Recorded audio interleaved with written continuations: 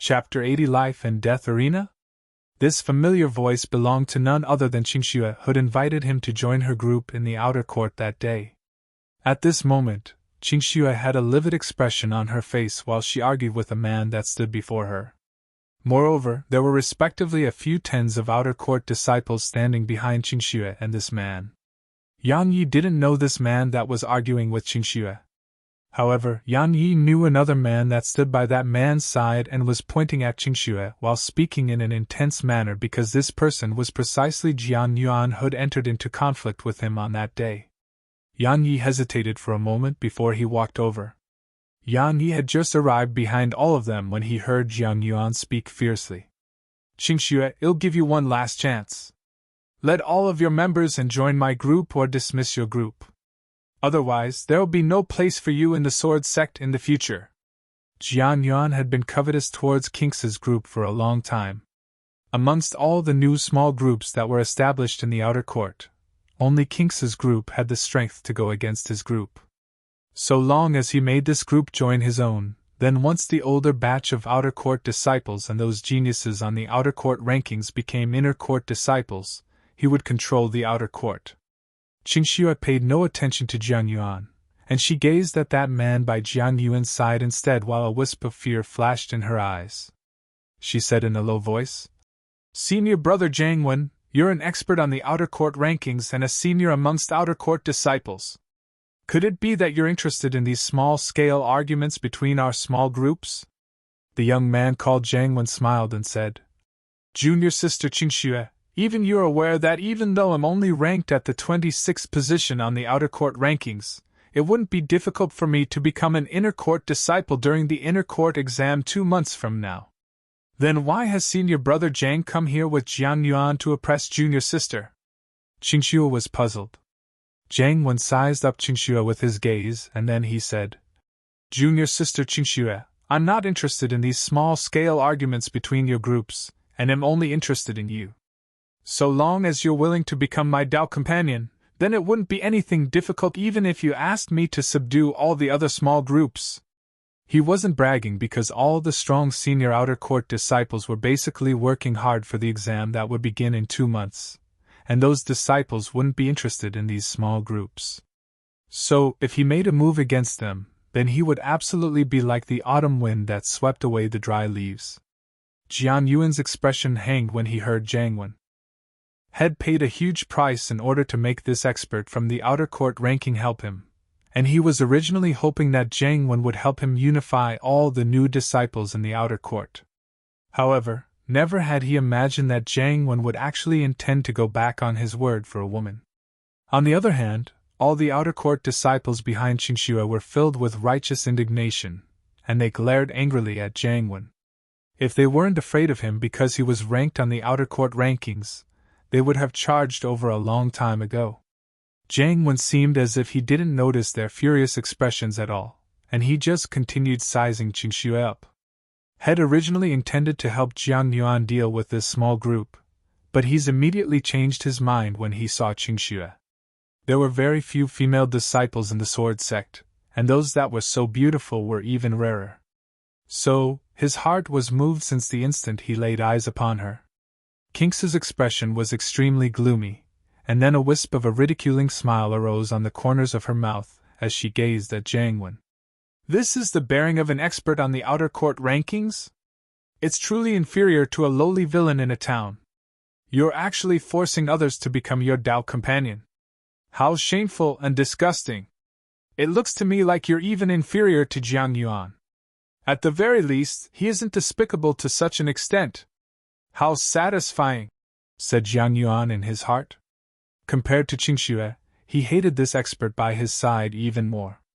Indeed, anyone that paid money to get help yet found out their help intended to assist the enemy would feel displeased. Jiang Wen's eyes narrowed, and then a cold glow flashed within them. He said, "Junior sister Qingxue, you have to take responsibility for what you said. Besides that, senior brother isn't forcing you. Senior brother only said that I hope you'll be my Dao companion, yet you humiliated me. So, you have to either apologize to me or accept my challenge." "Right, a challenge at the life and death arena." When they heard Jiang Wen, the group behind Qingxue exploded into an expanse of clamorous noise. After that, when they recovered from their hearts, they instantly started cursing in their hearts about how shameless Jiang Wen was. Even some of the disciples behind Jiang Yuan revealed expressions of detest towards Jiang Wen. Because Jiang Wen was a dignified outer court disciple on the outer court ranking, yet had actually challenged a new outer court disciple, and he even wanted to challenge that disciple on the life and death arena. This was truly too shameless. Kinx's expression was livid. She had never expected that Jiang Wen would actually be so shameless. Apologize? That was absolutely impossible.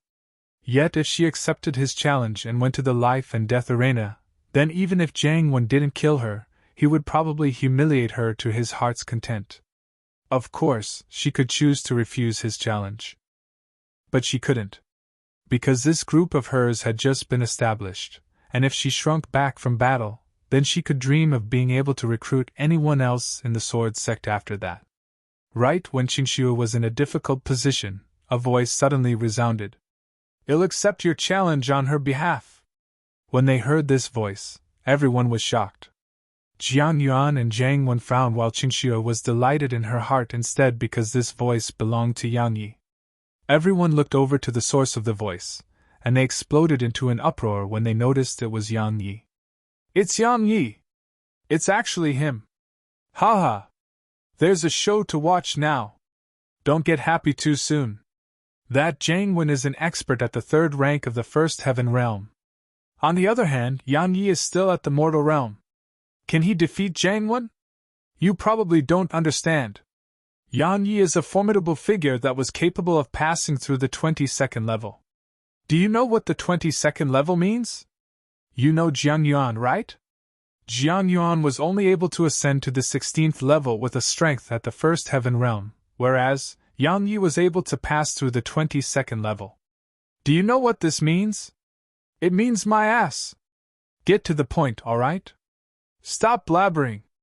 It means that Yang Yi's strength had already far exceeded ordinary experts at the first heaven realm. However, I never expected that Yang Yi would actually stand up for our big sister Qingxue. Could it be that he has taken a liking to big sister Qingxue? My God! Please don't do that. Big sister Qingxue is mine. Why don't you take a look in the mirror? You look like a pig. How could big sister Qingxue like you? Amidst their discussions, Yang Yi had already arrived by Kinx's side, and he nodded slightly to her. Earlier, he hadn't made an appearance mainly because he wanted to see how Qingxue would face Jiang Wen's conditions. If Qingxue really agreed to it, then he could only say that had misjudged her. Fortunately, Qingxue, whom had taken to be a friend, hadn't disappointed him. Qingxue smiled and nodded as well when she saw Yang Yi. For some unknown reason, she had a feeling that Jiang Wen, who was on the outer court rankings, would absolutely not be a match for Yang Yi. Of course, if she didn't witness the scene on that day when Yang Yi instantly crushed Jiang Yuan, she wouldn't have such a feeling. "You're Yang Yi?" Meanwhile, Jiang Wen gazed at Yang Yi and asked in a low voice. He was extremely fearful of Yang Yi as well. Not to mention him, even everyone else was afraid of Yang Yi because this was an existence that surpassed that demonic woman in natural talent and potential. Yang Yi turned around to look at Jiang Wen before he said, "Qingxue is my friend, and am a member of Kinx's group. So let's just let this matter go here, and don't come looking for trouble with her and this group in the future, alright?" When he heard Yang Yi's tone that gave off a slight impression of weakness, Jiang Wen instantly felt filled with confidence, and he immediately said, "Let it go. She humiliated me in front of everyone just now, so how can we let this matter go? It's another one of those fellows that don't respond to reason." Yang Yi instantly came to an understanding, and he immediately nodded and said, "Since it's like that, then let's go to the life and death arena."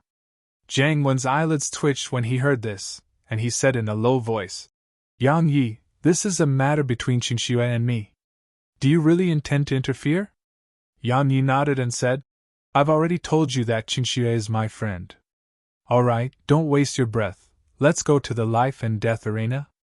Yang Yi would never waste his breath when facing someone that didn't respond to reason because it was truly an extremely stupid thing to do. A cold light flashed in Jiang Wen's eyes when he saw Yan Yi act in such an overbearing manner, and he said with a gloomy expression, "Yan Yi, I admit that your strength and natural talent isn't bad. But don't think that you can bully disciples on the outer court rankings because of that. The geniuses and experts on the outer court rankings are beyond your imagination." When he heard Jiang Wen try to scare him off, Yan Yi laughed with ridicule and said, "You truly praise yourself too much. Can you even represent the entire outer court rankings? Alright, please cut the crap. Will you come with me to the life and death arena or not? Can you give me an answer? Give him an answer. Will you go or not? Weren't you so confident just now?" "Exactly. What's wrong? You're scared now? If you're not afraid, then go on. Isn't it just the life and death arena? Are all the disciples on the outer court rankings existences that bully the weak but fear the strong? You challenge someone when that person is weaker than you, yet you shrink back when someone else is strong than you? If everyone on the outer court rankings is like you, then I wouldn't fight to get on the outer court rankings in the future no matter what." For a time, all the disciples behind Qingxue started ridiculing him successively. Jiang Wen clenched his fists tightly when he heard them, and the bulged-up veins on his forehead displayed that he was angry. There were numerous moments where head almost agreed, yet reason told him that he couldn't agree to it because he didn't have any confidence in being able to defeat someone that had passed through the 22nd level of the Sword Servant Pagoda.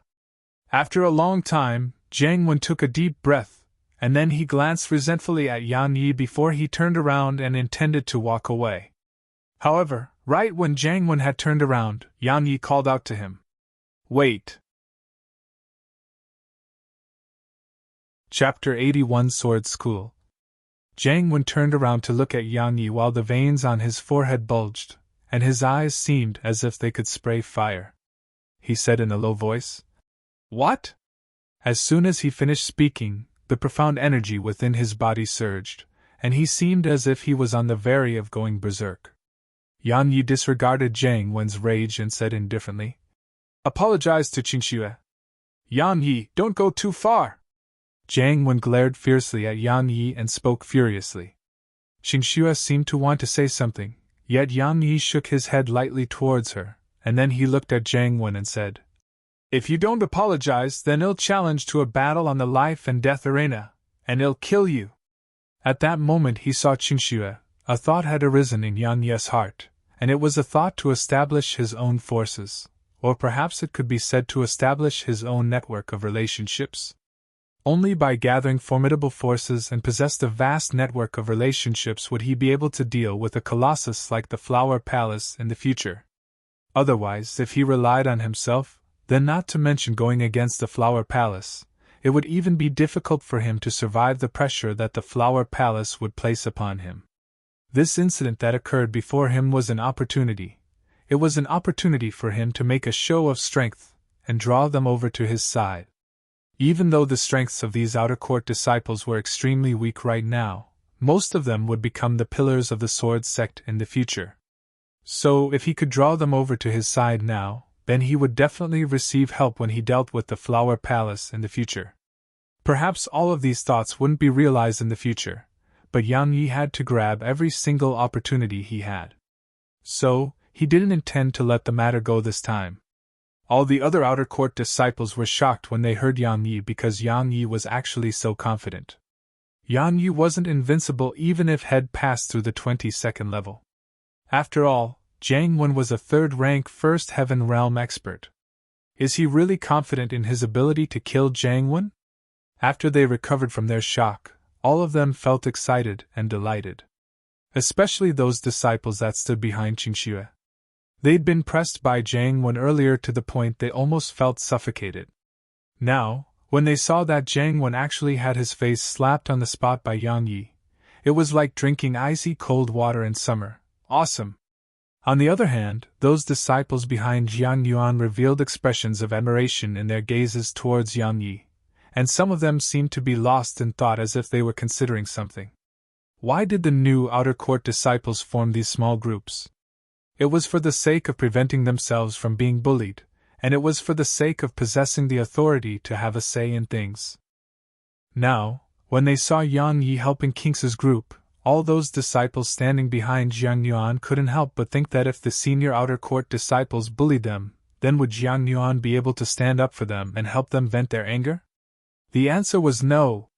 Even though Jiang Yuan was ranked at the first position during the outer court competition, it was obvious from Jiang Yuan's attitude towards Jiang Wen. So, when they thought up to here, numerous outer court disciples behind Jiang Yuan had already confirmed their slightly hesitant thoughts from before. Jiang Yuan's heart sank when he noticed their expressions. He knew that this newly formed group of his was probably finished. Yang Yi had noticed the expressions of those outer court disciples as well, and this was exactly the outcome he wanted. He turned around to look at Jiang Wen. At this moment, Jiang Wen's expression was livid while his fists were clenched together tightly, and Jiang Wen was staring fixedly at Yang Yi as if he intended to utilize his gaze to kill Yang Yi. The flames of rage in Jiang Wen's heart were burning to the limit right now, and he truly wanted to chop Yang Yi to death on the spot because Yang Yi was truly going too far. However, reason told him that he couldn't do that. Especially when he recalled what happened to Duan Jun that day, then it wasn't that he was unable, but rather he didn't dare. However, when he noticed the ridiculing expressions from all the other outer court disciples, Jiang Wen's reason was burned away by the flames of rage in his heart. He was a disciple on the outer court rankings, and he couldn't lose face like this. If he apologized under Yang Yi's coercion, then he would become the laughingstock of the entire outer court. Right when Jiang Wen was about to act in an unyielding manner, a group of outer court disciples walked over here. When they saw this group of outer court disciples, the expressions of all the outer court disciples behind Qingxue turned grim, and fearful expressions arose in their eyes. Because they didn't know this group of outer court disciples, so it meant that all of them were senior outer court disciples. Jiang Wen heaved a sigh of relief when he saw these people because he didn't have to ascend the life and death arena with Yang Yi. He hadn't fought Yang Yi in the past, yet he knew how terrifying that demonic woman was. Yet even with that demonic woman's ability, she wasn't able to pass through the 22nd level at that time while Yang Yi had succeeded instead. So Yang Yi's strength was obvious. Jiang Wen paid no further attention to Yang Yi, and he hurriedly walked over to greet those outer court disciples. He said respectfully to the disciple in the lead, "Greetings, senior brother Qin Feng." He had no choice but to respect this person that stood before him. Because this person was Qin Feng, who was ranked at the second position on the outer court rankings. Presently, besides that demonic woman, Qin Feng was the strongest amongst the outer court disciples. Qin Feng glanced indifferently at Jiang Wen, and then he looked at Yang Yi and said, "I heard you'd returned, so I came here especially to look for you. Do you have the time for a spar?" He wanted to see exactly how formidable Yang Yi's strength was since Yang Yi was able to break that demonic woman's record. Yang Yi glanced at Jiang Wen, and then he said, "You're standing up for him?" Qin Feng shook his head and said, "I have nothing to do with him. I only came here to ask you for a spar." When he heard this, Yang Yi didn't hesitate to nod before he said, "All right." Qin Feng nodded lightly when he heard Yang Yi agree, and then he said, "Come look for me when you advance into the first heaven realm." As soon as he finished speaking, he looked at Jiang Wen and said, "You're truly a disgrace to all the disciples on the outer court rankings."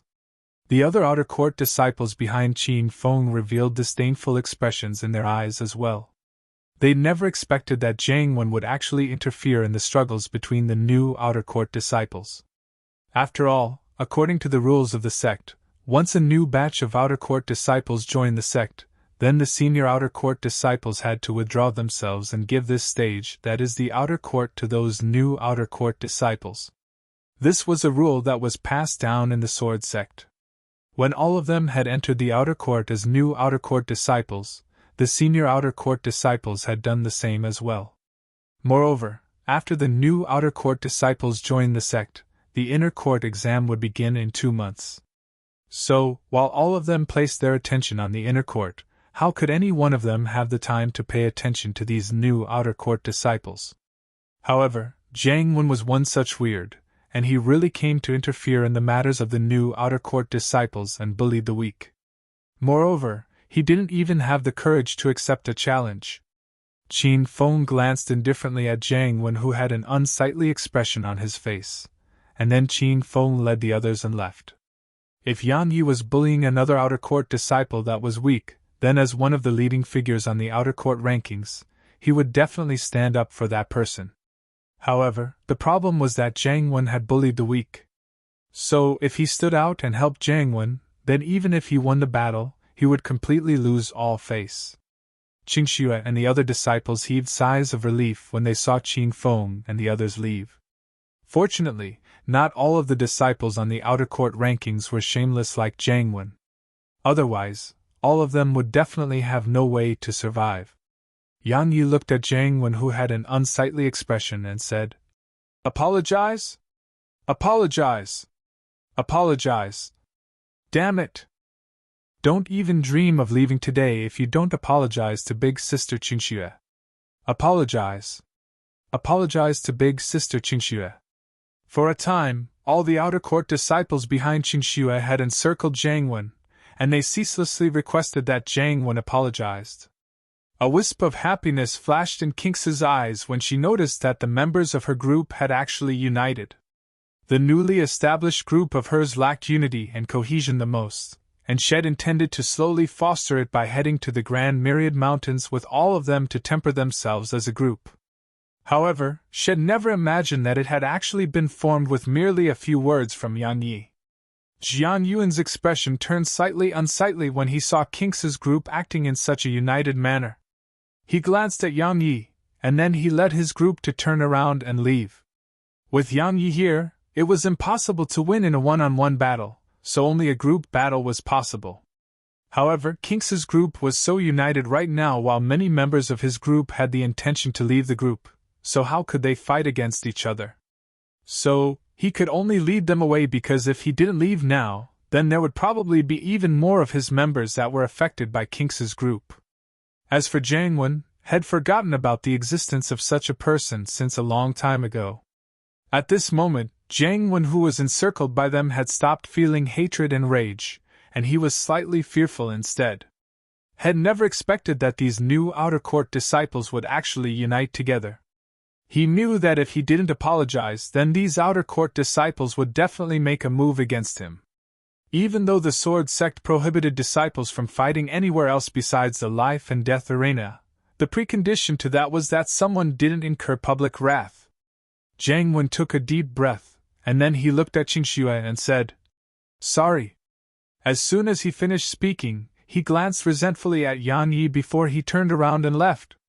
All of them cheered when they heard Jiang Wen apologize before he left. This incident allowed them to realize that so long as they were united, then even disciples on the outer court rankings would be unable to bully them. Of course, they knew that had mostly apologized because of Yang Yi. When they thought up to here, the gazes all of them shot at Yang Yi carried respect. Qingxue smiled as she gazed at all of the other disciples that seemed excited, and she said, "Brother Yang, our group doesn't have a name. So, why don't you give it a name?" When he noticed the gazes of anticipation everyone shot at him, Yang Yi abandoned his intentions to refuse. He thought for a moment, and then he said in a low voice, "We're disciples of the Sword Sect, and all of us use the sword. So how about we call it the Sword School?" "The Sword School?" Qingxue pondered deeply for a moment, and then she looked at the others and said, "What do all of you think?" All of them thought for a moment, and then they nodded. Qingxue smiled when she saw this, and then she said in a loud and clear voice, "All right, then we're the Sword School from now on." Chapter 82 Incomplete Copy. Yang Yi refused Qingxu's request for him to set the rules of the Sword School with her. He knew nothing about managing, so had directly refused. However, he didn't refuse Qingxu's request for him to be the vice school master of the Sword School. Actually, Qingxue had suggested that he took the position of schoolmaster, yet had refused the position. Yang Yi understood Qingxu's intentions. She wanted him to be the master of the Sword School so that he would be completely tied together with it. After all, the Sword School needed someone that could deter the outer court disciples, and he was undoubtedly extremely suitable for the task. However, in Yan Ye's opinion, the status of schoolmaster was a form of restraint. He wanted to establish connections and a force that could help him in the future. However, had never thought about utilizing the sword school to go against the Flower Palace, because it wasn't realistic at all. Moreover, he was clearly aware of his own ability. If he took charge of managing the newly established sword school, then chaos would definitely ensue. On the other hand, managing these members was only a trivial matter to Qingxue, who was from a large clan. So, Yan Yi had refused the position of schoolmaster. In his opinion, it was sufficient so long as he had a network of relationships within the sword sect in the future, whereas, he had to work hard to become strong now. After he finished bidding his farewells to Qingxue and the others, Yan Yi arrived at Cool Breeze Gorge, and then he started cultivating in his sword techniques. After he obtained these sword techniques, Yan Yi was constantly devoid of time to practice them properly because of the outer court exam and the incidents that occurred at his home. Thus, besides the basic sword technique, had only dabbled in the other sword techniques. So, Yan Yi had decided to cultivate bitterly in these sword techniques and attain a certain level of mastery in them. This time, he didn't have much time as well. Because the date of the inner court exam was in a little over 20 days, and it would also be the time of his battle on the life and death arena with Lu Qingyu. Yan Yi had naturally not forgotten this culprit, Lu Qingyu. However, since Lu Qingyu had returned to the sword sect, Yan Yi had no way of killing Lu Qingyu immediately. Moreover, he wasn't completely confident in his ability to kill Lu Qingyu. After all, the geniuses on the outer court rankings weren't trash. Actually, Yan Yi wasn't completely confident as well when he faced Zhang Wen just now. Even though he felt that both Zhang Wen and Lu Qingyu weren't as formidable as that sword servant at the first heaven realm within the sword servant pagoda, he didn't know if they had trump cards. They would absolutely not fight in an upright and normal manner like the sword servant. So, had decided to utilize this period of time to diligently practice all of his sword techniques. Especially the Heavenren drawing technique and the reactive strike that Head created. Head resolved to merge these two techniques together, and then train in it to an adept level. As for the sword control technique, it was just like the sword chest, it was his trump card, and he would utilize it carelessly.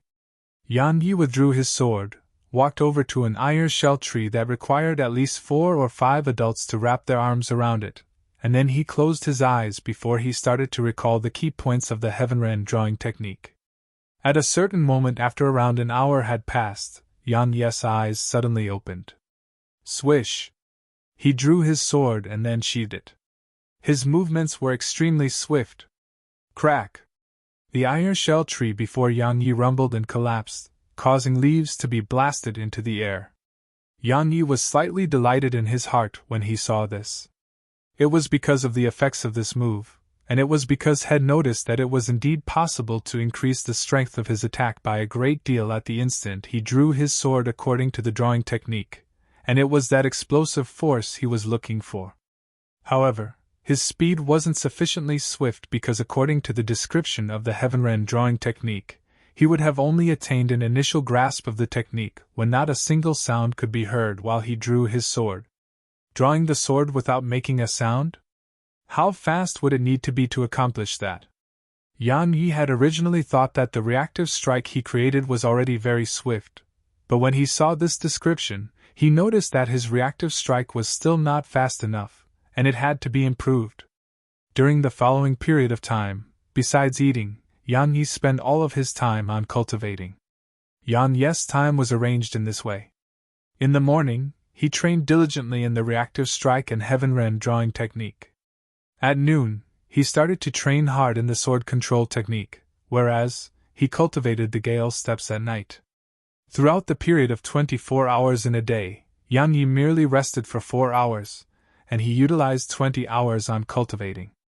Under such painstaking cultivation, Yan Yi grew more and more skilled in his drawing technique after 10 days passed by.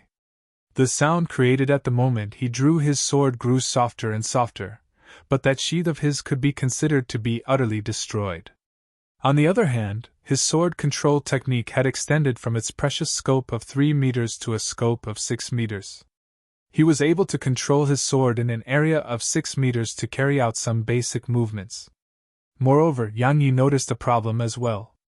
The difference in the difficulty of controlling a real sword and an energy sword with the sword control technique was like the difference between the heavens and the earth. He was able to control energy swords at will, but it seemed extremely strenuous as soon as he tried to control real swords, and this caused him to feel slightly puzzled. However, he quickly came to an understanding. It was because the energy swords were immaterial. So, it was naturally comparatively easier to control immaterial objects. However, real swords were different, they were material and had weights of their own. After he figured this out, Yan Yi temporarily gave up on training with energy swords. Because the might of an energy sword wasn't as formidable as a real sword in the end. After all, energy swords couldn't exist in the air for extended periods of time while real swords could. Of course, Yan Yi hadn't given up completely on energy swords. After all, if he was able to control over 100 energy swords, then it would be extremely terrifying as well. As for the Gale Steps technique, his accomplishments were pretty huge as well. If Yan Yi utilized the Gale Steps technique now, then he could leave a faint afterimage behind. Both the Gale Steps and Heavenren drawing techniques stressed upon explosive force. So, when the combination of Yan Yi's reactive strike and Heavenren drawing technique were further combined with the Gale Steps and Yan Yi's terrifying physical strength, the might it created was extremely terrifying. Yan Yi believed that if some First Heaven Realm experts underestimated him, then it would be very likely for them to be annihilated with a single strike. Of course, it wasn't those First Heaven Realm experts with solid cultivations like the Sword Servants. However, even if it was in a large sect like the Sword Sect, First Heaven Realm experts with completely solid cultivations like the Sword Servants were extremely rare. In short, Yan Yi's improvement in these 10 days was extremely great. On this day, when Yan Yi was diligently cultivating his sword techniques in Cool Breeze Gorge, Su Qingshi had brought Little Yao here. When she saw him, Little Yao instantly pounced into Yan Yi's embrace, and then she started crying. As he embraced Little Yao in his arms, Yan Yi was slightly on the verge of tears. The string of mishaps that occurred to his family was undoubtedly a huge blow to Little Yao, who was only a little over 10. At the same time, he felt deeply guilty because if he possessed sufficient strength, then his mother wouldn't have been captured by the Flower Palace. When he thought of the Flower Palace, a gold glow flashed in Yan Yi's eyes. He resolved that he would definitely make the Flower Palace pay. After a long time, Yan Yi pushed Little Yao away lightly, and then he wiped off the tears on her face. Suddenly Yan Yi's eyes lit up, and he cried out involuntarily, "Little Yao, you're already a profounder?" Indeed, Yan Yi had sensed the fluctuations of profound energy within Little Yao's body. At this moment, Su Qingshi said from the side, "Your mother was right. Little Yao's natural talent is extremely good, and her speed of cultivation is extraordinarily swift. Moreover, she cultivates very diligently as well. She has already attained the first rank of the mortal realm in a short period of 10 days. Yan Yi was delighted when he heard this, and he said seriously to Su Qingshi, "Thank you." He felt heartfelt gratitude towards her. Because of Su Qingshi, there would definitely be no one in the Sword Sect who dared to bully Little Yao. Moreover, Su Qingshi's strength was so formidable, so if Little Yao cultivated by Su Qingshi's side, then her speed of cultivation would definitely be much swifter than ordinary outer court disciples. Su Qingshi glanced at Yan Yi and said, "It's nothing. I really like her as well." Yan Yi smiled, and then he looked at Little Yao and said, "Little Yao, you have to work hard and cultivate by Big Sister Su's side. Do you understand?" Little Yao nodded and said, "Big brother, I'll work hard. Once Little Yao becomes an expert, I'll go save mother with Big brother, and we'll beat down all those baddies." As she finished speaking, a strand of coldness flashed in Little Yao's eyes. Obviously, she felt extremely hatred towards those members of the Flower Palace as well. Yan Yi rubbed Little Yao's reed and said with a smile, "All right. After Little Yao becomes an expert, Little Yao can follow Big Brother to rescue Mother." At that time, our family won't separate again. After talking with little Yao for a while, Yan Yi thanked Su Qingshi once more. Thank you for taking care of little Yao. If Su Qingshi didn't agree to take care of little Yao, then for the sake of taking care of her, he wouldn't have any time to cultivate at all. And if he didn't have any time to cultivate, how could he possibly rescue his mother? Su Qingshi's beautiful brows knit together slightly when she heard Yang Yi thank her again. She was slightly displeased and said, I told you, I really like little Yao as well. Right, that technique I saw you cultivating just now was pretty strong. Was it the Heaven Ren drawing technique? Yang Yi said. Not entirely. I'm only relying on that instant of explosive force provided by the drawing technique. Su Qingshi nodded lightly when she heard this, and then she said, No wonder. Because it was different from the Heaven Ren drawing technique that I know. When she spoke up to hear, she gazed at Yang Yi and said, Do you know that the sword sex Heaven Ren drawing technique is an incomplete copy? An incomplete copy? Yang Yi was shocked in his heart. Chapter 83 Help. Su Qingshi nodded and said, The Heaven Ren drawing technique is a high-grade profound rank technique that a senior of my sword sect created. Because it only possessed 2 moves yet revealed enormous might, it was extremely loved by countless disciples of the sword sect. It could be said to be extremely popular at that time. Yang Yi was shocked in his heart. Never had he imagined that the Heaven Ren drawing technique was actually a high-grade profound rank sword technique, and he immediately asked, Then why has this sword technique been reduced to the yellow rank, and it was even buried in the technique pavilion? Su Qingshi seemed to have thought of something, and then a cold glow flashed in her eyes. She said after staying silent for some time, The Heaven Ren sword technique you're cultivating now isn't the true Heaven Ren sword technique at all. The true technique is divided into 2 moves, draw and Heaven Ren. Its true ultimate move is formed when these 2 moves are combined. Especially when the imposing aura and force that explodes out at the instant of drawing the sword is combined with the second move, this sword technique can even compare to an earth rank technique. Yang Yi nodded, and he said to himself, No wonder. Since he obtained this sword techniques, had constantly had the feeling that it was missing something, and it turned out that the technique lacked an offensive move. However, it wasn't especially important to Yang Yi because his reactive strike stressed upon utilizing calmness to restrain action, and it restrained the opponent with a single move. On the other hand, the Heaven Ren sword technique's second move took the initiative to attack, and it stressed up seizing the initiative and imposing aura. Perhaps the move Heaven Ren was much more formidable than his reactive strike, yet Yang Yi still preferred the technique that had created himself.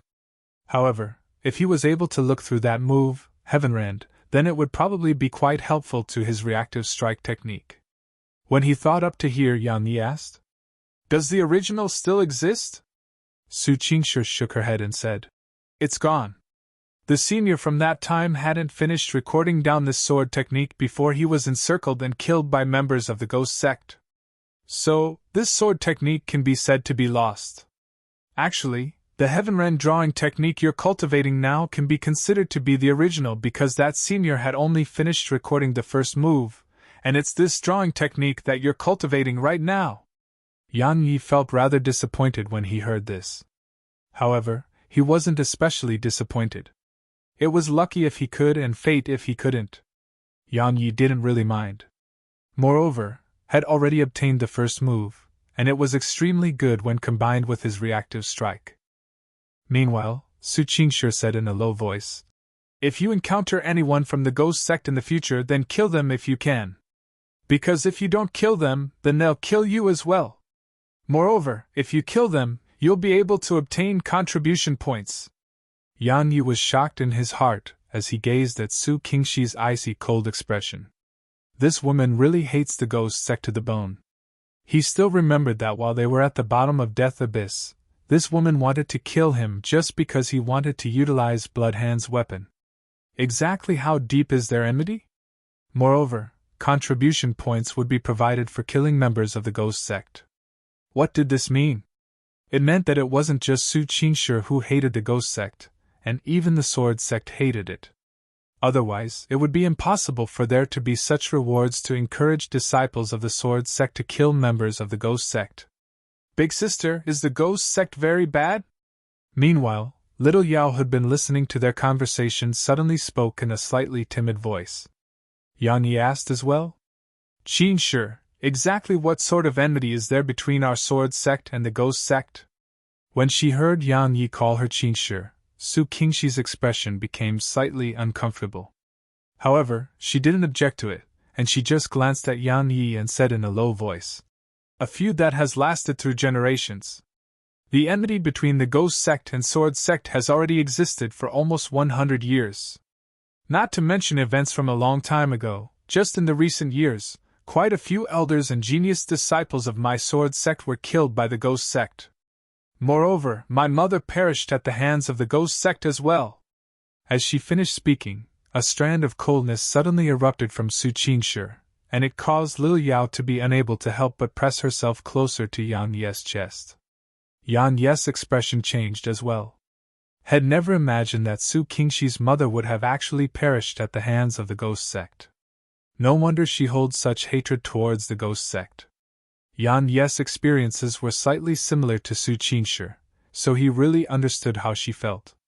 He immediately said, "If I encounter anyone from the Ghost Sect in the future, then I'll definitely eliminate them."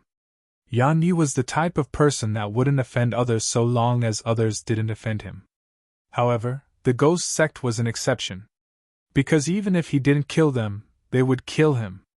Their sects had been in a feud for generations, and it could be said that everyone that joined the Sword Sect would become an enemy of the Ghost Sect at that very moment. Moreover, he didn't have a good impression of anyone in the Ghost Sect because he still remembered how Bloodhand had made a move against him, and how those members of the Ghost Sect had pursued him. When she heard Yang Yi, Su Qingshi's gaze fluctuated slightly before she said, "Even though the Ghost Sect's reputation is bad, their strengths are really formidable. Especially some of the strange and mysterious technique and forbidden techniques they possess.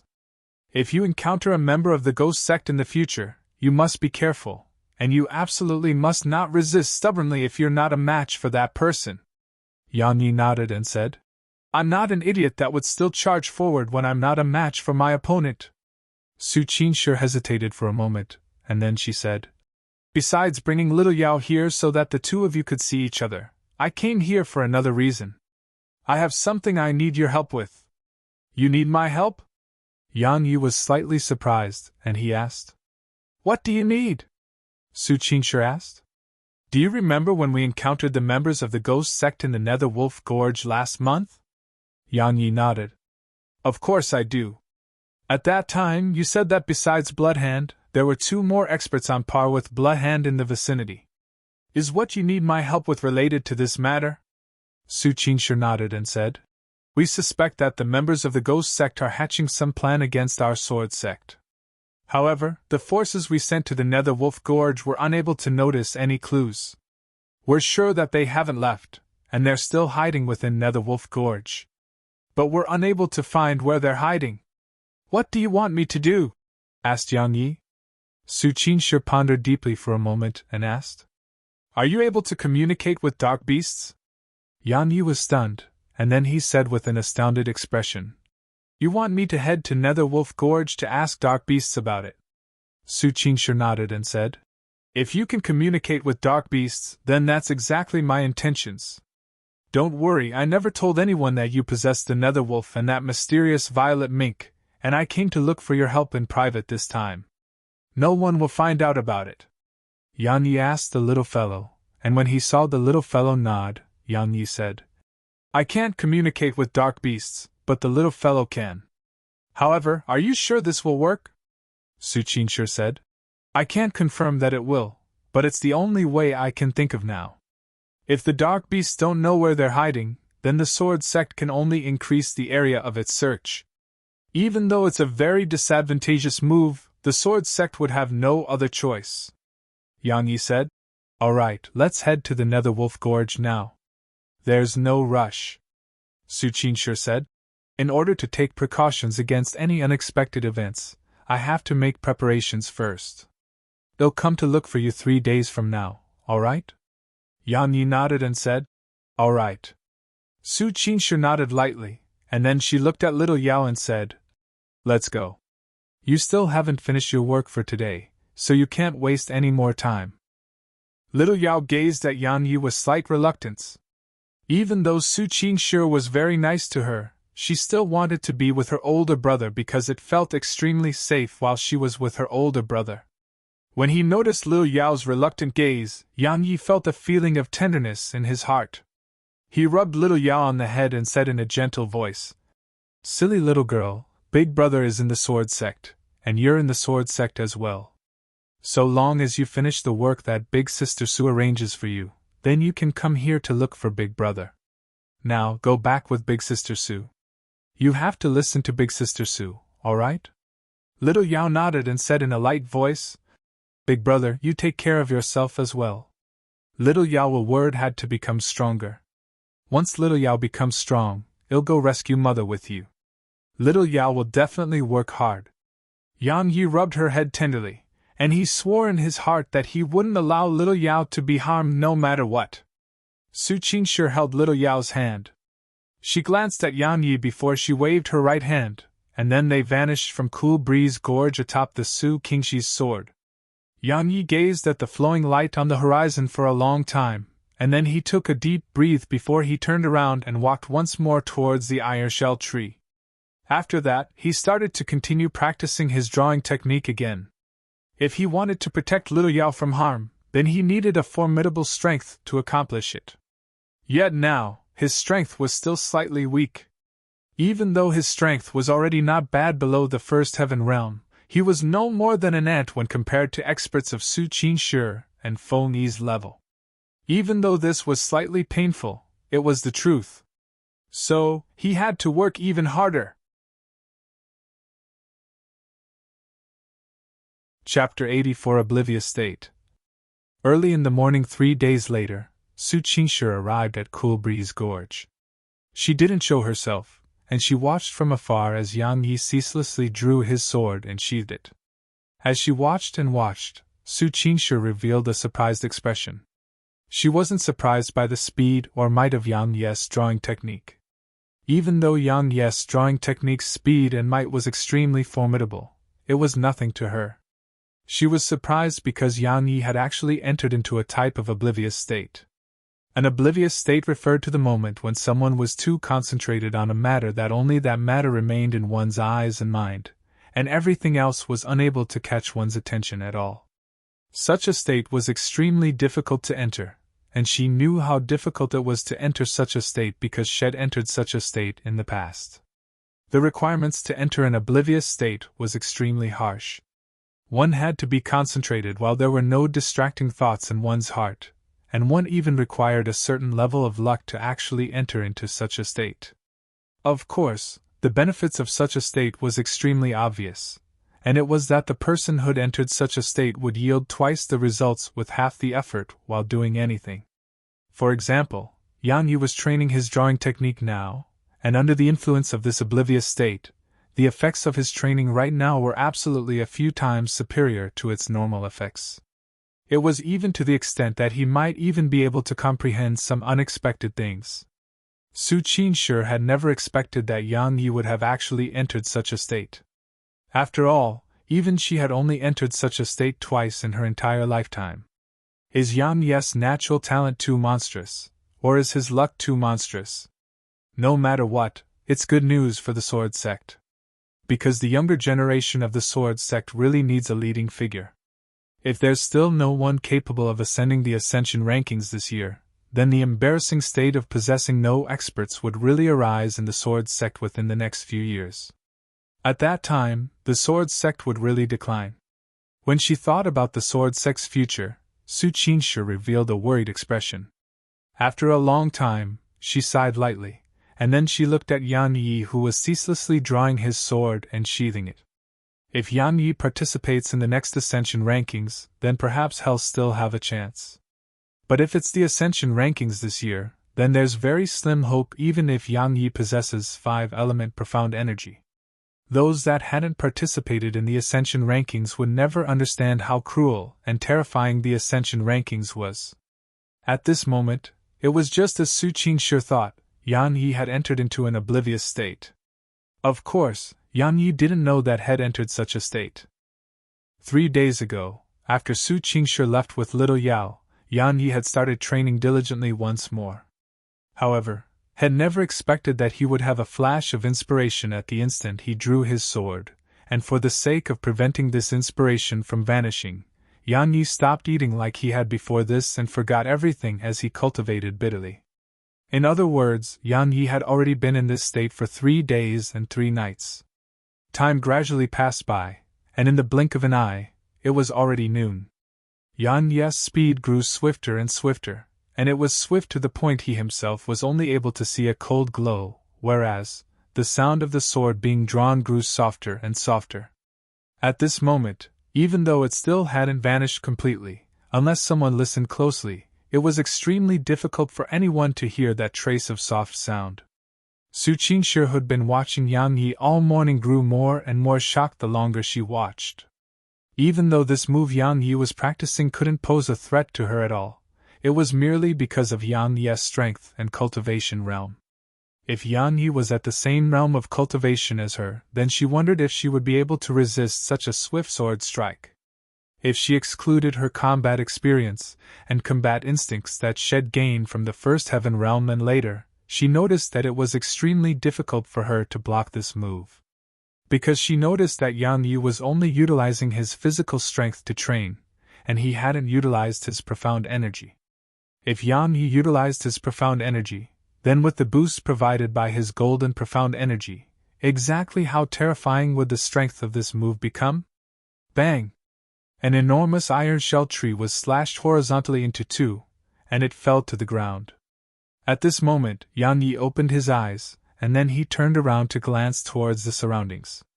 When he noticed that a large expanse of iron shell trees had fallen in the surroundings, he couldn't help but laugh bitterly.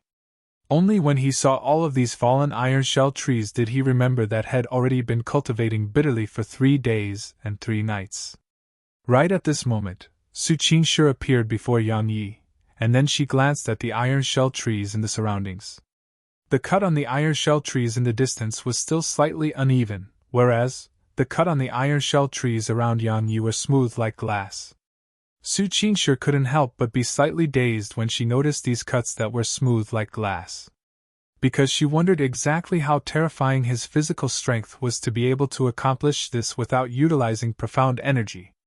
Yan Yi immediately felt slightly dazed when he saw Su Qingshi appear. Just like in the past, Su Qingshi was still wearing a white dress while her long hair was tied up behind her head by a white ribbon, and her figure floated slightly above the ground. Moreover, the dress she wore hung tightly to her skin because of the wind in the surroundings, causing her figure to seem curvaceous and extremely charming.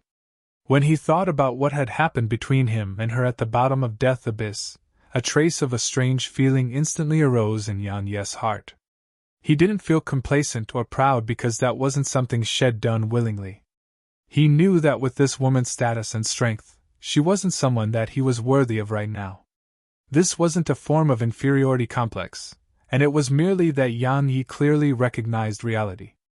In this world, besides family love, friendship and love required strength as its foundation, and it was even to the extent that some familial love required strength as its foundation as well.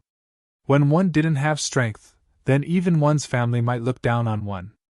When he thought up to here, Yan Yi suppressed the feelings in his heart and said, "Sorry for making you wait." Su Qingshi heaved a sigh of relief when she heard Yan Yi because she had noticed when Yan Yi looked at her. She didn't like that sort of invasive gaze, but fortunately, Yan Yi quickly returned to normal. Otherwise, with her disposition, it would probably be very difficult for the two of them to continue getting along with each other. Su Qingshi waved her right hand, and her green sword left a green afterimage behind as it descended before her. Her figure floated up lightly to descend onto the green sword, and then she looked at Yan Yi and said, "Let's go!" Yan Yi nodded, and then he leaped up and descended behind Su Qingshi. Right after he descended behind Su Qingshi, a strand of faint fragrance assaulted his face, and it caused Yan Yi to feel slightly dazed. However, He quickly recovered from this because he didn't want to make this woman look down on him. Su Qingshu waved her right hand lightly, causing the green sword to charge into the sky. Yan Yi, who stood behind Su Qingshu, staggered, and he almost fell off the sword. Fortunately, his hands were swift, and he hurriedly grabbed Su Qingshu's waist, allowing him to avoid falling down. Su Qingshu revealed a slightly unnatural expression when Yan Yi grabbed her waist. However, she didn't stop him, and she just sped up instead. In next to no time, both of them arrived at the border between the Snake Forest and Netherwolf Gorge, and then Su Qingshu kept her sword away and looked at Yan Yi before signaling that he should get started.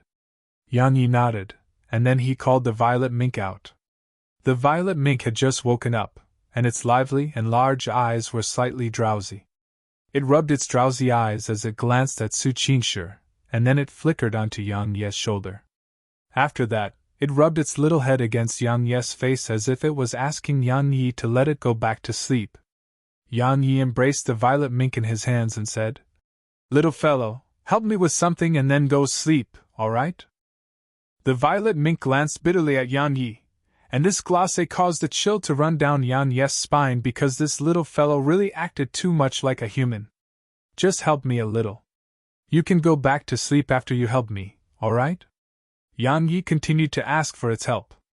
Even though the little fellow was slightly displeased that Yan Yi disturbed its sleep, it still nodded its little head after Yan Yi implored it for a while, and it displayed that it was willing to help. When he saw the little fellow agree, Yan Yi hurriedly spoke of the reason Su Qingshu has asked for his help. After a short moment, the little fellow waved its claws at Yan Yi as if it was trying to express something to Yan Yi. Yan Yi had a slight headache indeed when he saw the little fellow waving its little claws, and he couldn't help but think in his heart, "If only the little fellow can talk to me." After a short moment, Yan Yi finally understood what the little fellow meant, and then he looked at Su Qingshu and said, "The little fellow wants us to capture some low-ranked dark beasts, and it's better the smaller they are." Su Qingshu glanced at the little fellow, and then she turned around and flashed towards Netherwolf Forge. After around 30 minutes, Su Qingshu returned, and she had a large bag in her hand. Su Qingshu walked over to the violet mink, and then she opened the bag. There were around 20+ small dark beasts within the bag. These dark beasts were extremely small. The largest was only the size of a fist while the smallest was only the size of a thumb.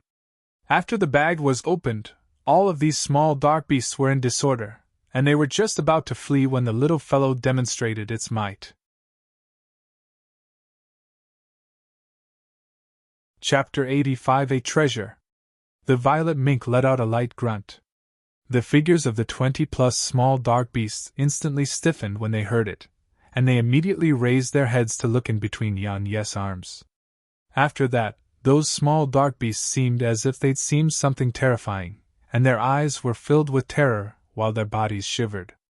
Even though Yan Yi and Su Qingshu had witnessed the effects of the pressure emanated by the violet mink in the past, they still couldn't avoid feeling slightly shocked when they witnessed this scene again. Especially Su Qingshu, she truly wondered how Yan Yi had subdued this mysterious dark beast that possessed the bloodline of a saint.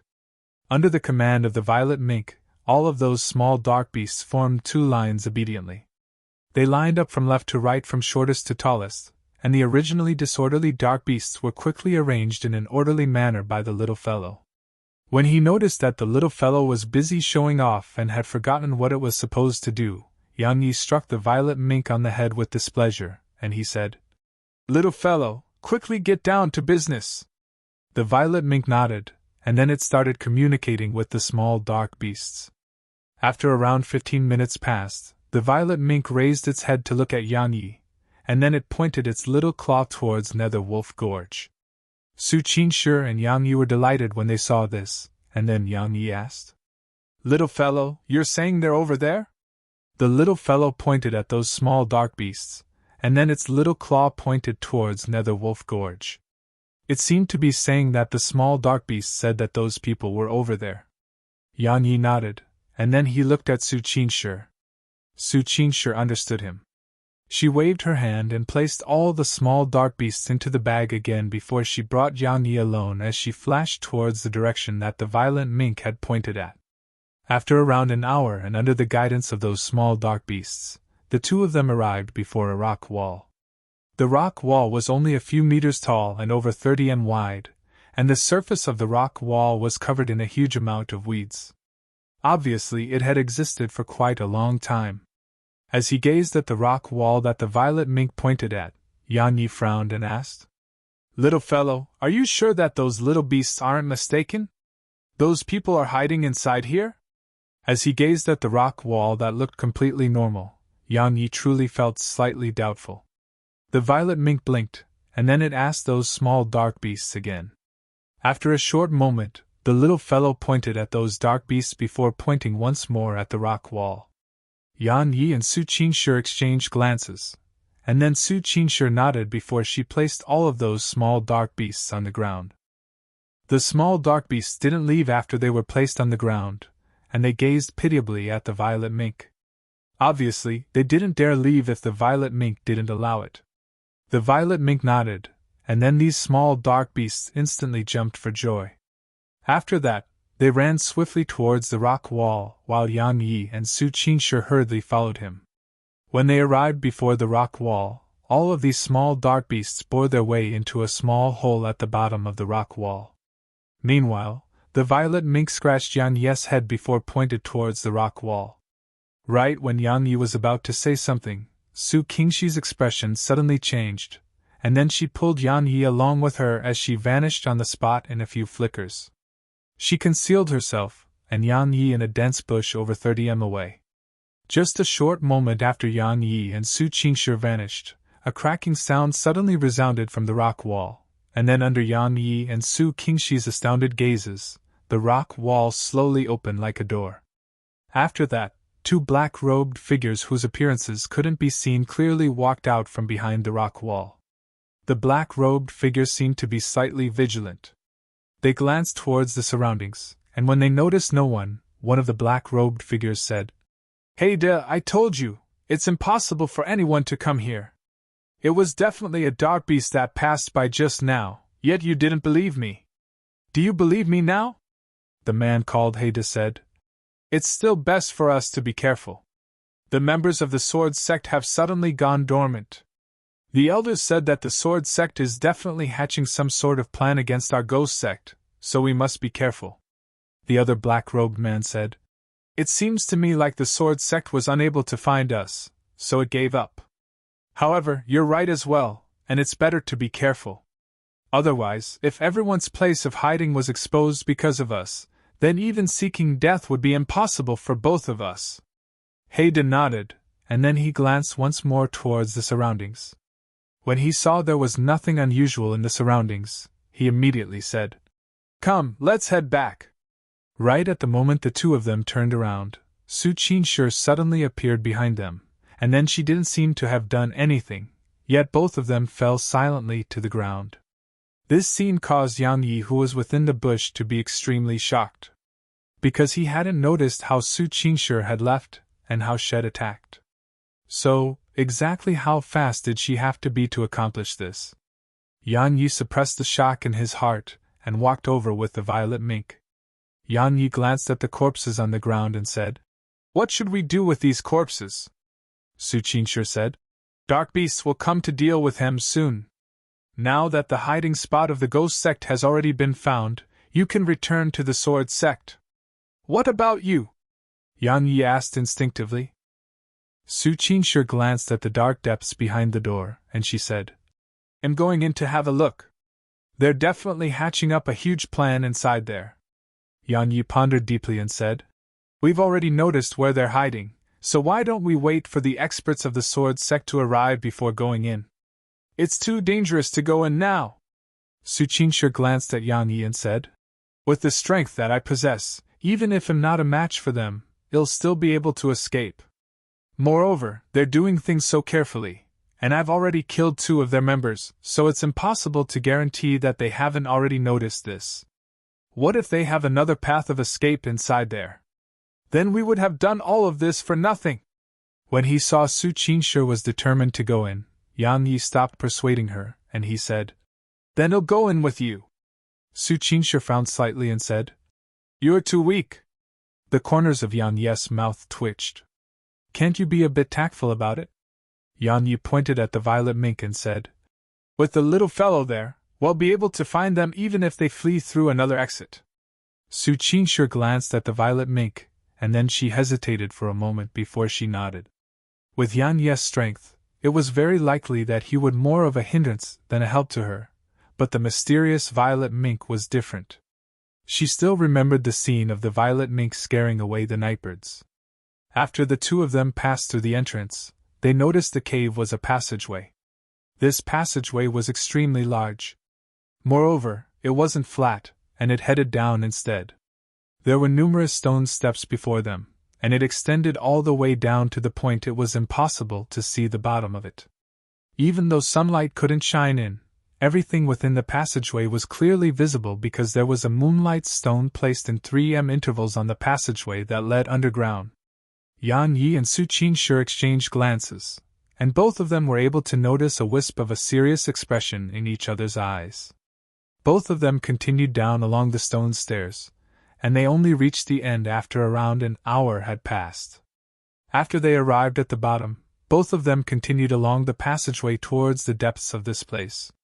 During this period of time, they'd encountered some black-robed figures, but they were noticed in advance by Su Qingshe's formidable divine sense, and then she dealt with them soundlessly.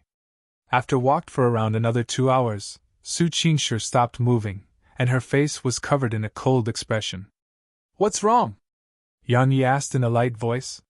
Su Qingshe gazed at the passageway that was still continuing on without end and said, "This direction leads to the Sword Sect." Yang Yi's eyelids twitched when he heard this, and he thought in his heart, Su Qingshe was right, the Ghost Sect is definitely planning something against the Sword Sect. "Someone's coming!" Su Qingshe suddenly grabbed Yang Yi's hand before flashing and vanishing on the spot. The passageway was straight, and there were no corners, so Su Qingshe and Yang Yi could only hide themselves at the top of the passageway. Yang Yi naturally didn't have the ability to float in the air without relying on any external forces, but Su Qingshe could. In next to no time, a black-robed figure appeared within their fields of vision. When the black-robed figure passed by beneath Yang Yi and Su Qingshe, he suddenly stopped moving and said, "Eh? Why do I smell a stranger?"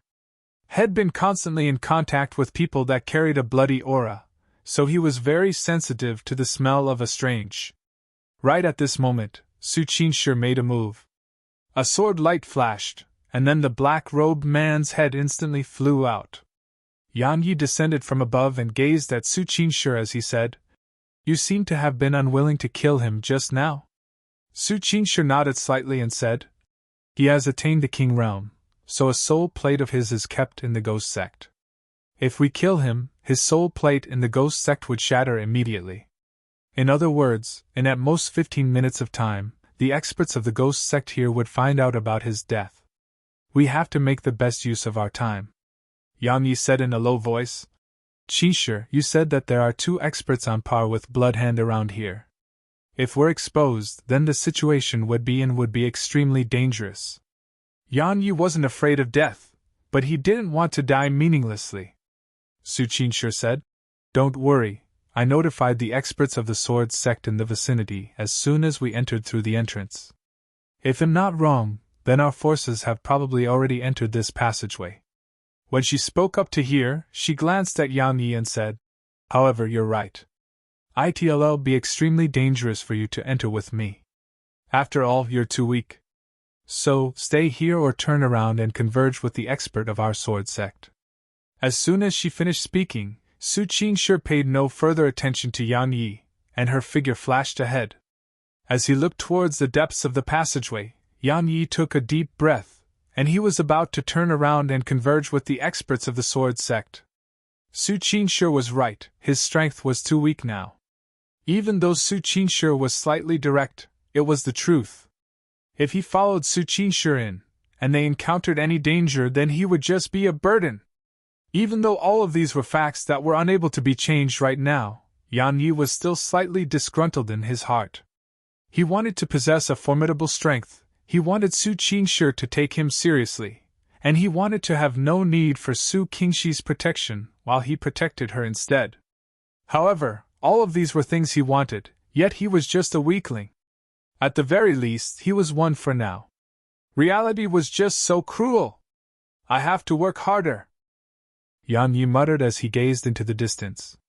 Right when Yan Yi was about to turn around, the violet mink on his shoulder suddenly pointed its little claw towards the distance, and it seemed to be asking Yan Yi to head over there.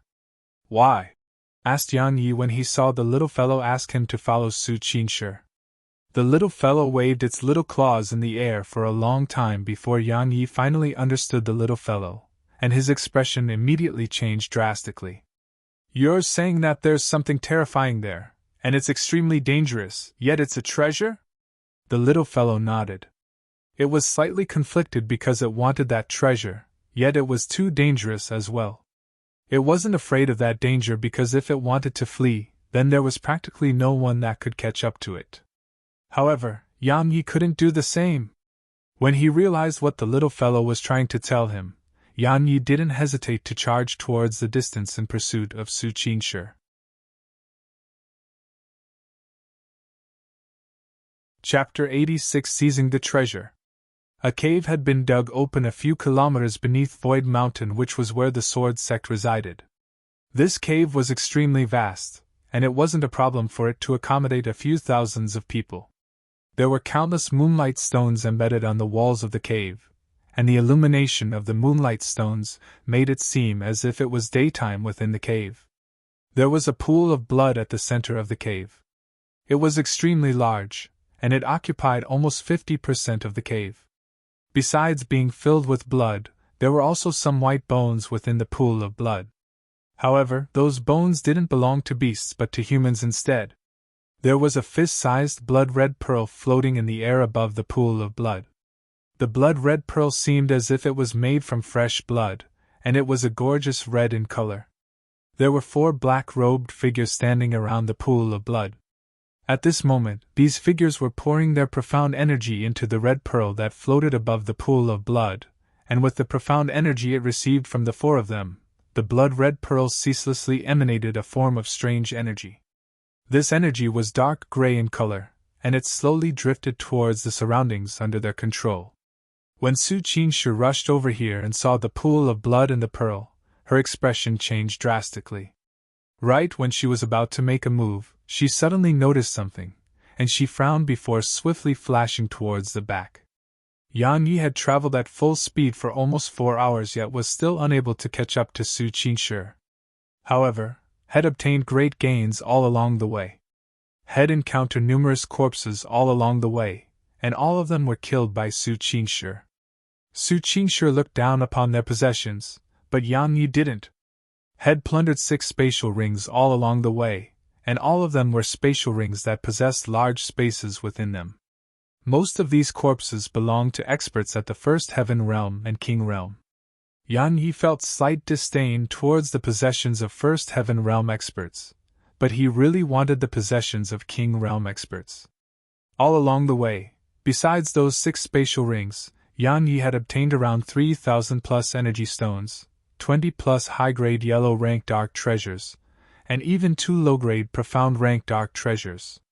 One of those profound rank treasures was a piece of back armor that protected the heart, and Yan Yi immediately wore it upon obtaining it.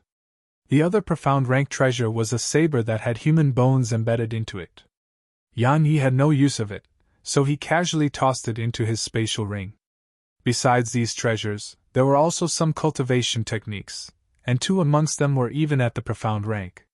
However, Yan Yi gave up on cultivating them as soon as he read their introduction. Because practically all of these cultivation techniques required blood as a medium or required other inhumane methods to cultivate. Even though had been gathering treasures all along the way, Yan Yi hadn't slowed down at all. The little fellow said that there was danger, then it meant that there truly was danger, and he didn't want anything to happen to Su Qingshi.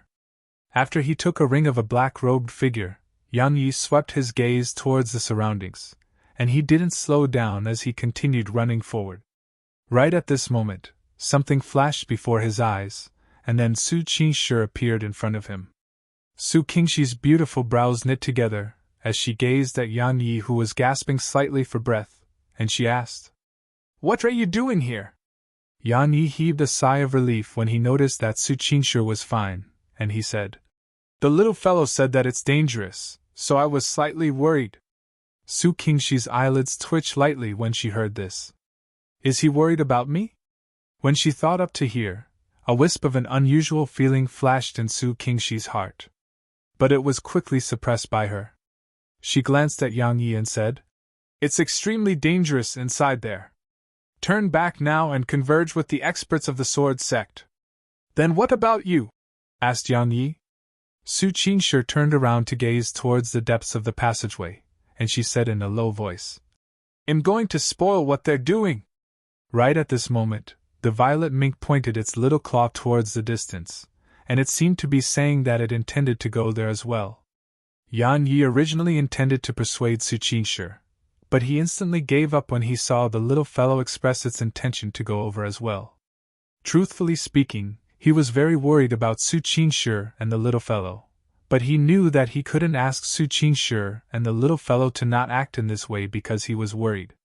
Because both Su Qingshi and the little fellow were free to do as they pleased, and he didn't have any authority to tell them what to do. Most importantly, they had the ability to protect themselves. Presently, he was the weakest amongst all of them present here.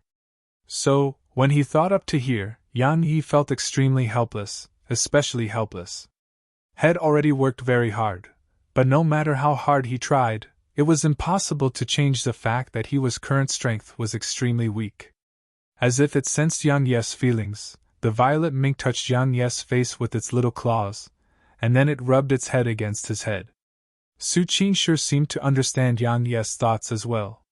Her lips moved lightly, yet she didn't say anything in the end.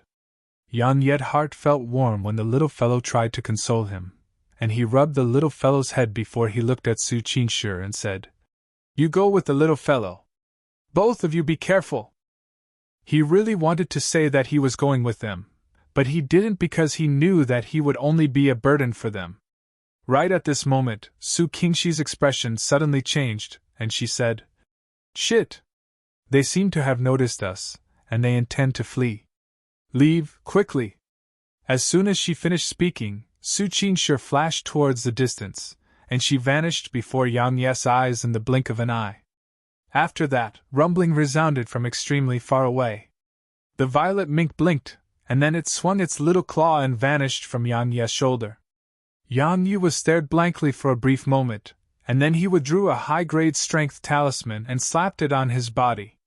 Right when he intended to charge forward, a shrill and grim voice suddenly resounded from afar. "H." The pearl of baleful blood was taken by that violet-colored little fellow. Quickly chase after it. This voice had just finished speaking when Yang Yi noticed a strand of violet light flash in the distant passageway. In the next moment, this violet light appeared before Yang Yi. However, the violet mink's claws were holding a fist-sized and red-colored pearl at this moment. The violet mink seemed to be extremely excited and happy, and its little eyes blinked without end. This? Yang Yi was slightly dazed as he gazed at the pearl in the little fellow's claws. The violet mink glanced at Yang Yi, and then it pointed behind Yang Yi. After that, it transformed into a strand of violet light that entered into Yang Yi's vortex dantian under his astounded gaze. Yang Yi was stunned for around the time of a single breath, and then he turned around and ran back towards the entrance. Even though he didn't know what the little fellow had done, had understood what the little fellow meant. It asked him to flee quickly. Yang Yi hadn't even ran for a few meters when he sensed a few terrifying auras coming from behind him. Yang Yi was shocked in his heart, and hurriedly utilized the Gale Steps technique as he ran forward madly. Yang Yi didn't know what cultivation realms those terrifying auras possessed, but they were undoubtedly not existences that he could go against right now. Don't waste your time on that woman. Quickly chase after that violet-colored dark beast. We must get the pearl of baleful blood back. Yang Yi heard these words from afar, and he couldn't help but think in his heart. That pearl the little fellow held in its little claws just now was that pearl of baleful blood. He was slightly curious and bewildered, but he didn't have the time to look at the pearl now. Right at this moment, Yan Yes' expression changed abruptly, and he instinctively executed the Gale Steps technique and flashed horizontally to the left. Bang! A deep hole that was over 10 m deep appeared where Yang Yi stood just now. Yan Yes' eyelids twitched as he gazed at the deep hole, and then he raised his head to look at a black-robed bald man that had suddenly appeared before him. Yan Yes' heart shook as he gazed at this man because this person's strength was absolutely not inferior to Feng Yi. A wisp of surprise flashed through the black-robed man's eyes when he noticed Yang Yi had actually dodged his attack, and then he swung his right hand, causing a strand of powerful energy to shoot violently at Yang Yi. Yan Yes' expression changed. He utilized Gale Steps once more and dodged to the side. However, he was slightly too late. Fortunately, this strand of powerful energy that was originally aimed at his heart deviated from its target and struck his left shoulder instead. Bang! Yang Yi was blasted flying, and he collided with the wall. The black-robed man frowned when he noticed Yang Yi was still alive. This ant at the mortal realm actually avoided 2 of my attacks? How could this be possible? Even though I only utilized less than half of my strength, it isn't something that someone at the mortal realm can avoid. The black-robed man was just about to attack once more.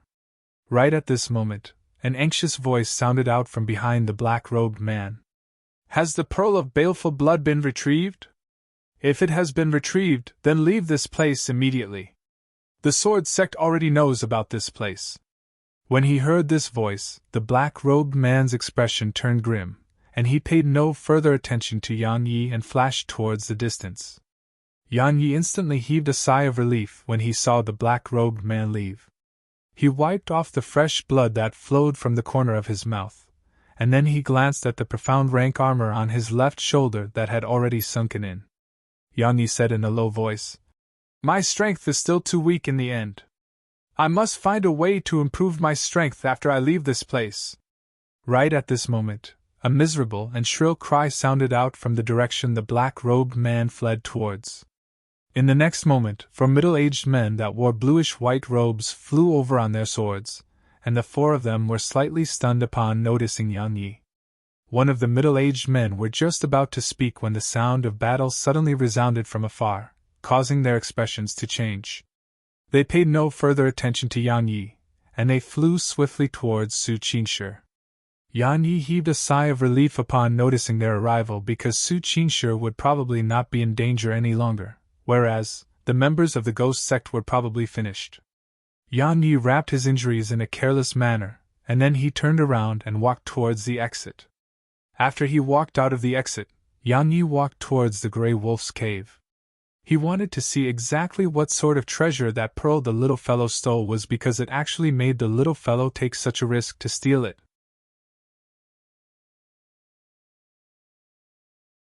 Chapter 87 Pearl of Baleful Blood. After he arrived at the Grey Wolf's cave, Yan Yi hastily called out the violet mink, and the blood-red pearl came out along with the violet mink. The violet mink held the pearl in its claws as it passed it towards Yan Yi while its little eyes had narrowed into a line. As he gazed at the pearl that lay before him, Yan Yi said with shock, "This pearl is for me?" The violet mink nodded. Yan Yi didn't take the pearl, and he stretched out his hand to rub the violet mink's fluffy little head instead and said in a light voice, "If you encounter any treasures in the future, you must not take a risk like the one you took today. In my heart, your safety is the most important. Understand?" A trace of a strange glow flashed in the violet mink's eyes, and then it nodded before it flashed onto Yang Yi's shoulder and rubbed its little head against Yang Yi's face. Yang Yi smiled, and then he looked at the red pearl that floated before him. Right when his hand was about to grab onto the pearl, a gust of cool wind blew over from behind Yang Yi. After that, a white glow flashed as Su Qingshi appeared before him, and Yang Yi's hand that was about to touch the red pearl had been grabbed by Su Qingshi. When he saw Su Qingshi that appeared abruptly before him, Yang Yi was stunned, and then he said, "Qingshi, you." Su Qingshi heaved a sigh of relief when she noticed that Yang Yi hadn't touched the pearl. After that, she let go of Yang Yi's hand, and she gazed at the pearl with a serious expression as she said in a low voice, "You can't touch this pearl." After he dealt with the members of the ghost sect with the other members of the sword sect, she had hurriedly come looking for Yang Yi because she was afraid Yang Yi would touch the pearl. Fortunately, Yang Yi hadn't. "Why?" Yang Yi asked instinctively. Su Qingshi said with a solemn expression, "This pearl is called the Pearl of Baleful Blood. It's a pseudo-Dao artifact that was condensed from the resentment and blood of a few hundreds of thousands of people. Monstrous baleful energy is hidden within this pearl, and it's just unable to escape from the pearl now because it was suppressed by the extraordinary experts of the ghost sect. If you touch this pearl, then it's very likely for your mind to be affected by the baleful energy within it." "A pseudo-Dao artifact?" Yang Yi was shocked. A pseudo-Dao artifact was in existence that surpassed heaven-ranked dark treasures. Yang Yi had never imagined that this pearl before him would actually be a Dao artifact of legend. Su Qingshi nodded and said, "This pearl of baleful blood can be considered to be an ultimate treasure of the ghost sect. If the disciples of the ghost sect who cultivate its cultivation technique possess this pearl, then their cultivations would advance at a tremendous pace. Moreover, if the monstrous baleful energy within the pearl was completely released, then even an Exalt Realm expert might perish in a moment of carelessness." Yang Yi was shocked in his heart upon hearing this. Had never imagined that this pearl the little fellow stole would actually be so terrifying. What sort of existences were Exalt Realm experts? They were existences that countless people looked up to, yet the baleful energy within this pearl was actually able to kill an Exalt Realm expert. When he thought up to here, Yang Yi's eyes burned with desire. This is a treasure. If I encounter an expert I can't defeat in the future, then wouldn't it be an easy victory if I release the baleful energy within this pearl? Su Qingshi glanced at Yang Yi and seemed to know what he was thinking. She immediately said in a low voice, "You can't use this pearl." Yang Yi was stunned, and then he asked, "Why?" "The baleful energy within this pearl isn't something an ordinary person can resist at all.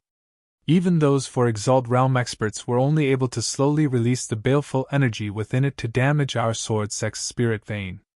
Not to mention releasing the baleful energy within the pearl, even touching this pearl would probably cause you to lose your mind." Su Qingshi spoke in a low voice. They were damaging the sword sect's spirit vein? Yang Yi was puzzled. Su Qingshi said, "There's a natural spirit vein beneath the sword sect. All those years ago, when the founding ancestor passed by here while roaming the world, he noticed that there was a natural spirit vein here, and in a spur of a moment, he established the sword sect. This spirit vein is definitely a reason why our sword sect could become one of the 6 great powers. Besides cultivation techniques and dark techniques, the reason the people of the mortal world want to enter a sect is that every single sect has a spirit vein. Cultivating where a spirit vein existed allowed one to cultivate much faster than an ordinary person." Yang Yi said with surprise. "Then wasn't the ghost sect's actions equivalent to destroying the foundation of our sword sect?" A cold light flashed in Su Qingshi's eyes as she said, "Their objective was precisely to destroy our sword sect's foundation. However, would never imagine that they would actually start digging an underground passageway all the way from 500 kilometers away in the Netherwolf Gorge to the area beneath Void Mountain, nor had we imagined that they would actually utilize the Pearl of Baleful Blood to destroy our sword sect's spirit vein. Fortunately, we noticed them in time. Otherwise, the consequences would be unimaginable." Yang Yi raised a question that was bothering him. Since this Pearl of Baleful Blood can destroy the sword sect's spirit vein, then why didn't the ghost sect dispatch even stronger experts to activate it completely? Su Qingshi shook her head and said, 2 reasons. The first reason is that they can't dispatch experts above the spirit realm because all of those experts are within the surveillance of my sword sect. If their experts above the spirit realm vanished, then the sword sect would find out at the first possible moment. In this way, the sword sect would definitely be on the lookout. The second reason was that there was no need for experts above the spirit realm. Because if they activated the Pearl of Baleful Blood at full strength, then the monstrous baleful energy would definitely alarm the experts of my sword sect. At that time, their plans would definitely fail. So that's how it is. Yan Yi nodded. He seemed to have thought of something and asked once more.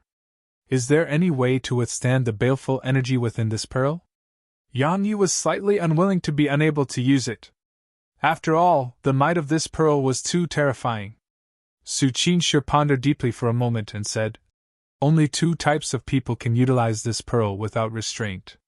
The first type of person is an expert with extraordinary strength, like experts at the monarch realm that's above the exalt realm. The second type of person is someone with an extremely firm will. Not to mention the pearl of baleful blood, someone with a firm will could withstand even more evil things. How is one considered to possess a firm will? Yan Yi continued. When she saw that Yan Yi refused to give up, Su Qingshi's beautiful brows knit together as she said, Someone that comprehends the intent of legend can be considered to be someone with a firm will. Perhaps such a person exists in the origin school in the Grand Qin Empire, but there's no such person in my sword sect. To be more precise, it has already been 1,000 years since someone within the sword sect comprehended intent. As she finished speaking, Su Qingshu had a slightly dejected expression. Yan Yi completely abandoned any intention to utilize this pearl when he heard this. Even though he was slightly reluctant to give up, it couldn't be helped. This pearl was something that would bring him down along with his enemy, and he was truly unable to bear utilizing such a thing. Su Qingshu hesitated for a moment before she said, I want to take this pearl back to the sword sect and allow the sect to seal it, so as to prevent it from falling into the ghost sect's hands. Yan Yi was stunned. He hadn't said anything when the violet mink on his shoulder moved abruptly. It waved its little claw and took the pearl of baleful blood into its arms, and then it glared fiercely at Su Qingshu as if it was saying that this pearl belonged to it.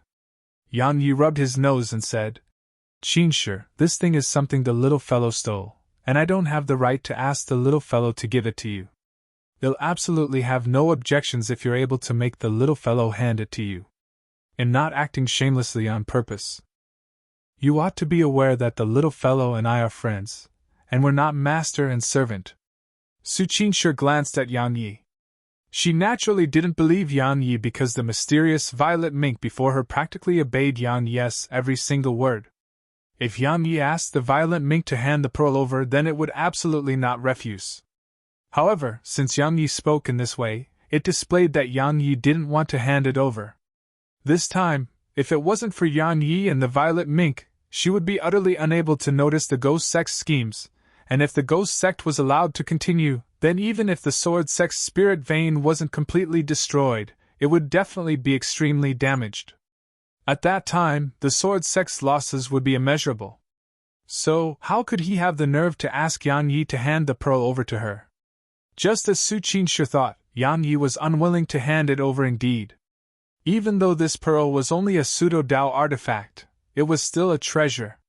He might not be able to utilize it now, but it didn't mean that he wouldn't be able to utilize it in the future as well.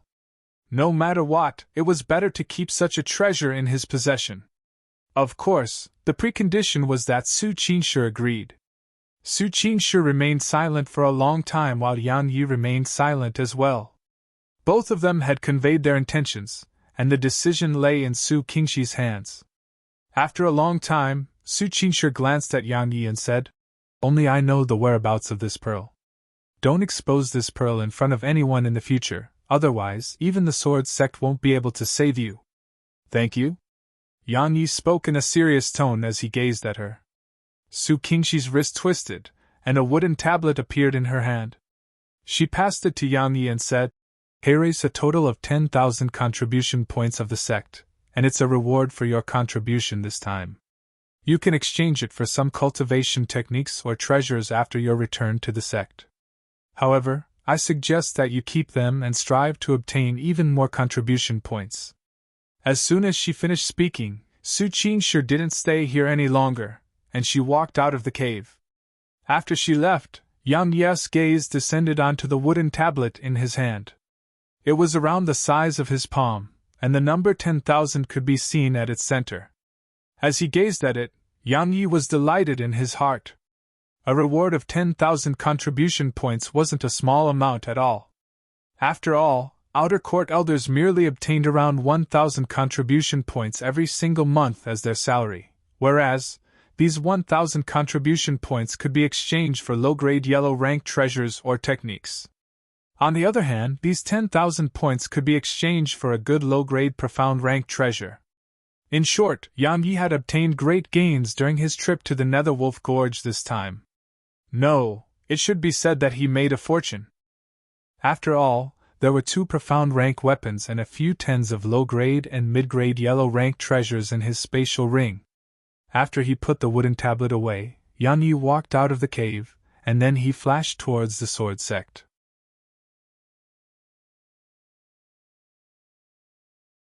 Chapter 88 Sword Intent. Life and Death Arena. 15 days later. The inner court exam would begin in another day.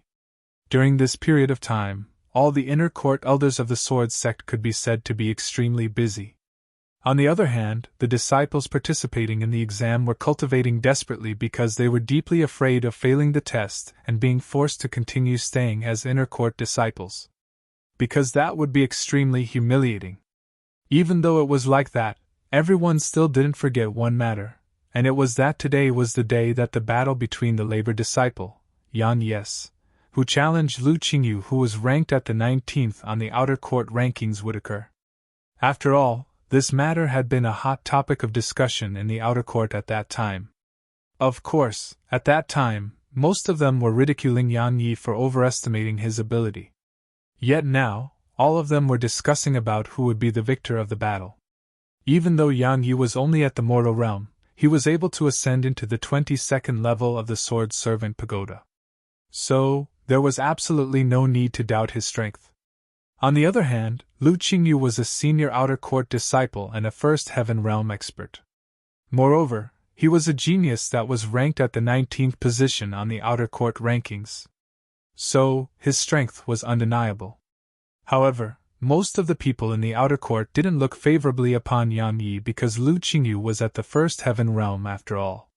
If Lu Qingyu was a first heaven realm disciple from a clan in the mortal world, then everyone would definitely look favorably upon Yang Yi. However, Lu Qingyu wasn't a disciple from a clan in the mortal world, and he was an elite fostered in a sect. So, it was difficult, extremely difficult for Yang Yi to surmount a realm of cultivation and defeat an elite of a sect. In short, no matter who won and who lost, it would definitely be a fierce struggle.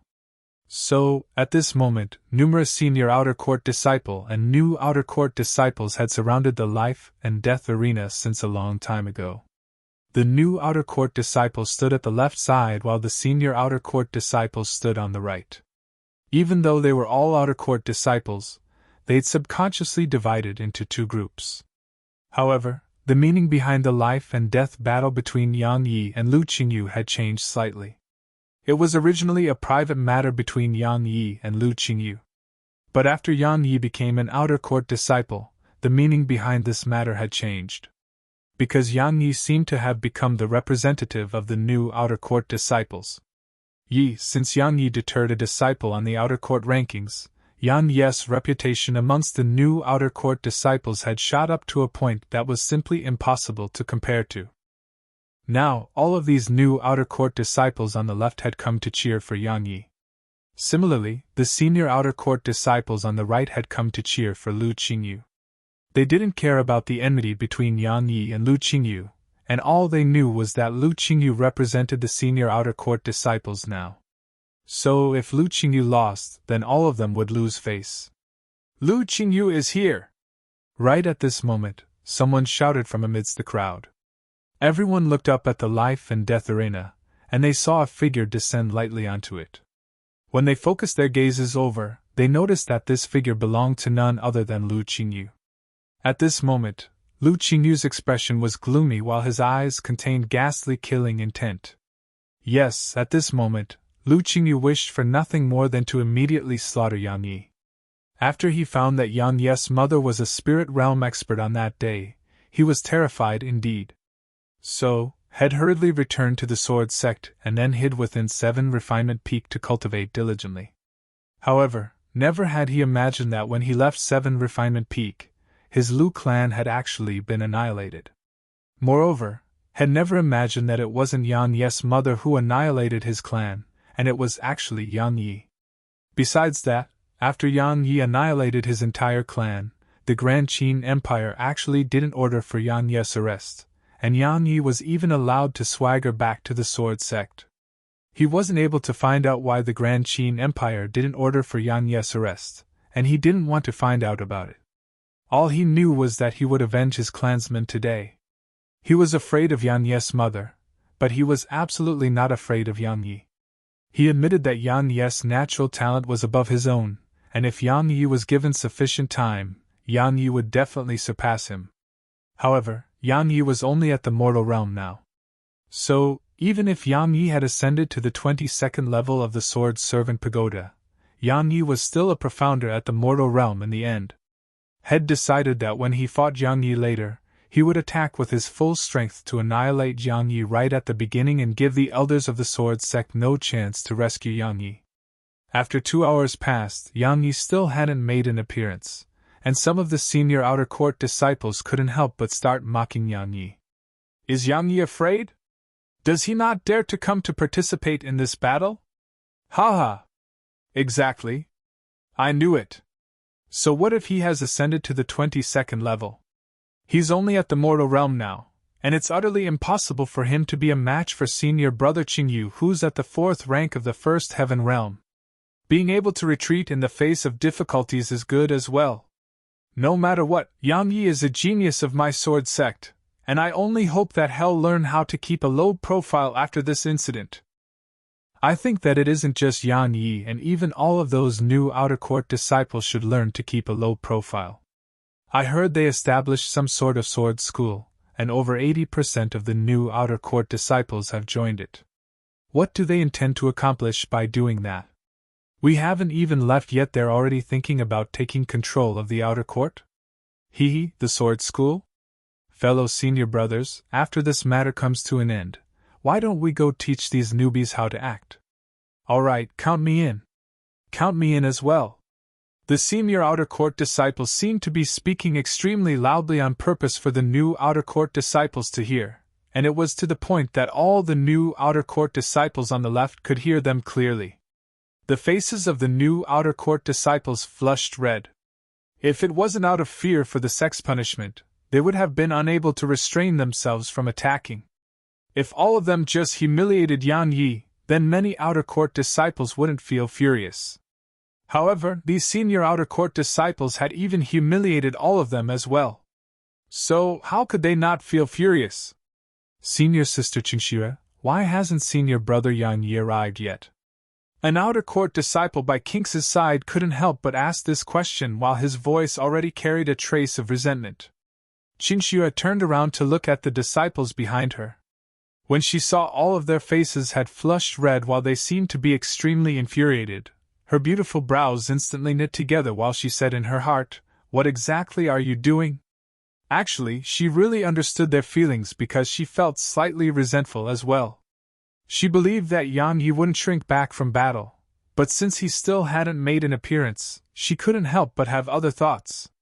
This battle wasn't just related to Yan Yi and Lu Qingyu, and it was also related to the reputation of the sword school. If Yan Yi won, then the sword school's reputation would rise to extraordinary heights, and no group or person in the outer court would be able to go against the sword school. On the other hand, it didn't matter even if Yan Yi lost. Because so long as Yan Yi fought Lu Qingyu for a period of time, then it would still be an honorable defeat, and even though it would affect the sword school's reputation, it was within her ability to control. However, if Yan Yi shrunk back from battle, then it would be over. At that time, everyone within the sword school would be unable to walk with their heads held high, and there would definitely be no one willing to stay in the sword school.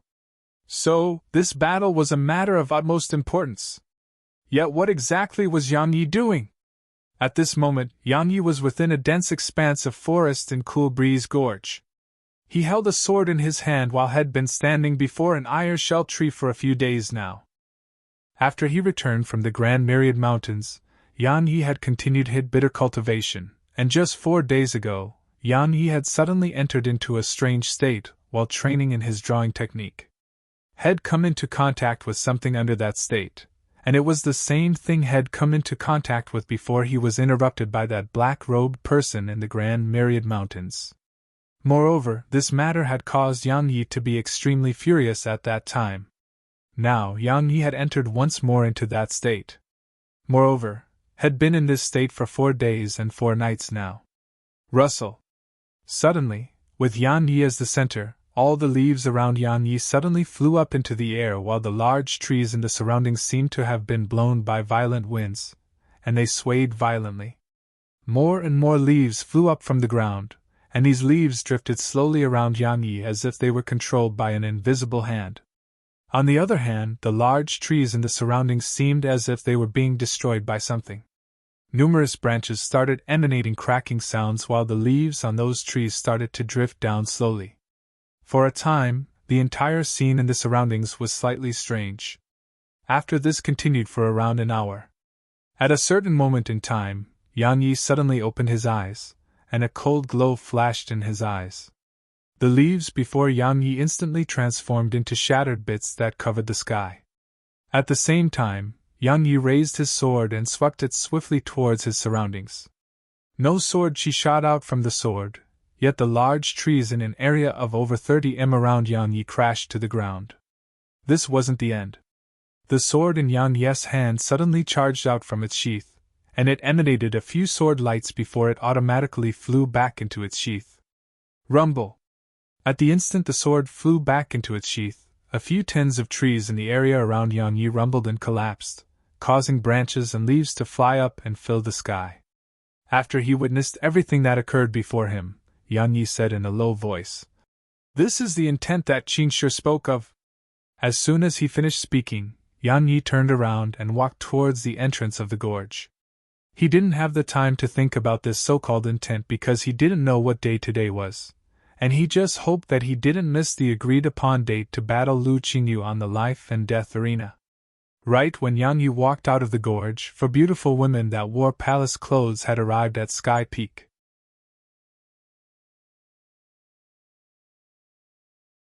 Chapter 89 Instant Annihilation.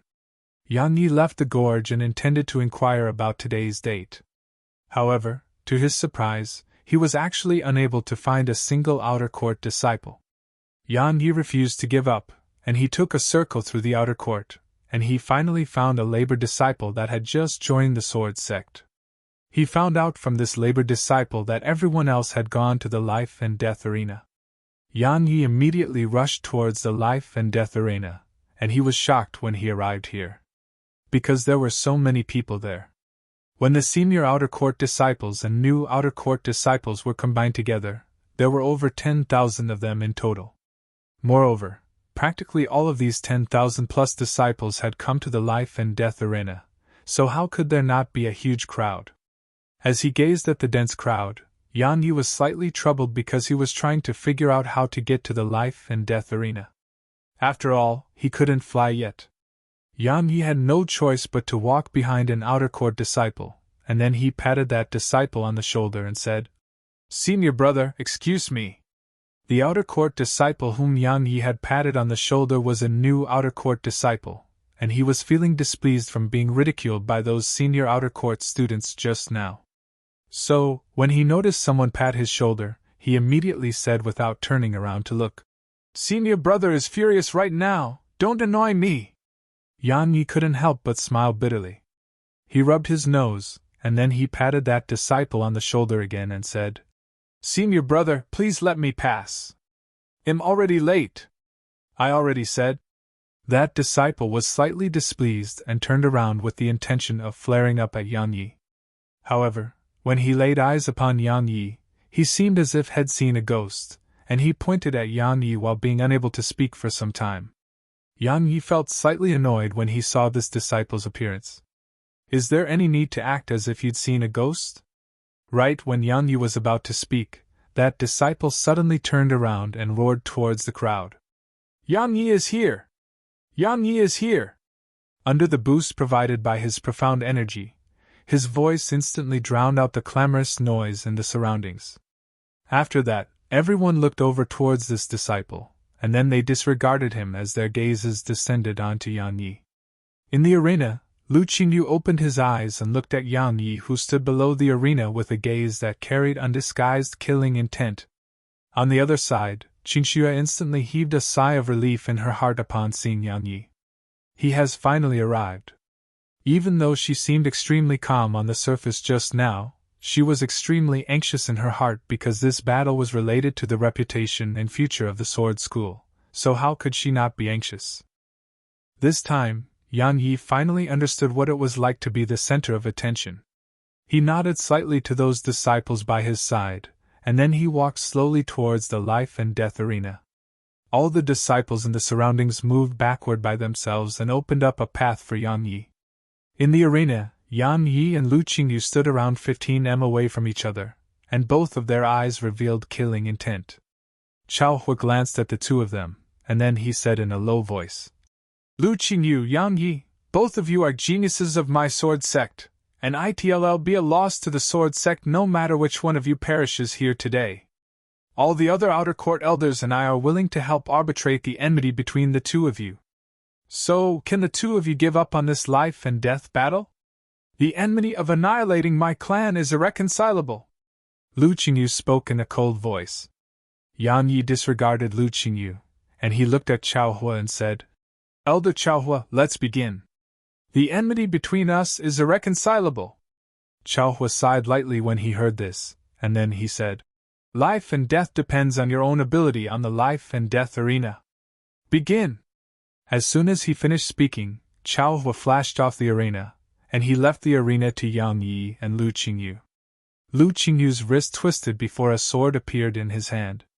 He didn't waste his breath at all before his figure flashed, and then his figure formed numerous faint illusory images that shot towards Yan Yi. Even though these illusory images were slightly faint, they were capable of confusing others. Because Lu Qingyu didn't attack Yan Yi directly and executed this shadow step technique around Yan Yi instead, and because Lu Qingyu's speed was too swift, so over 20+ illusory images had appeared around Yan Yi. Moreover, the amount of them was increasing without end, and it was even to the extent that numerous disciples below the arena were utterly unable to lock onto Lu Qingyu's actual body. When they saw such a scene, one of the disciples below the arena exclaimed with shock, "The shadow step technique, it's actually the low-grade profound rank movement technique, the shadow step technique. Moreover, senior brother Lu has even cultivated it to the point of creating 3 illusory figures. Yan Yi is in danger this time. Yeah.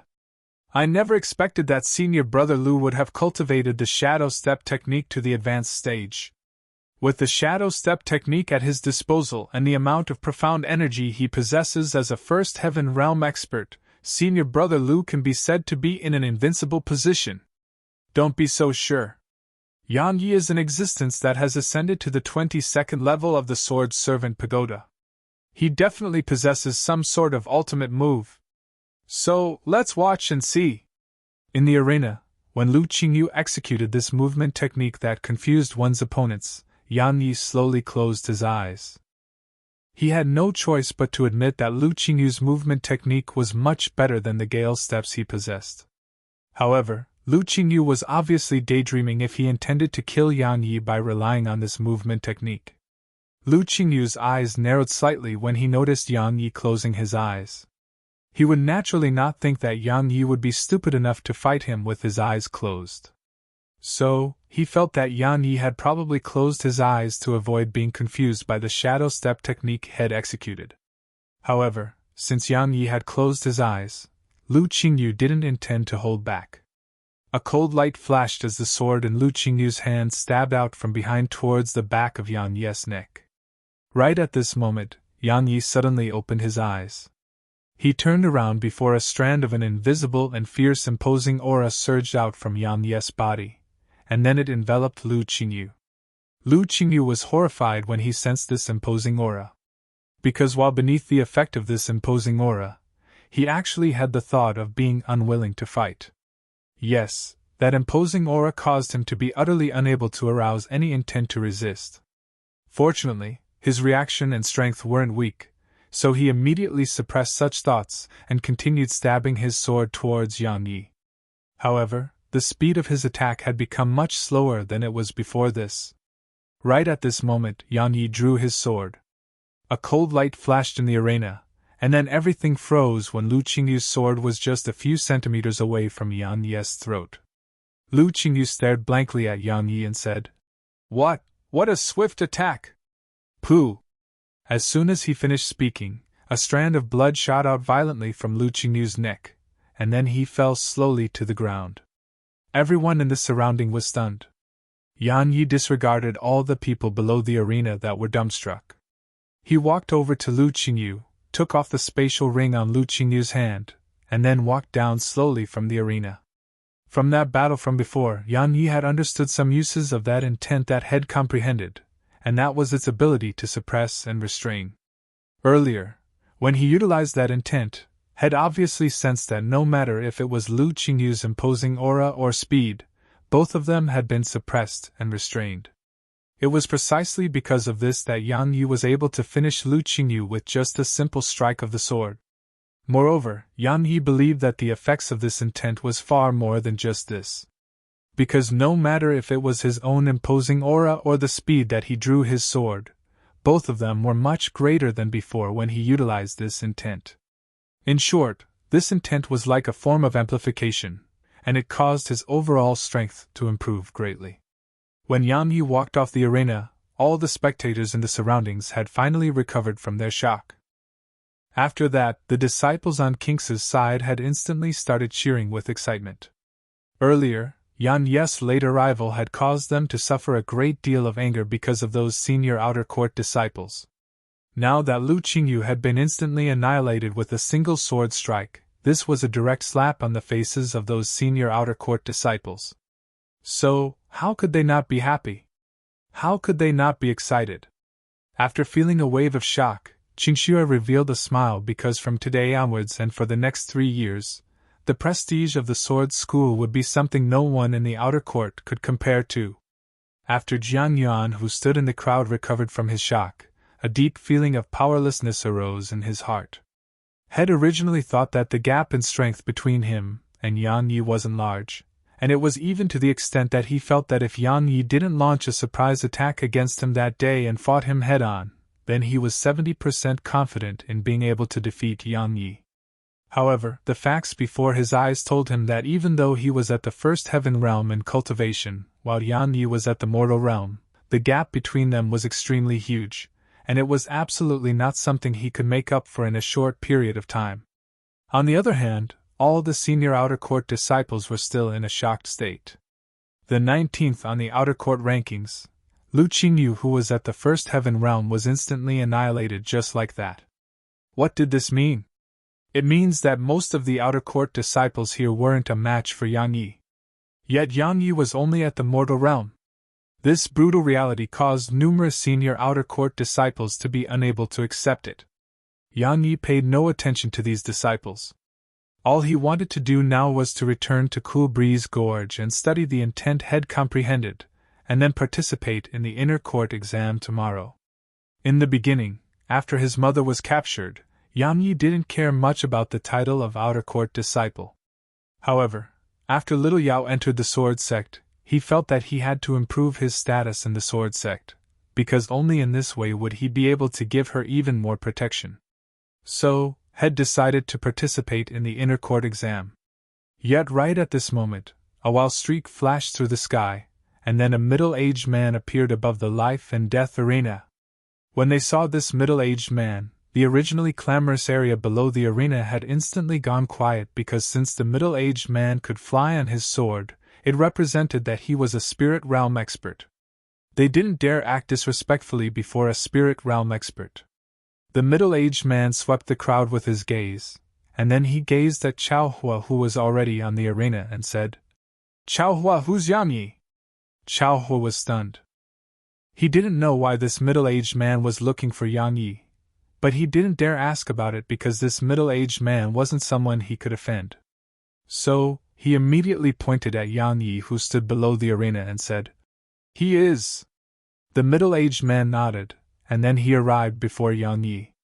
He sized Yang Yi up before he said, I'm under orders of the Sword Commanding Elder to take you to Sky Hall. Come with me.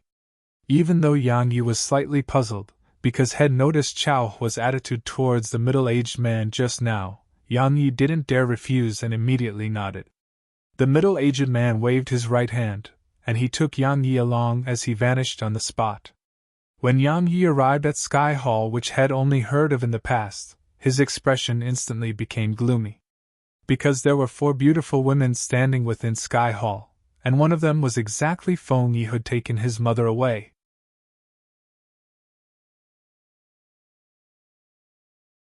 Chapter 90. You're not a disciple of the Sword Sect. Besides those 4 beautiful women, there was also an old man with snow-white hair in the hall that was standing at the seat of the host. Moreover, 4 middle-aged men and a woman were standing on the old man's right. Yang Yi didn't know the 4 middle-aged men and the old man, but he knew that woman. Because it was Su Qingshi. When Yang Yi walked into the hall, the gazes of everyone descended onto him. In the beginning, Yang Yi was bewildered about why that Sword Commanding Elder would want to see him, but when he saw Feng Yi now, had instantly came to an understanding. They'd come with ill intent. Yang Yi took a deep breath, and he walked forward to bow to the old man in the lead. He said, "Outer Court disciple, Yang Yi, greets the Sword Commanding Elder." The white-haired old man nodded slightly, and then he looked at Feng Yi's group and said, "All of you've come from afar, so I presume you're slightly tired. Qingshi, take these 4 distinguished guests to have a rest." Su Qingshi's beautiful brows knit together slightly. She glanced at Yang Yi, and then hesitated for a moment before she walked over to Feng Yi and said, "Please follow me." When she noticed that the old man refused to allow them to stay here, one of the beautiful women behind Feng Yi was slightly displeased. She was just about to speak when Feng Yi shook her head towards that woman and said, "Well, be troubling you then." Su Qingshi nodded lightly, and then she turned around and led them out of the hall. However, a wisp of worry flashed in her eyes when she passed by Yang Yi and took a glance at him. Feng Yi glanced at Yang Yi as well. However, her eyes didn't carry any worry, and there was only ridicule. Yang Yi's heart sank when he noticed this. Right at this moment, the old man who was in the lead looked at Yang Yi and asked, "Your mother is a disciple of the Flower Palace?" Yang Yi suppressed the uneasiness in his heart, and then he cupped his fists and said, "Yes. The Flower Palace wants the Sword Sect to hand you and your sister over to them. What do you think about this?" The old man went straight to the point. Yang Yi took a deep breath, and then he smiled with self-ridicule and said, "Sword Commanding Elder, since you've already made your decision, then is my opinion important?"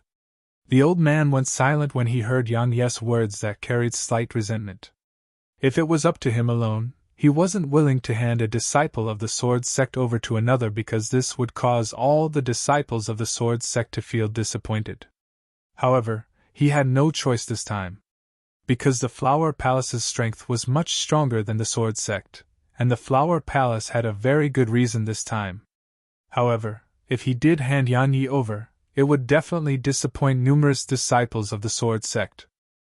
Meanwhile, a hawk-nosed middle-aged man on the old man's right said, "Senior brother Yulin, our Sword Sect is already like fire and water with the Ghost Sect now, so it's truly inadvisable for us to form enmity with the Flower Palace. Moreover, the Flower Palace has such a good reason. If we don't hand them over, then not only will enmity arise between our Sword Sect and the Flower Palace, it will leave a bad impression to others. This is truly unwise." After he finished speaking, the middle-aged man turned around to look at Yang Yi, and he said, "Kid, we're both strangers to each other, and I wasn't trying to go against you by saying all of that. I just said that for the Sword Sect's sake. If you're able to survive and want to take revenge in the future, then you can come looking for me. I'm called Qihua." Yang Yi nodded, and he spoke in neither humble nor arrogant manner. "I'll commit your name to memory. If I'm able to survive, then I'll definitely look for Senior Qihua and ask for an explanation." When they heard this, the 4 middle-aged men and Yulin glanced at Yang Yi with surprise. "We really underestimated this young man just now." Qihua glanced at Yang Yi with admiration and said, "Kid, your courage and bearing are really not bad. If it wasn't for the sake of the Sword Sect, I wouldn't want to send you off to your death. Yang Yi asked abruptly. Senior, allow me to make a bold move and ask you, what was the meaning behind the founding ancestors' establishment of the Sword Sect all those years ago? Chihua frowned and said, What are you trying to say? Yang Yi said slowly. Why do so many people want to join a sect? Because not only would one obtain plenty of cultivation resources upon joining a sect, it represented a form of honor as well. It represented that one wouldn't be bullied by others in the future. To make a simple example, if I headed to the mortal world and those clans of the mortal world found out that I'm a disciple of the Sword Sect, then even if I'm merely an outer court disciple, they would still treat me with respect. Since the founding ancestor was matchless in the world and no one in the world could bully him at that time, then why did he still establish the Sword Sect? I think that besides passing down his inheritance, it was also because he wanted his disciples to become united. Because only by being united would they be able to avoid being bullied by others once he was gone. In short, it's unity. A sect can only avoid being bullied by being united. My life isn't precious at all, and it doesn't matter if I die. However, if seniors hand me and my younger sister over, then what would the disciples of the Sword Sect think? What would the people in the outside world think? Seniors, do all of you think anyone will join a sect that can't protect its own disciples? Would anyone see it as an honor to become a disciple of the Sword Sect? Would anyone work hard and fight for this honor anymore? As soon as he finished speaking, Yang Yi took a deep breath. He didn't want to die, and he didn't want his sister to die even more. He wanted to rescue his mother, so he had to strive to obtain a chance to survive. If he strived for and obtained this chance, then he would have an opportunity. If he didn't strive for it, then he wouldn't have the slightest opportunity. Everyone within the hall went silent.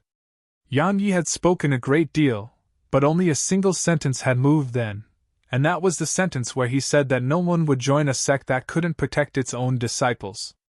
All of them had no choice but to admit that these words really made sense. However, if they didn't hand Yang Yi over, then how would they give the Flower Palace an explanation? After all, they were in the wrong in this matter. If they didn't hand Yang Yi over, then it could be said to be similar to slapping the Flower Palace on the face. At this moment, it was truly unsuitable for the Sword Sect to form enmity with the Flower Palace, or it should be said as it wasn't worth for the Sword Sect to form enmity with the Flower Palace for an outer court disciple. When they thought up to here, Chihua and the other 3 middle-aged men by his side looked at Yulin. Yulin nodded slightly, and then he looked at Yang Yi and said, Yang Yi, your words do make sense. The reason my Sword Sect possesses its current status is exactly because of unity. So, my Sword Sect won't abandon its own disciples. Right when Yang Yi was delighted, Yulin said, However, Yang Yi, you're not a disciple of my Sword Sect. The smile on Yang Yi's face froze, and he said, Sword Commanding Elder, could it be that you intend to expel me from the Sword Sect before handing me over to the Flower Palace?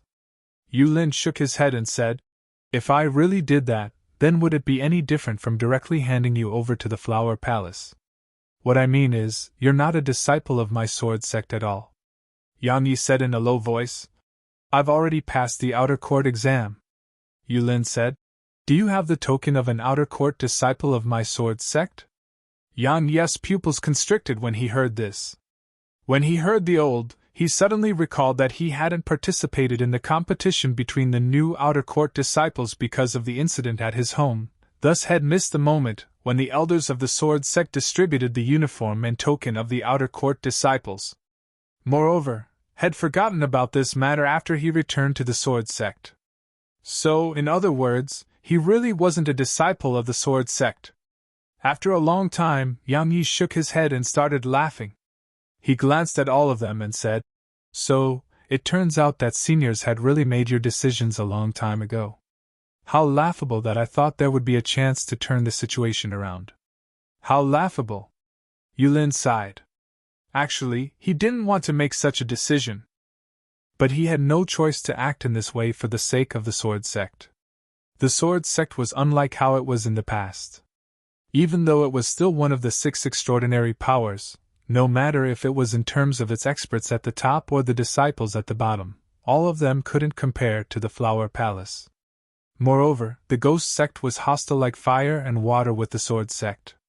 So, if the Flower Palace suddenly moved from a neutral position to standing on the ghost sect's side, then it would undoubtedly be a calamity for the sword sect. As for what Yang Yi said about causing the other outer court disciples to be disappointed, such a situation wouldn't appear because Yang Yi and his younger sister would vanish soundlessly. Sword Commanding Elder, can you only hand me over and let my younger sister go? Yang Yi raised his head to look at Yulin before he asked this question. Yulin shook his head and said, The Flower Palace wants both of you. When he heard this, Yang Yi took a deep breath, and then he slowly closed his eyes. In the next moment, Yang Yi suddenly opened his eyes, and then an invisible imposing aura suddenly erupted. When this imposing aura appeared, the sword in Yang Yi's hand suddenly let out a sword howl. Yang Yi's gaze swept slowly past the four middle-aged men before finally descending onto Yulin, and he said, From this moment onwards I, Yang Yi, am a disciple of the sword sect no more. When he heard Yulin wasn't willing to let his younger sister go, Yang Yi had truly given up on the sword sect. When the five of them noticed the imposing aura that erupted from Yang Yi's body, their expressions changed violently, and their faces were covered in shock and disbelief. Yulin seemed to have lost his soul, and he muttered in a low voice, How could this be possible? How could this be possible? It's actually sword intent. Ha ha! Good! It's best not to join a sect like the sword sect. Ha ha! Right at this moment, an old man roared with laughter as he walked into the hall, and there was a little girl following by the old man's side. This little girl was none other than Bauer.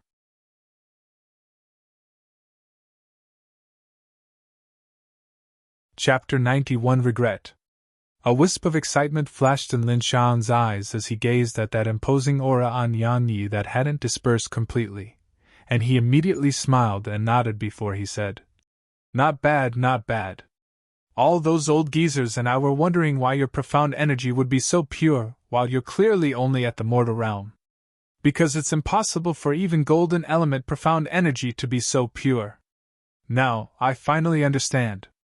So, it turns out that you've comprehended the sword intent of legend. Yang Yi was stunned. He glanced at Bauer before he glanced at the old man, and then he seemed to have understood something. When she noticed Yang Yi was staring blankly at them, Bauer ran over and gave Yang Yi a kick before she said, Idiot, quickly go greet your master. He really is that master of mine? Yang Yi recovered from his shock, and then he hurriedly walked over to the old man and bowed in the way a disciple bowed to the master. After that, he said respectfully, Yang Yi greets master. If the old man didn't appreciate his ability, then Yang Yi would naturally go where he wasn't wanted. However, based on the gaze the old man shot at him, Yang Yi knew that the old man was probably satisfied with him. Moreover, this old man might be able to protect his younger sister, so Yang Yi, who was already driven into a corner, naturally moved immediately to seek refuge from the old man. Lin Shan's smile grew even deeper when he saw Yang Yi performing the bow of a disciple to the master. Now, their relationship as master and disciple had been truly confirmed. At the same time, he felt lucky that Yang Yi had left Rising Sun City that day and caused those old geezers to be unable to find him. Otherwise, this disciple, who was a monstrous genius in both the talisman Dao and the sword Dao, would belong to someone else.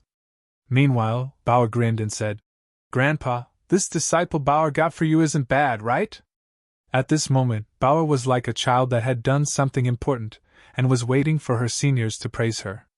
Lin Shan rubbed Bauer's small head and said with a smile, Yes, you finally did something right this time. Grandpa knows what you want. Don't worry, Grandpa will definitely reward you well. As soon as he finished speaking, Lin Shan helped Yang Yi up and said, Come, let's return to Talisman Peak. Yang Yi hesitated for a moment, and then he said, Master, the Flower Palace. Even though Lin Shan had already taken him to be his disciple, Yang Yi was still slightly worried. After all, the Flower Palace's strength wasn't inferior to the Sword Sect at all. So, he was uncertain whether this old man who had just become his master would actually be willing to offend the Flower Palace. Lin Shan waved his hand and said, Don't worry, I'm here for you. Yang Yi heaved a sigh of relief when he heard this. No matter what, little Yao and I are safe now. So, he immediately didn't hesitate to follow obediently behind Lin Shan. Right when Yan Ye's group of 3 were about to walk out of the hall, Yulin finally recovered from his shock. His figure flashed, and he left behind a string of afterimages as he appeared before them. Yulin cupped his fists to Lin Shan and said, Master Lin, Yang Yi is a disciple of our sword sect.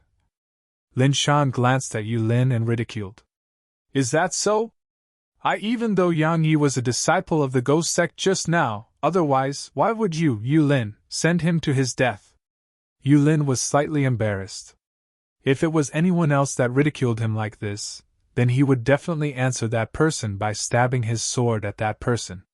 However, he didn't dare offend this old man that stood before him. Not to mention him, even the sect master didn't dare offend this old man. Because the old man was someone their martial uncle Zui had invited to the sword sect. So, he immediately smiled bitterly and said, Master Lin, you must be joking. The sword sect would absolutely not send a disciple of the sect to his or her death.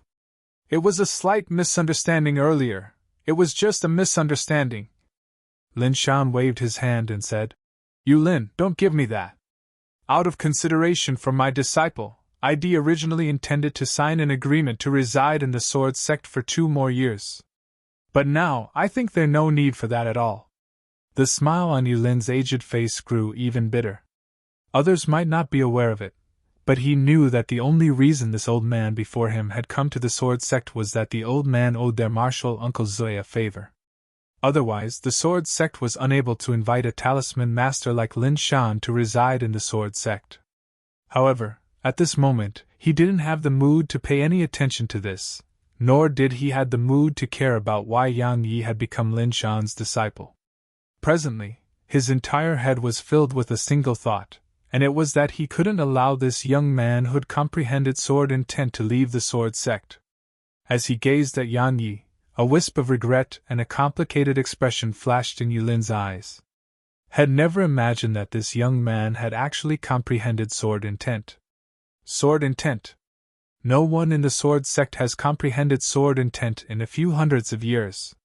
If he knew that this young man had comprehended sword intent, then not to mention the Flower Palace, he wouldn't even hesitate to offend the Origin School. He was very clearly aware of what a young genius who'd comprehended sword intent represented. It represented that the sword sect would definitely rise in the future.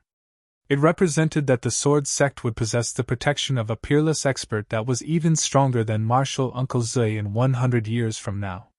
Unfortunately, his decision from just now had definitely caused this young man to have a bad impression of the sword sect. When he thought up to here, Yulin took a deep breath and said, Yan Yi, I apologize for my actions from just now. So long as you're willing to stay in the sword sect, then my sword sect will help you deal with the Flower Palace. Moreover, my sword sect will place emphasis on fostering you in the future. What do you think? Meanwhile, Chiva walked over to stand before Yang Yi, and he said, Kid, I apologize as well for what happened just now. Even the other 3 middle-aged men that had remained silent since the beginning apologized for what happened just now. If Yang Yi was just an ordinary genius, or even if he was already at the first heaven realm now, they wouldn't apologize because they had their own pride. However, Yang Yi had comprehended sword intent, and they had no choice but to bow before it. Lin Shan went silent. He knew what sword intent meant to the sword sect, and if he stopped Yang Yi from staying in the sword sect, then he would completely offend the sword sect. He wasn't afraid of offending the sword sect, but so long as the sword sect had old man Zui, then he had no choice but to give the sword sect face. So, the final decision lay in Yan Yi's own hands. Yang Yi didn't give it much consideration, and he didn't have to give it any consideration at all. He immediately said indifferently, Thank you, Sword Commanding Elder and Seniors, for your good intentions. But allow me to speak frankly, I don't dare to stay in a sect that doesn't care about the fate of its disciples. I don't want to be sent to my death again next time. Not to mention that the Sword Commanding Elder already said that I'm not a disciple of the Sword sect. As soon as he finished speaking, Yang Yi looked at Lin Shan and said, Master, let's go! Yes, he didn't have to give this matter any consideration at all. He knew why these people before him had changed their attitudes towards him, and it was none other than because Head comprehended that sword intent they spoke of. Yes, these people thought highly of his sword intent, and if he didn't possess sword intent, then he would be even more worthless than an ant to them. He understood that these people had given up on him for the sword sect, but understanding didn't equal acceptance. He, Yan Yi, wasn't stupid to such an extent. So, he didn't have to give it any consideration at all before directly refusing. A wisp of praise appeared in Lin Shan's eyes when he heard Yan Yi. If Yan Yi changed his mind because of a few words and promises of theirs, then Lin Shan's evaluation of Yan Yi would definitely be reduced. Because it would make him feel that Yan Yi really lacked backbone. Fortunately, Yan Yi didn't change his mind. Yulin still wanted to say something, yet Lin Shan didn't give him the chance, and Lin Shan brought Yan Yi along as he directly walked out of the hall. As he watched Yan Yi's figure vanish from the entrance of the hall, Chihua said in a low voice, "Senior brother, an extremely rare genius that comprehended sword intent has finally appeared in our sword sect. We can't allow him to leave the sword sect." Yulin shook his head, and he said bitterly, "He doesn't have even the slightest favorable impression of our sword sect. If he didn't have Master Lin, then perhaps he would agree to stay in the sword sect because of the Flower Palace. However, he has Master Lin now, so our sword sect isn't essential to him any longer. When did Yan Yi become Master Lin's disciple?" Meanwhile, one of the middle-aged men at the side spoke with a bewildered tone. "He's a talisman master!" Right at this moment, Su Qingshi walked into the hall, and she glanced at Yulin before she said, "Martial Uncle Yulin, Qingshi is very disappointed. Qingshi never expected that you would even send Qingshi away just to hand Yan Yi over, nor had Qingshi imagined that Martial Uncle Yulin would actually intend to hand Yan Yi over. My sword sect's strength really is greatly inferior when compared to the past, but does it need to fear the Flower Palace?" After she led those members of the Flower Palace away, Shed hurriedly rushed over. But she was still a bit too late, and Shed found out that Yan Yi had left the sword sect when she met him outside the hall. Shed originally intended to save the situation, but when she heard Yan Yi say that the sword commanding elder didn't acknowledge him as a disciple of the sword sect and intended to hand little Yao and him over to the Flower Palace, she decided against persuading him. Even though she wasn't really close to Yan Yi, she had a slight understanding of Yan Yi's temper. Perhaps he wouldn't feel too much resentment towards the sword sect if the sword sect intended to hand him over, but the sword sect intended to hand his younger sister over as well, and that was no different than touching his reverse scale. Under such circumstances, it was utterly impossible for him to return to the sword sect. Yulin didn't mind Su Qingshi's criticism, and he stared slightly blankly as he asked, "Qingshi, you said Yan Yi is a talisman master?" Su Qingshi calmed her feelings and said, "He isn't just a talisman master, he even possesses gold element profound energy. Moreover, had passed through the 22nd level of the Sword Servant Pagoda, and Uncle Pagoda agreed to allow him to enter freely into the Sword Servant Pagoda. In other words, had someone Uncle Pagoda cares about." After she finished saying all of this, she said in her heart, "He's even a monstrous genius that can control dark beasts." When they heard this, it wasn't just Yulin who revealed a bitter smile, even the other 4 middle-aged men at the side did the same. At this moment, their intestines could be said to be green with regret. A young man that had comprehended sword intent and was a talisman master had been expelled by them from the sword sect, so how could they not feel regret? Yulin shook his head bitterly and said, "Qingshi, since he's a talisman master and has comprehended sword intent as well, then why didn't you tell us earlier?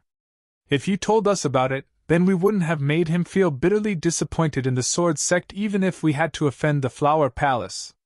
"What?" Shock appeared on Su Qing's face as she said, "He has comprehended sword intent? Could it be that you weren't aware?" Yulin spoke with astonishment.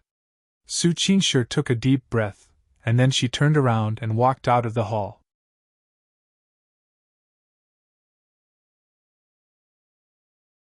Chapter 92 Intentions. One day later, the sword sect's inner court exam was held as scheduled. However, it had nothing to do with Yan Yi any longer. After he left Sky Hall that day, Yan Yi brought little Yao with him to the Talisman Peak. Only Bao and her grandfather lived on Talisman Peak, so Bao was usually extremely bored. Now that little Yao had come over, she had become extremely happy, and she immediately took little Yao as her younger sister. Moreover, she even said that whoever bullied little Yao would be considered to have bullied her. Yan Yi was happy as well when he saw them get along like sisters. However, Yan Yi was slightly depressed because this new master of his had forced him to read a bunch of scrolls as soon as they returned to Talisman Peak. He swore that he almost fainted on the spot when he saw the scrolls that filled the library. However, in order to leave a good impression on this master of his, Yan Yi started reading in a serious manner. In the beginning, he felt slightly depressed, but as he read and read, he became immersed in them. Because these scrolls didn't just contain a great deal of experience and techniques from talisman masters, there were even numerous extremely valuable talisman secret techniques. Talisman secret techniques were techniques that could be inscribed on dark treasures. In the beginning, Yan Yi thought that talisman masters could inscribe any technique on a dark treasure so long as they willed it. However, things were quite different from how he imagined it. Because it was extremely difficult to inscribe a technique onto a treasure. Because it required a talisman master to record the method this technique circulated through the meridians. How numerous were the meridians in the body? So, how complicated would it be to record the method the technique circulated through the meridians? Especially when it was techniques at the profound rank and above, the pathways of circulation they took were extremely complicated to a horrifying degree. Moreover, even if a talisman master was able to record all of this, it still required countless tests before it could truly be accomplished. Because once even a trace of a mistake arose, then it might even be lethal. In short, a talisman secret technique was extremely precious, and even an ordinary yellow rank talisman secret technique could be sold for over 1 million gold coins. After he realized how precious the talisman secret techniques were, Yan Yi grew even more hardworking. Just like that, Yan Yi stayed within Lin Shan's private library for 3 consecutive days. On the 4th day, Yan Yi left the library because Su Qingshi had arrived. The Talisman Peak was one of the 7 main peaks in the Sword Sect, so he naturally couldn't be called small. Moreover, the peak of the mountain was enshrouded by clouds and mist, and there were countless flowers of an unknown name in full bloom there. It was like an immortal paradise, but it was just too desolate. Fortunately, Yan Yi and little Yao's arrival had added a great deal of vitality to the desolate Talisman Peak. There were 2 buildings on Talisman Peak. One was the Talisman Hall, Lin Shan's residence. However, Lin Shan basically never stayed there. The other building was a residence that was built and extremely luxuriously. However, only Bao lived there by herself. No, now Yan Yi and little Yao lived there as well. In Yan Yi's room, Su Qingshi gazed at Yan Yi and said, "Is it truly irreparable?" Yan Yi understood what Su Qingshi meant, and he immediately shook his head and said with a smile, "Qingshi, this is how I do things. If others don't abandon me, then I won't abandon them as well. I originally took the Sword Sect to be my home, I took it to be my honor. I was honored to be a disciple of the Sword Sect. But how did the Sword Sect treat me? It wasn't wrong for those elders to act for the sake of the Sword Sect, but I don't want to be abandoned in the future. So, you don't have to persuade me anymore."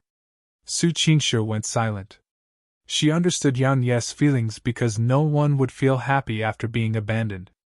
However, she really didn't wish for Yan Yi to leave the Sword Sect just like that because Yan Yi who'd comprehended sword intent would only be able to develop even better by staying in the Sword Sect.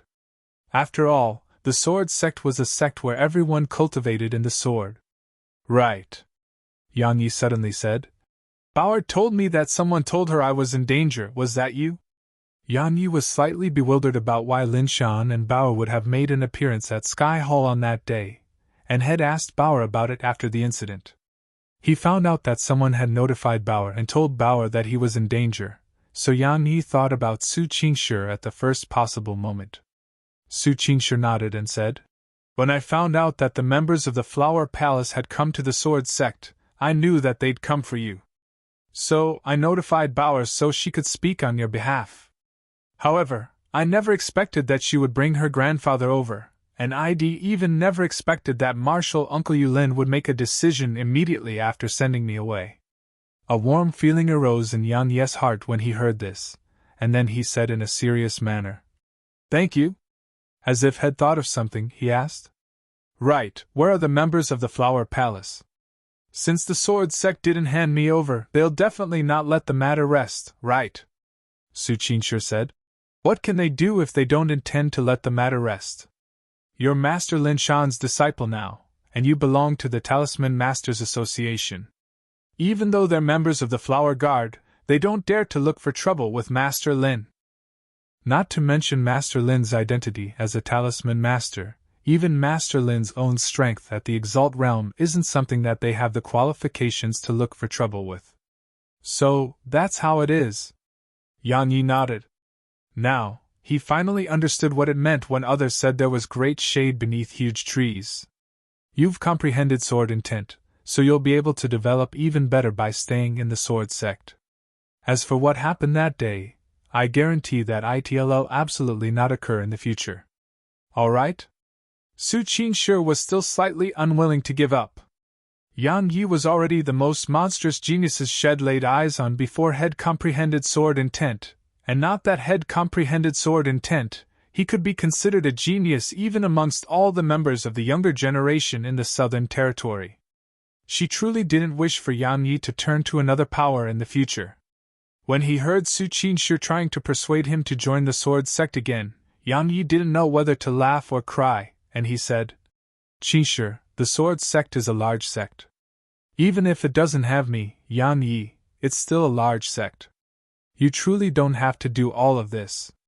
Su Qingshi sighed in her heart, and then she turned around and walked towards the door. Some things were impossible to turn around no matter how hard she tried. "Qingshi."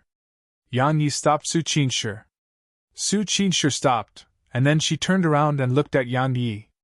Yan Yi walked over to Su Qingshi and said, "Even though I'm not a disciple of the Sword Sect, I'll still participate in the Ascension rankings."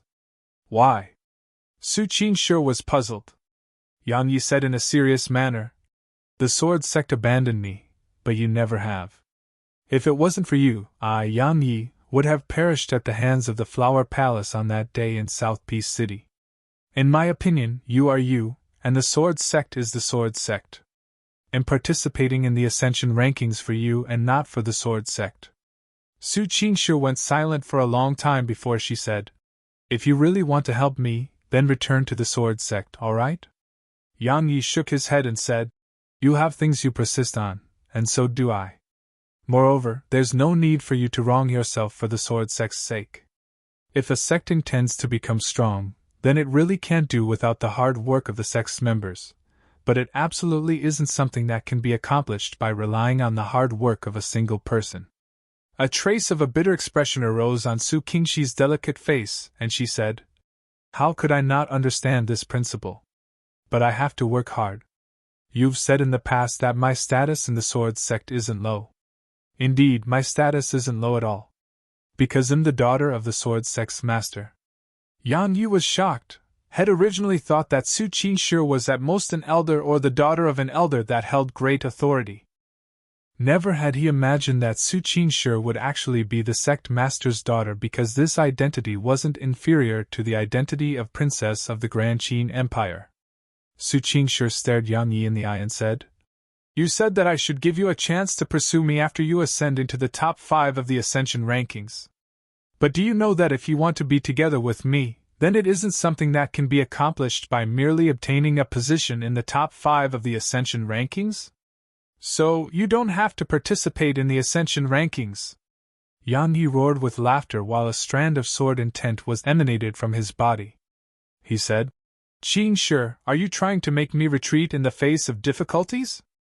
Then you're wrong. I admit that I was shocked by your identity. But so what about it? Would I, Yan Yi, be fearful or feel inferior because of your identity? No. Your identity will only make me work even harder. As she sensed the fierce and sharp sword intent that Yang Yi emanated, Su Qingshi was visibly moved. After a long time, she sighed in a low voice and said, "I kind of understand why you were able to comprehend sword intent now." Yan Yi restrained his smile, and he gazed at Su Qingshi as he said seriously, "Qingshi, I admit that my current strength is weak, and it's below the standards you've set. But so long as you're willing to give me time, then I'll work hard. I'll work hard to possess a strength that you'll take seriously." In the past, Yan Yi didn't understand what love was, and he didn't know if what he felt for Su Qingshi in the past was love. However, he was extremely clearly aware of his feelings towards Su Qingshi now, and it wasn't a form of desire to possess her, and he really had feelings for this woman who stood before him. Since he had feelings for her, then he intended to fearlessly speak his mind. As for the gap between their status and strength, would a man that had ambition and was willing to work hard have to care about these two things? He, Yang Yi, wasn't born with the fate to be a noble, but so what about that? Were all nobles and people of authority born like that? All those years ago, the Grand Qin Empire's founding emperor was able to build an empire from nothing. All those years ago, the founding ancestor of the Sword sect reigned invincible throughout the world. So, why couldn't he, Yan Yi, do the same? He's never felt that he was unworthy of Su Qingshi. When she heard him and noticed the extremely firm expression in his eyes, a type of strange feeling flashed in Su Qingshi's heart. She suppressed that feeling. After a long time, she turned around and said, "I'll wait and see." As soon as she finished speaking, she walked towards the door. When she arrived at the door, she stopped once more and said, "According to rumor, there's a genius in the Origin School called Yuan Yi, and he was able to kill an expert at the King Realm while at the first rank of the First Heaven Realm. Moreover, he's only ranked at the 14th of the Outer Court rankings in the Origin School." Su Qingshi didn't stay any longer once she finished speaking, and she vanished behind the door. "He killed a King Realm expert at the First Heaven Realm." Yan Yi was stunned, and then he laughed coldly and said, "So what? Why would I, Yang Yi, fear him?"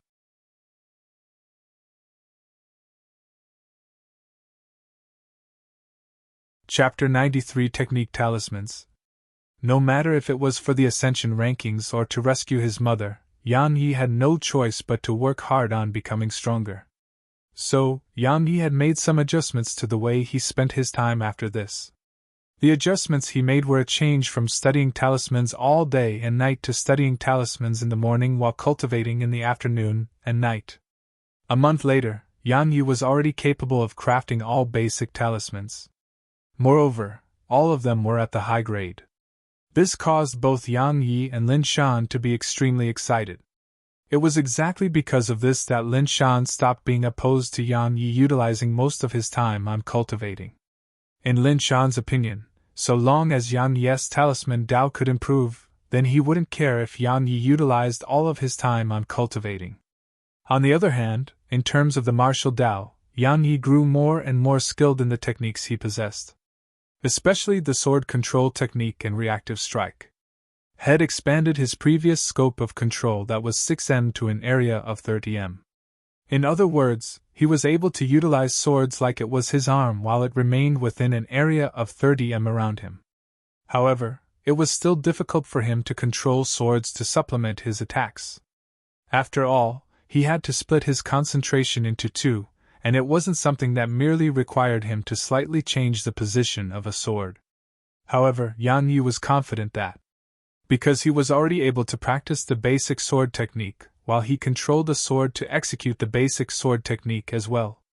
As for the drawing technique of the Heavenren drawing technique, Yang Yi had improved quite a bit. Presently, the sound emanated at the instant he drew his sword was like the hum of an insect, and even he was unable to hear it unless he listened carefully. On the other hand, besides its ability to restrain and suppress his opponents, Yang Yi had figured out some other effects of the sword intent that had comprehended, and these effects came in the form of amplification. Yes, it was a form of amplification to him. If he utilized sword intent to envelop the sword chi he executed, then the might of that sword chi would at least double. Moreover, sword intent wasn't just able to suppress and restrain people, it worked on plants and dark beasts as well. because Head experimented on the Grey Wolf, and its combat strength had decreased by at least 30% beneath the suppression of his sword intent. However, Yang Yi was slightly bewildered by the fact that his sword intent seemed to be useless against the little fellow, or it should be said that its effect was extremely tiny. In any case, when he utilized his sword intent against the little fellow, not only had the little fellow not been suppressed, the little fellow had utilized the pressure it was capable of emanating to suppress him, and this caused Yang Yi to be at a loss for whether to laugh or cry. Besides, Yang Yi had improved greatly. There was someone else who was worthy of mention, Yan Ye's younger sister, Little Yao. Little Yao's natural talent was truly shocking, and she had already attained the 4th rank of the mortal realm in a short period of a month. Of course, this couldn't do without Lin Shan's guidance and fostering. Because Lin Shan had agreed to Bao's request for him to take Little Yao as his adopted granddaughter. In the beginning, Lin Shan was slightly unwilling, but it didn't take a few days for him to become extremely willing. Even though Little Yao was slightly playful, she was much better than that little she-devil, Bao. Moreover, Little Yao was especially filial. Besides cultivating every day, she would make a great deal of good food for Lin Shan. So, after had been tortured by the little she-devil for so many years, Lin Shan was overjoyed when he suddenly obtained such a filial granddaughter. Because of Lin Shan's fondness of Little Yao, Head makes some time every single day to guide Little Yao. As for cultivation resources, that was something Little Yao could ask for at will. With Lin Shan's wealth, not to mention Little Yao alone, it would be nothing for him even if he had 10,000 people like her by his side. When he noticed how fond Lin Shan was of Little Yao, Yang Ye's feelings towards this was obvious. However, he felt slightly depressed because every time he encountered a problem in his cultivation and sought guidance from Lin Shan would give him an assignment related to talismans, and Lin Shan would only provide him with guidance after he completed the assignment. Similarly, he had to complete assignments because he could obtain the cultivation resources on Talisman Peak. This caused him to feel slightly disgruntled. After all, he was Lin Shan's disciple. It was precisely under such circumstances that Yang Ye's accomplishments in both the Talisman's Dao and Martial Dao had improved extremely greatly. In Talisman Hall, Yang Yi was seated before a stone table, and he was crafting a talisman with concentration, whereas Lin Shan, Bao, and Little Yao were at his side. At this moment, all 3 of them were staring concentratedly at the talisman Yang Yi was crafting. After a long time, Yang Yi raised his brush and took a long breath of air. He placed the talisman brush down lightly at the side, and then he turned around to look at Lin Shan and said, "Master, I'm done." Lin Shan picked the Strider talisman up and took a look at it, and he immediately nodded with satisfaction when he noticed it was a high-grade talisman again. He said, "Very good. During this period of time, Bao and you've completely grasped all the basic talismans, so we'll start to teach technique talismans to the both of you. Once both of you've completely grasped the technique to craft technique talismans, both of you would be able to be considered as Earth Talisman Masters." Technique talismans? Yan Ye's eyes lit up, and he asked curiously, "Master, what's a technique talisman?" Bao looked at Lin Shan as well. Even though Lin Shan really doted on her, he was extremely strict with her when it came to the Tao of talismans. If she didn't complete her basics, then he would absolutely not teach her any further. So, she didn't know what technique talismans were as well. Lin Shan smiled and said, "What both of you've learned now are basic talismans, and basic talismans provide an auxiliary effect to one's self. On the other hand, technique talismans aren't the same. Technique talismans are like combat techniques, and they can be utilized to launch attacks. However, they are attacks that can only be utilized once. Come, I'll show both of you the might of technique talismans." As soon as he finished speaking, he held Little Yao's hand with one hand and held Bao's hand with the other before he walked out of the hall. Yang Yi hurriedly followed Lin Shan, of course, because he was extremely curious about the technique talismans as well. At an empty area in the hall, Lin Shan withdrew a talisman with a flick of his wrist, and then he looked at Yang Yi and Bao and said, "Technique talismans come with varying strengths. They're divided into low rank, mid rank, high rank, legend rank, and divine rank. The might of high-rank technique talisman is comparable to an earth rank technique that can be utilized a single type. As for the legend rank, it's comparable to a heaven rank technique. This talisman in my hand is a mid-rank low-grade technique talisman, the lightning damnation talisman. Watch closely. As soon as he finished speaking, Lin Shan poured profound energy into the talisman. As soon as profound energy entered it, a strand of silver light immediately erupted from the lightning damnation talisman, and then Lin Shan tossed it into midair. The lightning damnation talisman instantly erupted, and then a bolt of lightning that was thick as an arm descended from the talisman. Bang! Rumbling resounded as the ground quaked. An explosion arose on the empty ground far away from them, and it caused rocks and dust to cover the sky.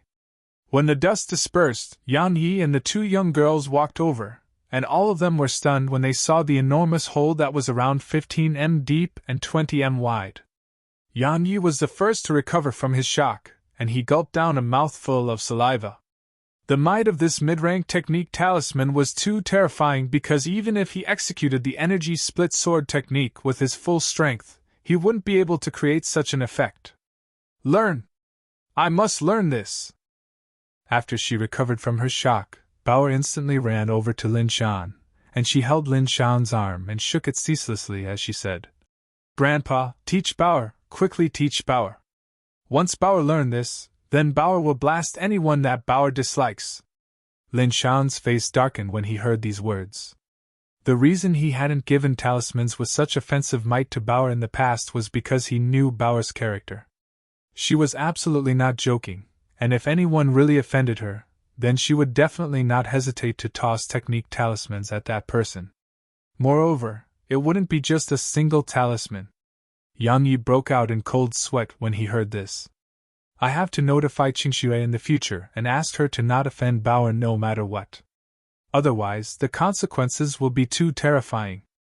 Little Yao's eyes flickered with the glow of excitement as well. However, when she thought about how she was unable to become a talisman master, her lively eyes instantly dimmed down, and she couldn't help but feel slightly envious of Bauer and her own older brother. How nice would it be if I could become a talisman master? When he noticed little Yao's dim gaze, Yan Yi walked over to her side and rubbed her little head as he said in a gentle voice, "Silly girl, since Big Brother is a talisman master, isn't it equivalent to you being a talisman master? Once Big Brother learns how to craft technique talismans, Big Brother will craft numerous formidable talismans like that one from before for little Yao. In the future, if anyone dared to offend you, then do just as Big Sister Bauer would do and throw a few at that person." Little Yao nodded happily when she heard this.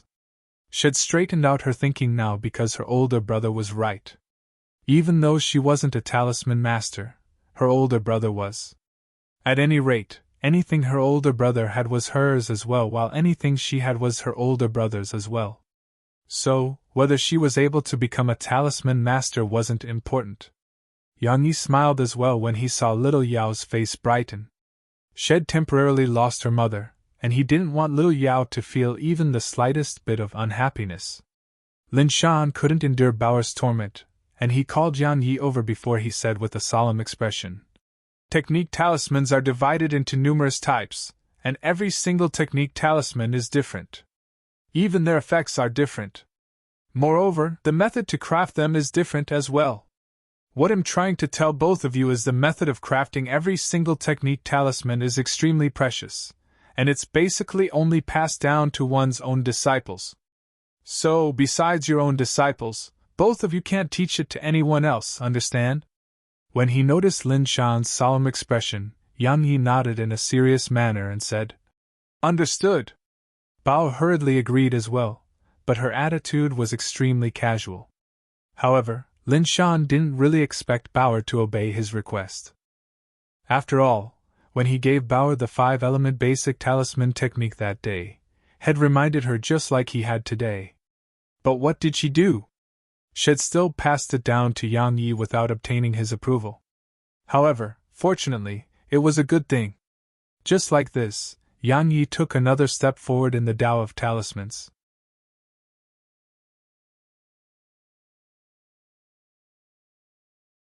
Chapter 94 Ascension Token.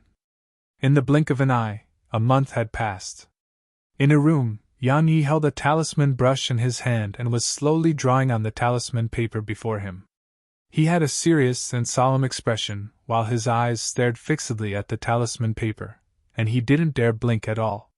The difficulty of crafting technique talismans was countless times higher than basic talismans.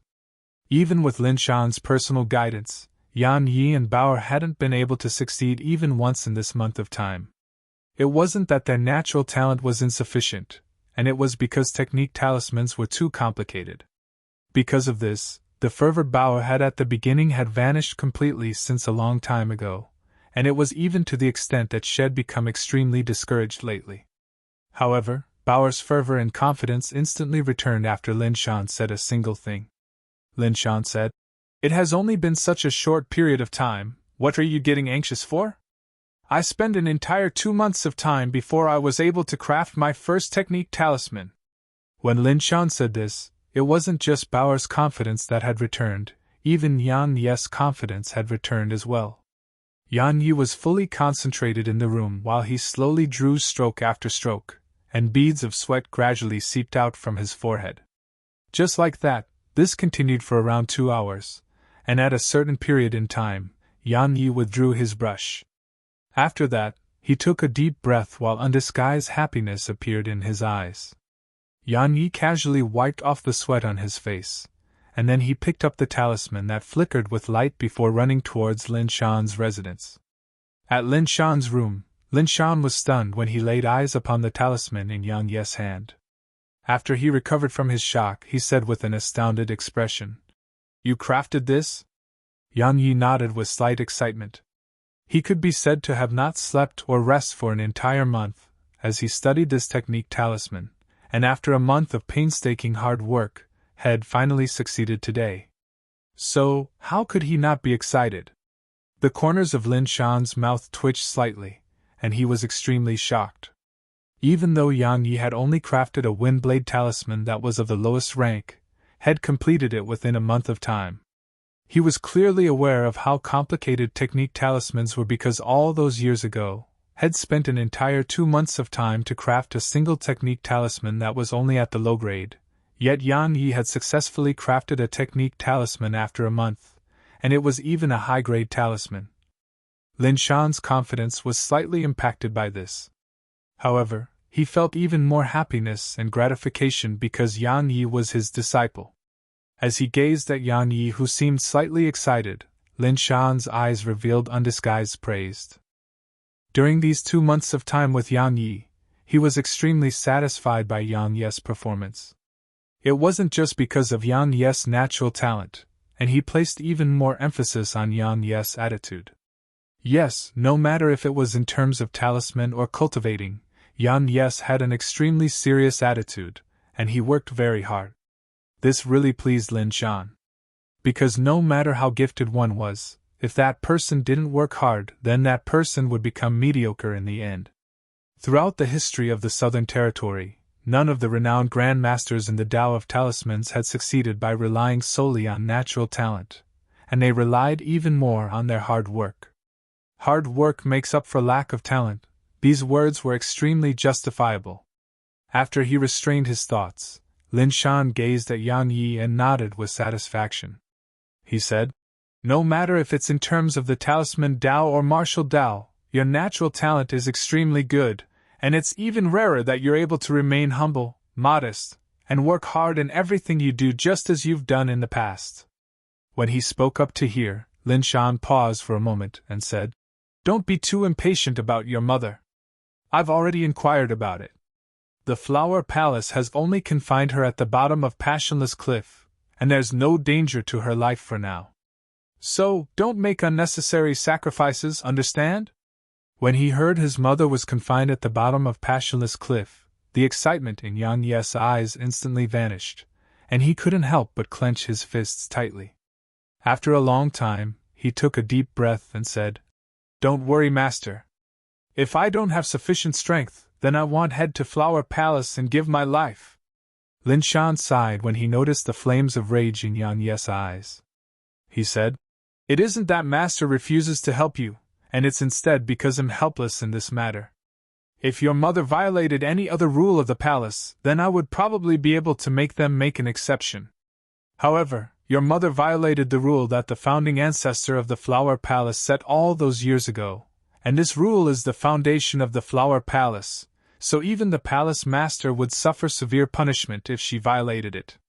So, not to mention me, it would be useless even if the president of the Talisman Masters Association went to plead on your mother's behalf. Yan Yi closed his eyes and clenched his fists, and it caused his nails to pierce into his palm. He was truly unwilling in his heart. Could it be that I really have to allow my mother to be confined there for a few years or even a few tens of years? Would mother be able to hold on until I rescue her? Would she? Lin Shan was slightly unable to bear watching Yang Yi be in pain like this, and he immediately said, "There are 2 conditions required to rescue your mother." Yan Yi's eyes suddenly opened up, and then he knelt down and said, "Please teach them to me, master." Lin Shan helped Yang Yi up and said, "If you want to rescue your mother, then you must change the rules set by the founding ancestor of Flower Palace. In order to change this rule, you need absolute strength. Yes, absolute strength. So long as you possess absolute strength, then not to mention changing the rules of Flower Palace, it wouldn't be a problem even if you wanted to annihilate Flower Palace. But possessing absolute strength is easier to be said than done. In the last 10,000 years, only a few people in the Southern Territory have accomplished that. What about the second?" "As for the second," Lin Shan said slowly, "the second is to possess the Ascension Token. You've probably heard of the Ascension Rankings. The Ascension Rankings is held jointly by the Grand Qin Empire and the 6 Great Powers. Besides being a competition for resources, there's also another reason for this competition, and it's to foster geniuses. As for why the 6 Great Powers and the Grand Qin Empire want to foster geniuses, you'll naturally find out in the future. For the sake of making all the geniuses in the Southern Territory to participate in the Ascension Rankings, every single sect would provide a large amount of extremely tempting prizes, and the Ascension Token is one such prize. The holder of the Ascension Token can ask the various powers of the Southern Territory to do something for the holder. Of course, it couldn't be too excessive. I can ask the Flower Palace to let my mother go if I possess the Ascension Token?" Yang Yi spoke with slight excitement. Lin Shan shook his head slowly and said, "No. But you can ask them to lighten your mother's punishment and buy time for yourself. After all, even a spirit realm expert won't be able to last long at the bottom of Passionless Cliff." After a long time, Yang Yi took a deep breath and said, "How do I obtain the Ascension Token?" Lin Shan looked at Yang Yi and said in a low voice, "Obtain the first in the Ascension Rankings." "The first?" Yang Yi's eyes narrowed as he muttered.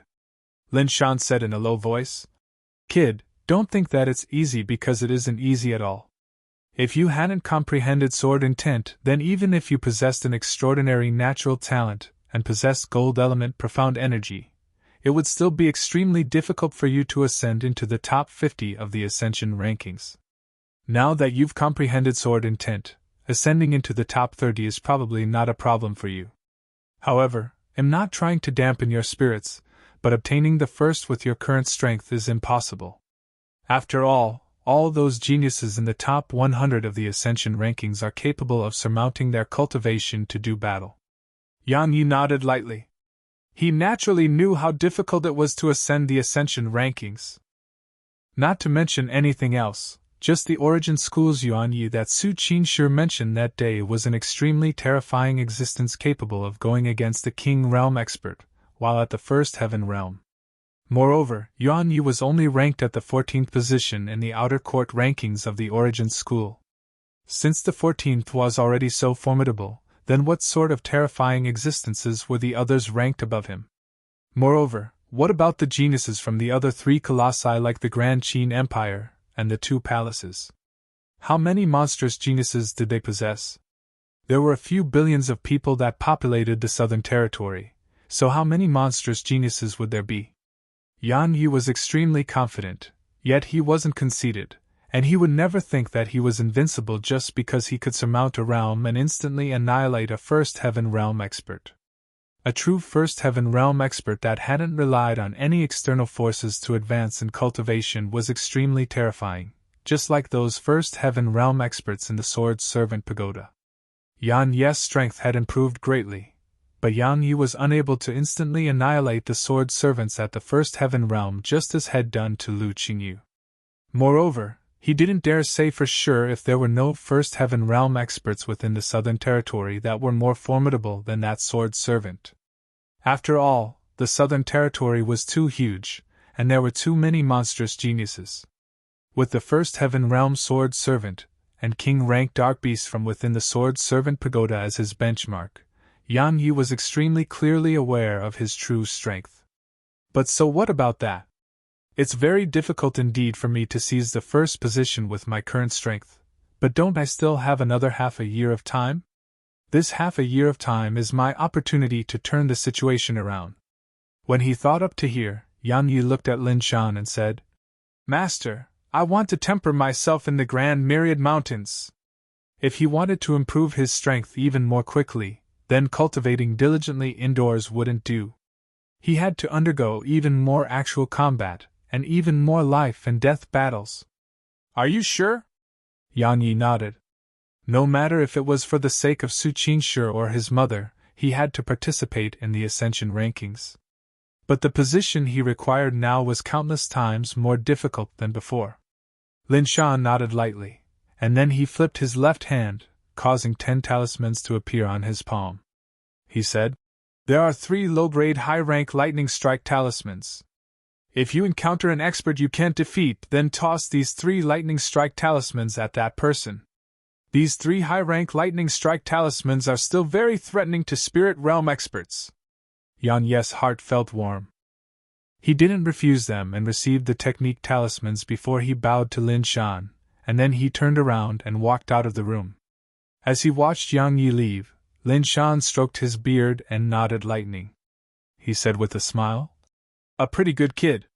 He has good natural talent, and his character and disposition are exceptional. That little girl, Bauer, finally did something good for me.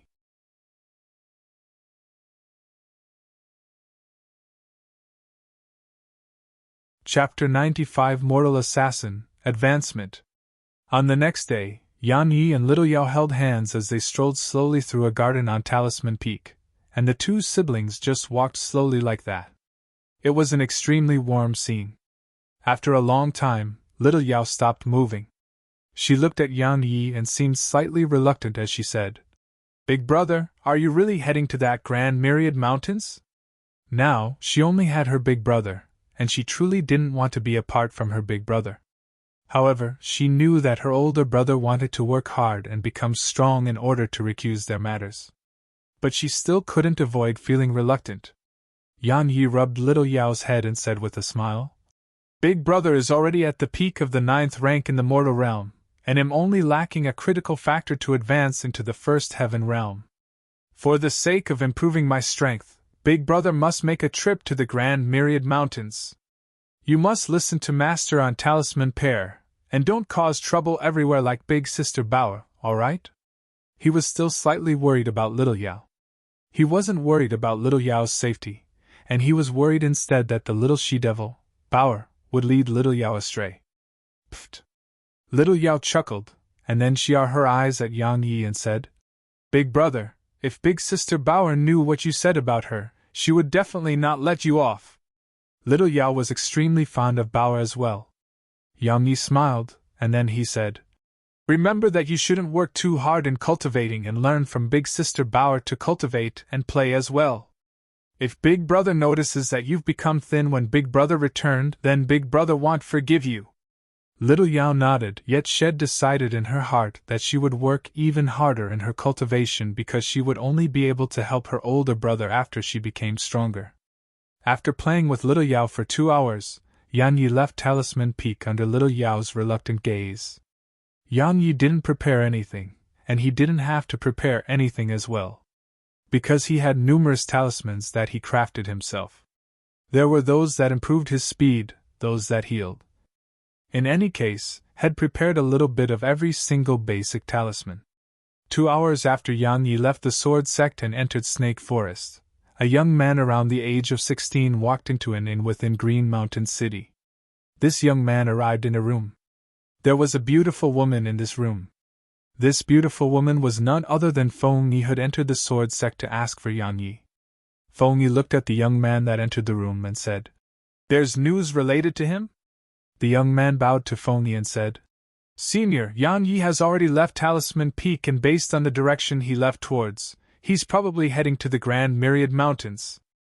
When she heard this, Feng Yi, who sat cross-legged on the bed, stood up, and then he brows raised while a cold glow flashed in her eyes. She said, "After 2 months, you've finally come out from there." After she found out that Yan Yi was Lin Shan's disciple on that day, they had no choice but to give up on their plans to capture Yan Yi and take him back. No matter if it was Lin Shan's identity or Lin Shan's own strength, he wasn't someone they could offend. So, if they wanted to continue their mission of capturing Yan Yi, then they had to return to the palace and ask for instructions from the palace master. The other 3 beautiful women had returned to Flower Palace, but Feng Yi hadn't. The reason she had taken the initiative to ask to be allowed to capture Yan Yi upon returning to the palace that day wasn't that she hated Yan Yi's mother and Yan Yi, and it was instead because she was extremely interested in the secret behind how Yan Yi controlled dark beasts. If she obtained this technique, then her status in the Flower Palace would instantly rise by a few levels, and it was even to the extent that it wasn't impossible for her to be appointed as an elder that possessed real authority. So, Shed made an excuse and stayed back. After that, she bribed a disciple of the sword sect to pay attention to Yan Yi's whereabouts. The heavens reward those who wait, and after waiting for 2 months of time, Yan Yi had finally left Talisman Peak. "Senior, about what you promised me." Meanwhile, the young man revealed a flattering smile and asked for his reward. Feng Yi glanced at the young man, and then she waved her right hand. A small pouch appeared before the young man, and then she said, "You can leave." The young man opened the pouch, and then an expression of wild joy surged onto his face when he noticed there were 50 energy stones within the pouch. After that, he didn't look back at all as he walked towards the exit. "I was able to obtain such a reward for merely taking notice of a single person's whereabouts. This transaction was truly worth it." "Wait." At this moment, Feng Yi stopped the young man who'd arrived before the door, and she asked, "Does anyone in the sword sect know where you've gone?" The young man hurriedly said, "No, no one knows where I've gone. I took a day of leave from the sword sect today, and I said I have matters to attend to at home. So, all my friends think that I've gone home." Feng Yi nodded lightly. In the next moment, a petal formed from profound energy suddenly pierced the young man's neck. The young man covered his neck tightly while his eyes opened wide.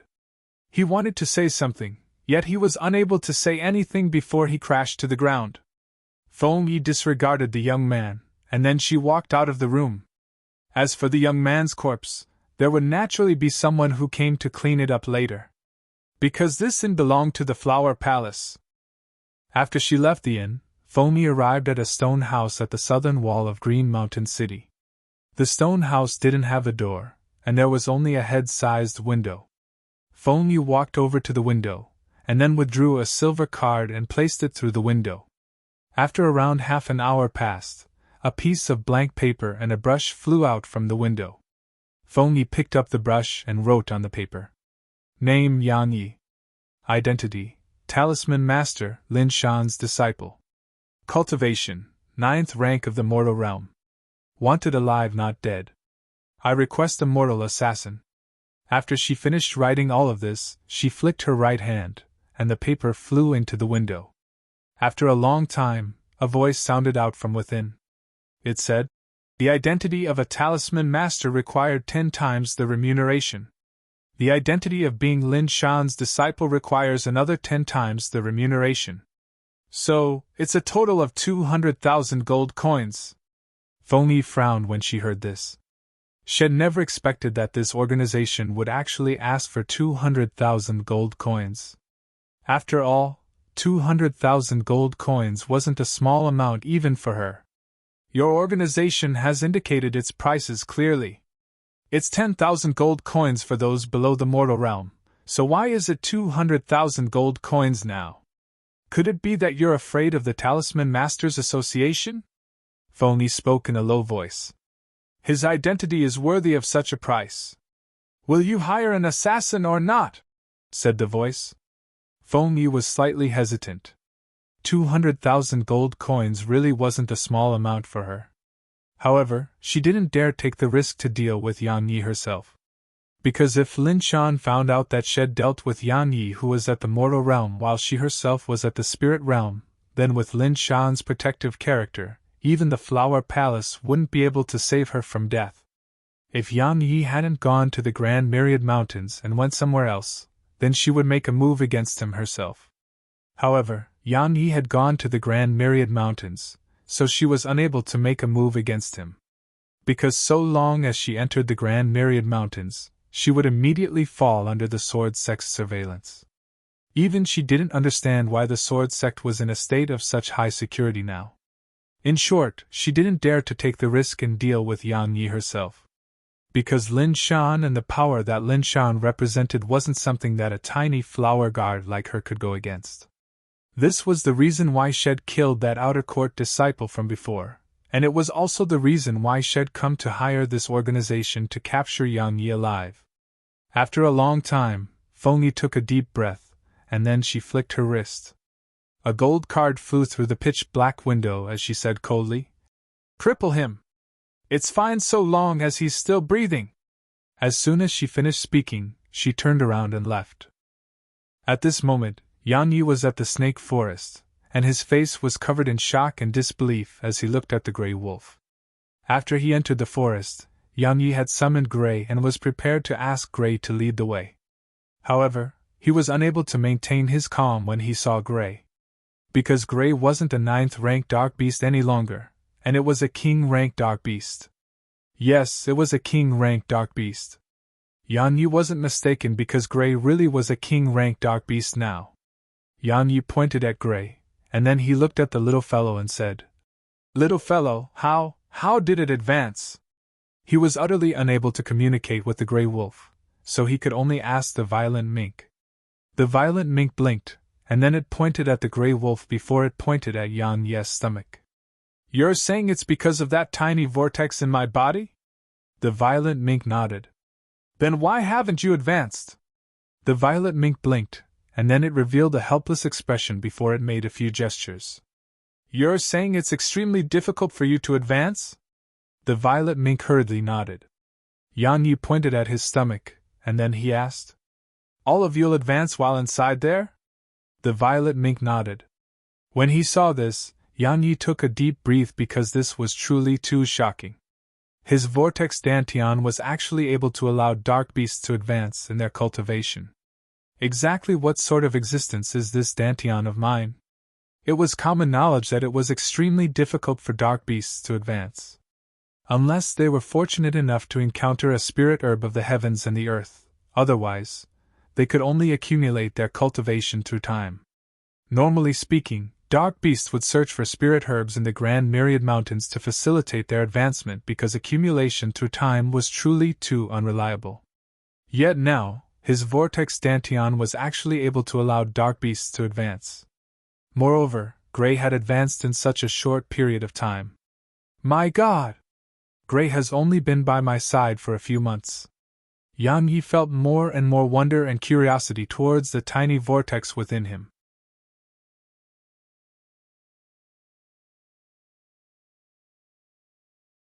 Chapter 96 Dark Beast Army.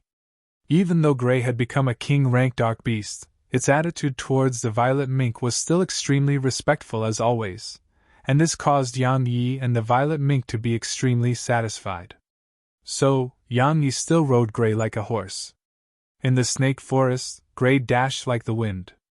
Everywhere it passed, all the dark beasts retreated and kept their distance from it, causing Yang Yi to see extremely domineering. At this moment, Yang Yi felt extremely satisfied indeed. It was a king-rank dark beast. He was riding a king-rank dark beast like a horse. How many people in the Southern Territory were capable of accomplishing this? When he thought up to here, Yang Yi couldn't help but start laughing, and then he stretched out his hand to pat Gray.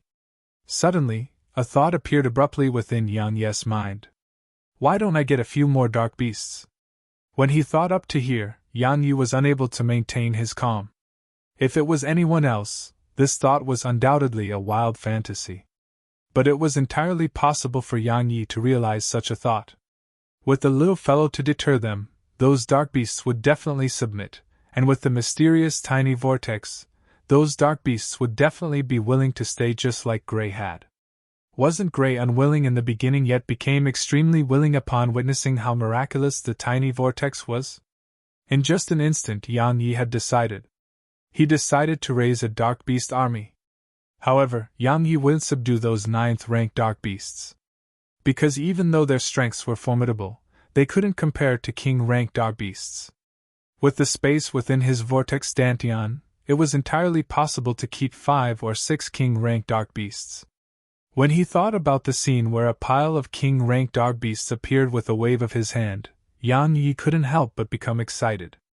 As for spirit-rank dark beasts that were a realm above king-rank dark beasts, Yang Yi wouldn't consider subduing them at all. Because if he went looking for a spirit-rank dark beast with his current strength, and if the pressure emanated by the little fellow didn't work, then he would really be courting death. Yang Yi told the violet mink about his plan to subdue an army of dark beasts, and the violet mink instantly raised its claws in approval. Of course, it wasn't interested in those dark beasts, and it just felt that it was fun. That was the only reason for its agreement. When he saw the violet mink approve, Yang Yi instantly felt slightly impatient. He immediately commanded Gray to dash towards Nether Wolf Gorge. Because his first objective was the Nether Wolf King in Nether Wolf King. Under Gray's lead, Yang Yi quickly arrived in the territory of the Nether Wolf King within Nether Wolf Gorge. With the little fellow by his side, Yang Yi didn't sneak into this place, and he headed directly to the Nether Wolf King's cave to challenge it. When the Nether Wolf King emerged from its cave with a few thousands of nether wolves, Yang Yi's eyelids twitched. If all of these nether wolves charged at him now, then he would truly be dead today. Presently, he just hoped that the pressure from the little fellow's bloodline would be effective. Meow! When it saw the pack of wolves dash out, the violet mink let out a cry as it flickered into the sky, and then a violet glow flashed into appearance on its body, causing an invisible pressure to cover the heavens and the earth as it enveloped down towards the pack of the wolves below it. When they came into contact with this pressure, the pack of wolves below instantly stopped moving.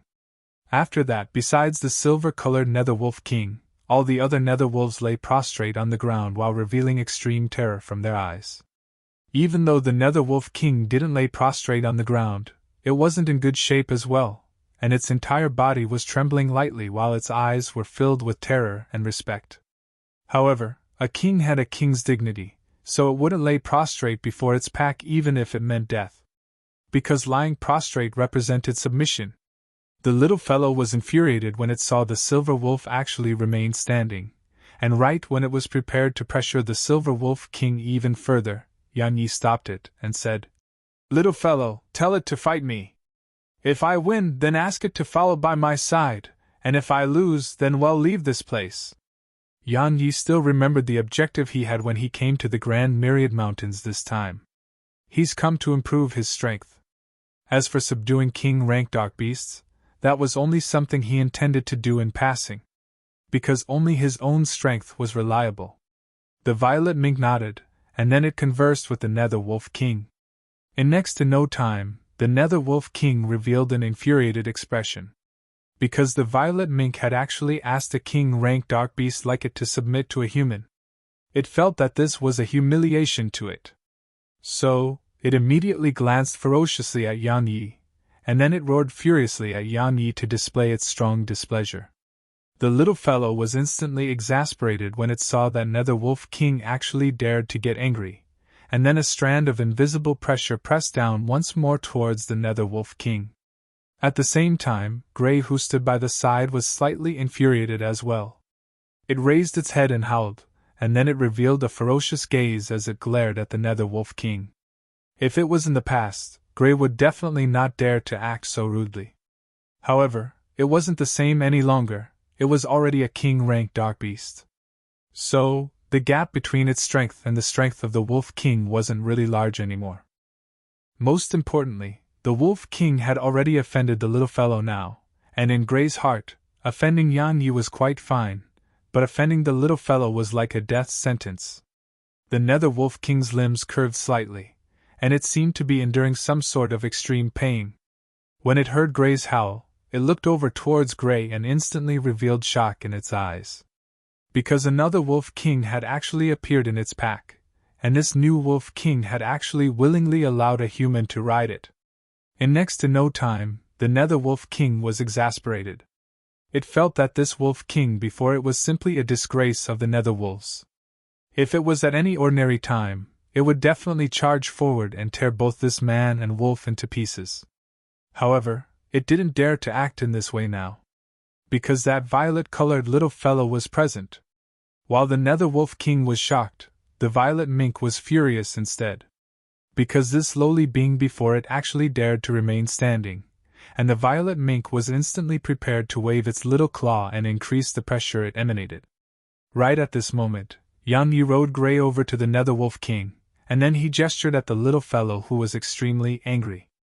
The little fellow glanced furiously at the Nether Wolf King, and then it descended onto Yan Yi's shoulder with a flicker. After that, it pointed its little claw at the Nether Wolf King before waving its claw a few times as if it was telling Yan Yi to teach it a lesson. Yan Yi smiled, and then he gazed at this silver Nether Wolf King that was slightly larger than Gray. He said, "You're a king-rank dark beast, so you ought to be able to understand me. I'll repeat what the little fellow told you just now. Fight me and submit to me if you lose, and if I lose, then we'll immediately leave Nether Wolf Gorge. What do you think?" Yan Yi knew that if he wanted a king-rank dark beast to submit to him, then he had to possess a strength that it feared. Otherwise, even if it submitted beneath the pressure emanated by the little fellow, it wasn't true submission, and it wouldn't be completely loyal in the end. If he was able to make the Wolf King take him seriously, then with the help of the little fellow, it would be just like how he subdued Gray all that time ago. A king-rank dark beast that submitted under such circumstances was much more reliable. Moreover, he wanted to improve his strength. So, in this way, it could be said to be killing two birds with one stone.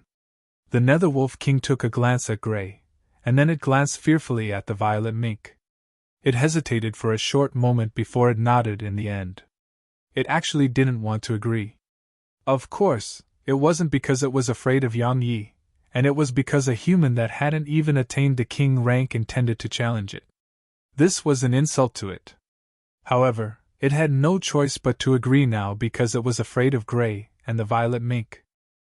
Even if Yan Yi was disregarded, if the violet mink helped Gray deal with it, then it was extremely likely for the cooperation of the two beasts to threaten its position in the pack. So, it had agreed for the sake of making the violet mink and Gray leave. The Silver Wolf King raised its head and howled. The pack of wolves behind it instantly stood up and retreated by over 100 m.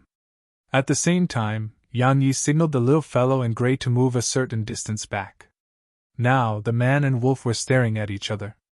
The Wolf King's eyes contained undisguised contempt. It didn't move because if it had to make the first move even when dealing with a human that wasn't at the king rank, then the Wolf King itself would look down upon itself. So, it was waiting for Yan Yi to make a move. Yan Yi flicked his wrist and placed his sword within his spatial ring. He didn't intend to utilize his sword. It wasn't that he was underestimating the Wolf King, and it was instead because he wanted to temper his body.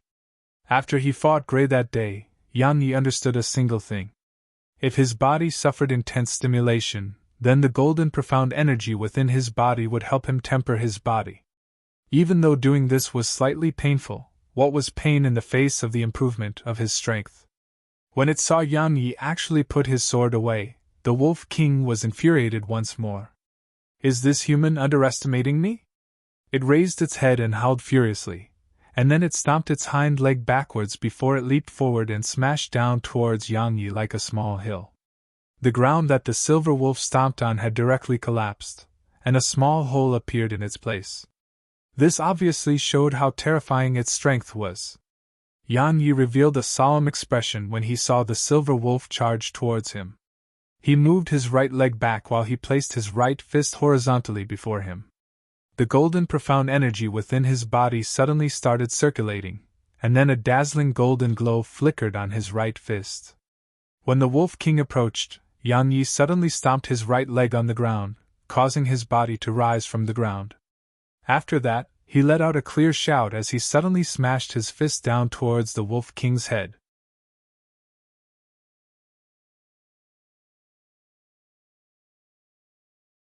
Chapter 97. The real battle starts now. Bang! Yang Yi's fist had just come into contact with the Wolf King's head when Yang Yi's expression changed. After that, a strand of enormous force came from his arm, and without any doubt, Yang Yi was blasted flying by this enormous force. Bang! After flying for around 25 m, Yang Yi finally crashed heavily to the ground.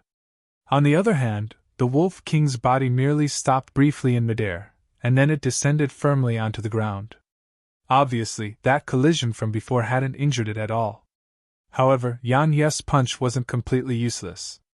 Because at the very least, an extremely clear fist print had appeared on the Wolf King's forehead. Yang Yi crawled up from the ground, and then pain and weakness extended from his right arm towards his entire body. Right at this moment, the tiny vortex within his body started to circulate. Along with the circulation of the tiny vortex, traces of golden profound energy flowed out from within his vortex dantian, and then these traces of golden profound energy flowed towards the meridians within his entire body, and repaired his body. As he sensed the state his body was in, Yang Yi took a breath of air before he gazed at the Nether Wolf King in the distance. Yang Yi had to admit that the physical strength of dark beasts was extremely terrifying. If a human First Heaven Realm expert had suffered that strike of his from before, then even if that expert didn't die from the strike, that expert would definitely be injured. However, the Nether Wolf King that stood before him was completely unharmed. Even though had expected that this punch wouldn't cause much harm to the Wolf King, Yang Yi still felt slightly depressed when he noticed that it was completely unharmed. However, fortunately, this Nether Wolf King was still slightly inferior when compared to the king-rank dark beast within the Sword Servant Pagoda.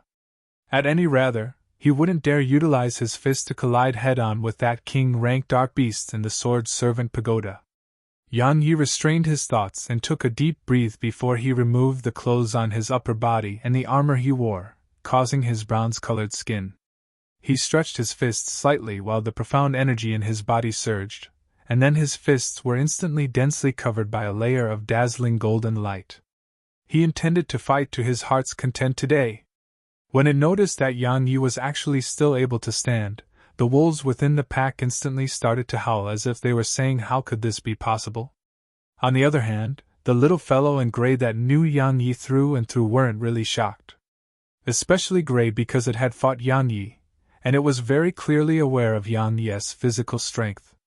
However, it didn't look favorably upon Yang Yi's battle with the Nether Wolf King because the gap between a 9th-rank Dark Beast and King-rank Dark Beast was extremely huge. Even though it didn't look favorably upon Yang Yi, it wouldn't express it or else it would be looking for a beating. After all, the violet-colored little fellow really disliked others looking down upon Yang Yi. When it saw Yang Yi stand up, a glow of excitement flickered in the violet minx's eyes, and it seemed as if it wanted to participate in the battle as well. At this moment, the Nether Wolf King was extremely shocked in its heart as well because this human that stood before it hadn't perished after physically going head-on against it. Moreover, based on how the human looked, then not to mention death, the human wasn't even injured. This caused the Nether Wolf King to be infuriated because a human had actually been able to stand up completely unharmed after physically going head-on against it. This was a direct slap on the face to it. Awu! A furious howl resounded before the Nether Wolf King charged once more at Yang Yi. The Nether Wolf King's body was more than 10 times the size of Yang Yi.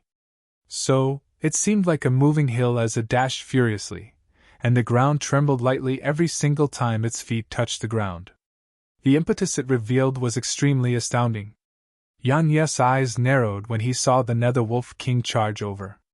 He suddenly stomped the ground with his right leg, and he relieved on the counterforce from this to charge at the Wolf King like a cannonball.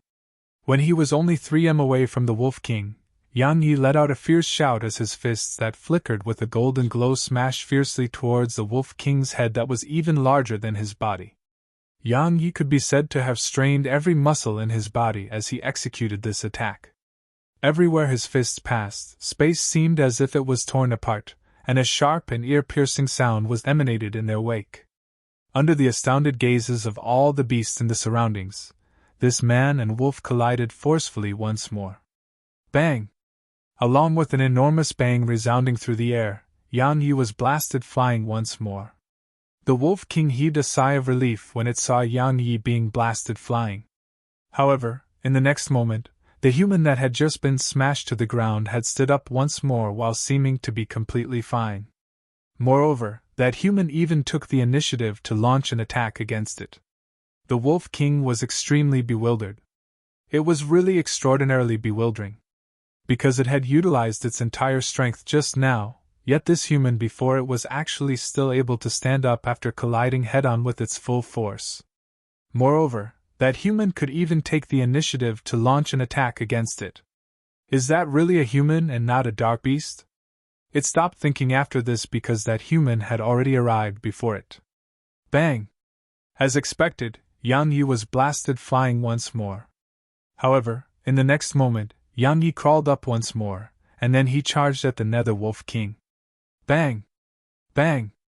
The battle continued for around an hour. During this entire hour, Yang Yi was blasted flying on every single collision he had with the Wolf King, and there was no exception to this. However, Yang Yi did improve as well because the distance he was blasted flying every time was reducing.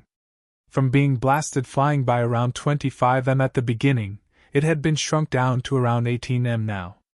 So, how could this not be considered as an improvement? Yang Yi was naturally not someone that enjoyed being beaten up.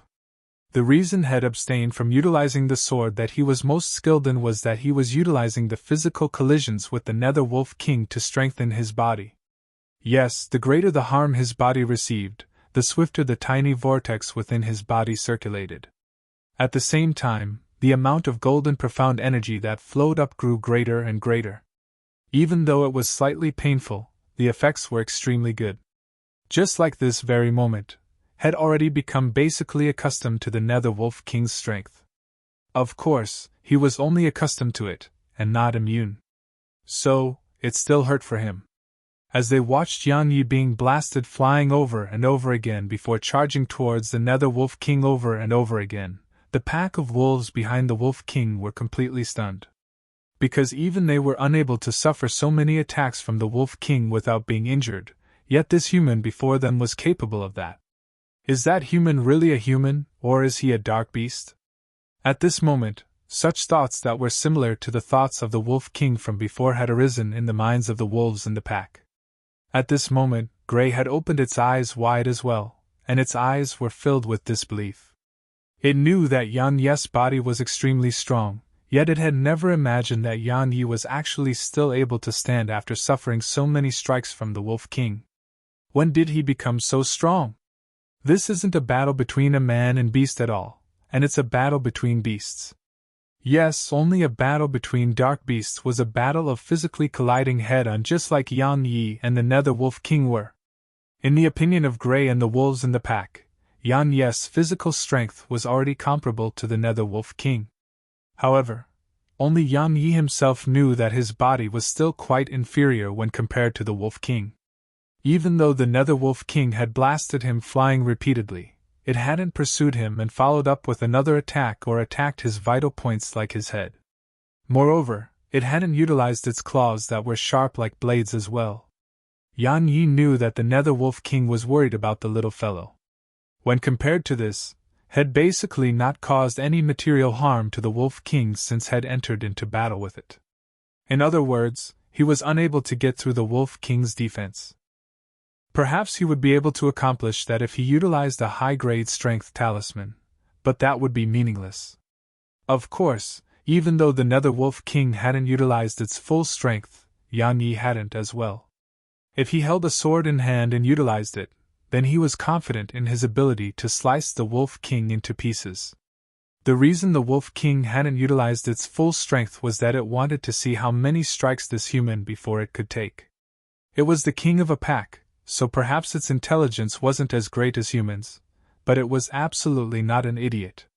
So, since that mysterious violet-colored little fellow and another Wolf King were willing to follow by this human's side, there was definitely something extraordinary about this human.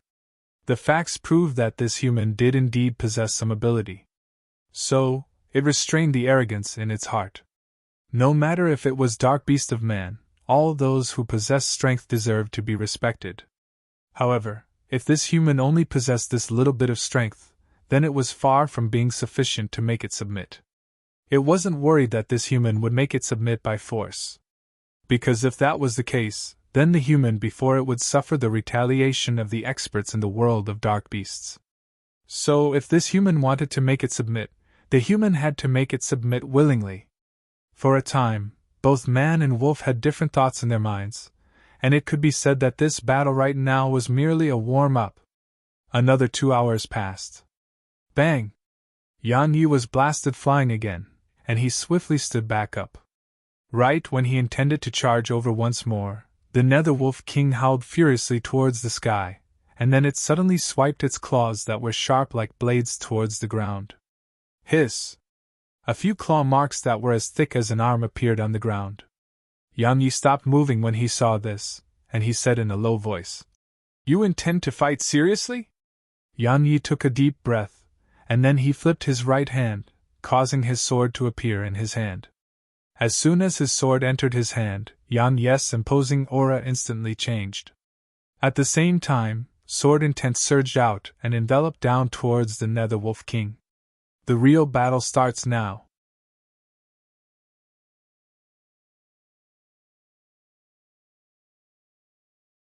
Chapter 98 Silver.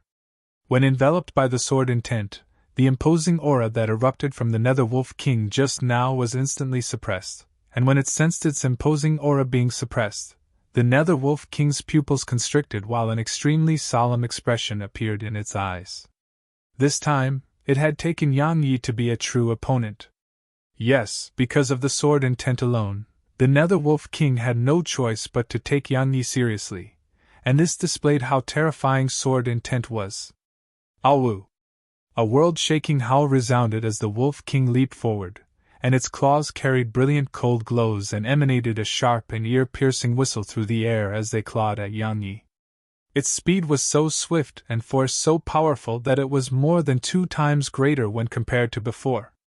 At the moment the Nether Wolf King made a move, Yan Yi moved as well, and he started running towards the Wolf King. When the Wolf King was only 6 m away from him, Yan Yi's eyes narrowed as he utilized the Gale Steps technique, and he left an afterimage behind as his figure leaped forward. Clang! He drew his sword and stabbed it at the Wolf King's leg. The Wolf King would naturally not dodge because as far as it was concerned, this human's dark treasure wasn't much stronger than a tree branch. However, it was wrong this time. Hiss! The sword didn't encounter much obstruction, and it directly pierced into the Wolf King's left leg, which was even thicker than Yan Yi's body. The Wolf King's pupils constricted violently when the sword pierced into its leg because this human before it had actually pierced through its defense. So, it was immediately furious and shocked, and it increased the force behind its right claw that struck down towards Yan Yi. As soon as the sword pierced into the Wolf King's left leg, Yan Yi was prepared to withdraw his sword, yet it was already too late because the Wolf King's claw was already slapping down towards him. He didn't dare to take this attack head-on, so Yan Yi immediately decided to abandon his sword. He executed the Gale Steps technique and leaped back to avoid the Wolf King's claw. Bang! The claw missed, and the Wolf King's body descended to the ground, and then the ground beneath the Wolf King instantly crumbled. The Wolf King lowered its head to glance at the sword that was still stuck in its leg, and then it glanced at Yan Yi. After that, it raised its head and howled furiously. It was completely enraged. It suddenly stomped with its hind legs, and then its enormous figure shot at Yan Yi like a small hill. At this moment, its claws that were sharp like blades flickered with a ghastly glow that caused one's heart to go cold. Yan Yi's expression remained unchanged when he saw the Wolf King charge over. He slowly raised his right hand, and then he said in the direction of the Wolf King's left leg, "Come!"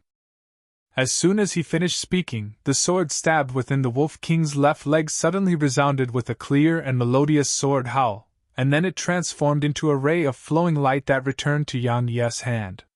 Once the sword entered his palm, Yan Ye's figure dashed towards the Wolf King.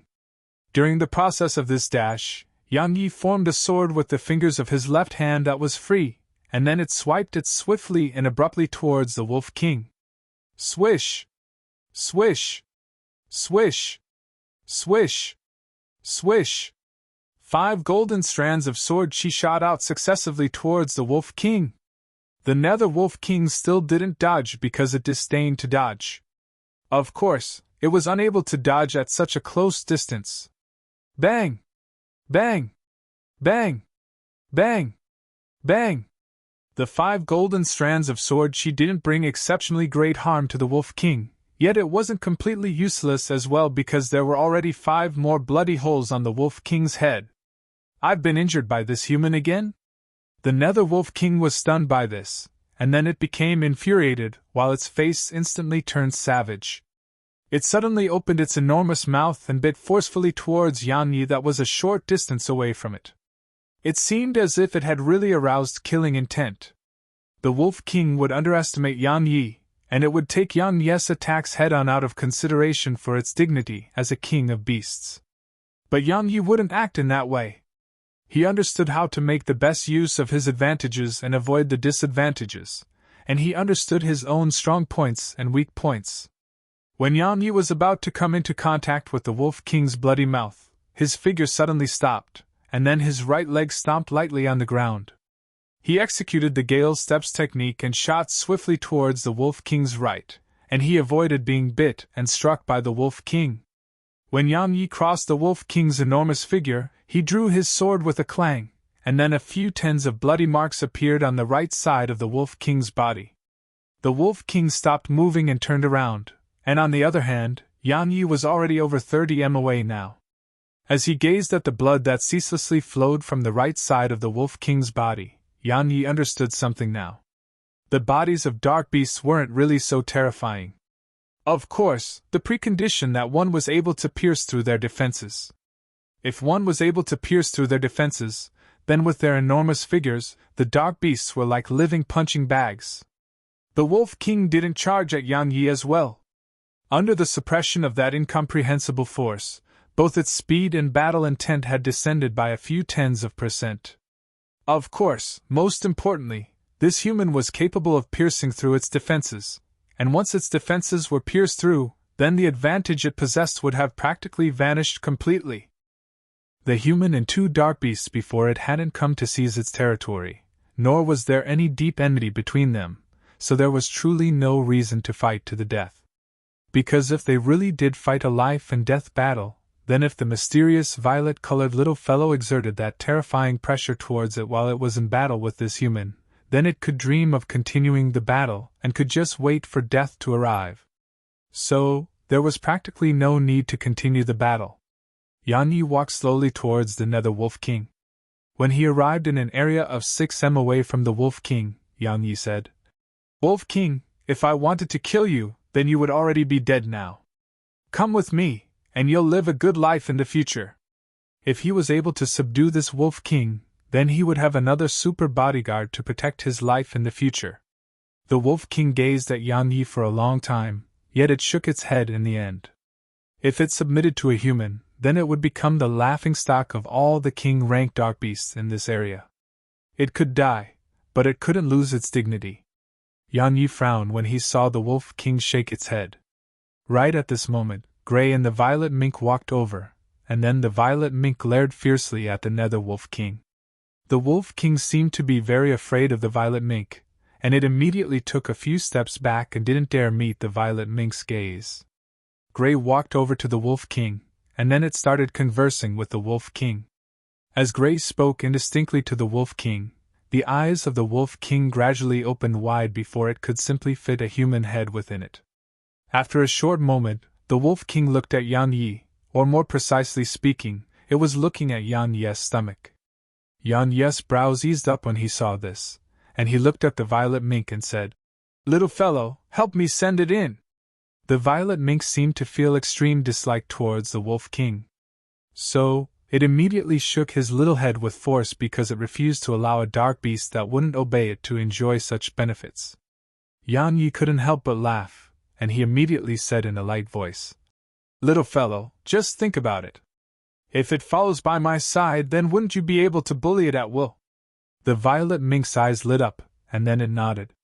It waved its little claw at the Wolf King, and then the Nether Wolf King instantly transformed into a violet ray of light that entered into Yan Yes' body. When the Nether Wolf King saw the space in the tiny vortex within Yan Yes' body, it was unable to maintain its calm any longer. Moreover, when it noticed the pool of golden profound energy, it seemed as if it had taken some stimulants, and seemed to be extraordinarily excited and delighted. After that, it howled before intending to charge into the pool. Right when it intended to charge into the pool, the little fellow appeared before it, and then a pressure that covered the heavens and the earth smashed down forcefully onto the Nether Wolf King. It caused the Wolf King's body to instantly stop moving, and it didn't dare take another step forward. The violet mink stared at the Wolf King with hostility. Because this fellow before it actually intended to enter that pool, and it felt that the Wolf King was thinking wishfully because that pool belonged to it. Yan Yi didn't know what the violet mink had said to the Nether Wolf King within his vortex dantian. However, when the Wolf King emerged from within his vortex dantian, its attitude had changed from the fear and reverence it had from before to a flattering attitude. In any case, it did everything it was told to do, and it caused Yang Yi to be dumbstruck. After a short moment, the Wolf King expressed its willingness to submit to Yang Yi through the violet mink. However, it had a problem that it hoped Yang Yi would be able to help it resolve. This problem was how the pack of wolves would survive after it left. After all, if a pack or group of beasts within this area didn't possess a king, then they would be bullied by the other packs or groups of beasts. Not to mention that their territory would be seized, they might even be enslaved.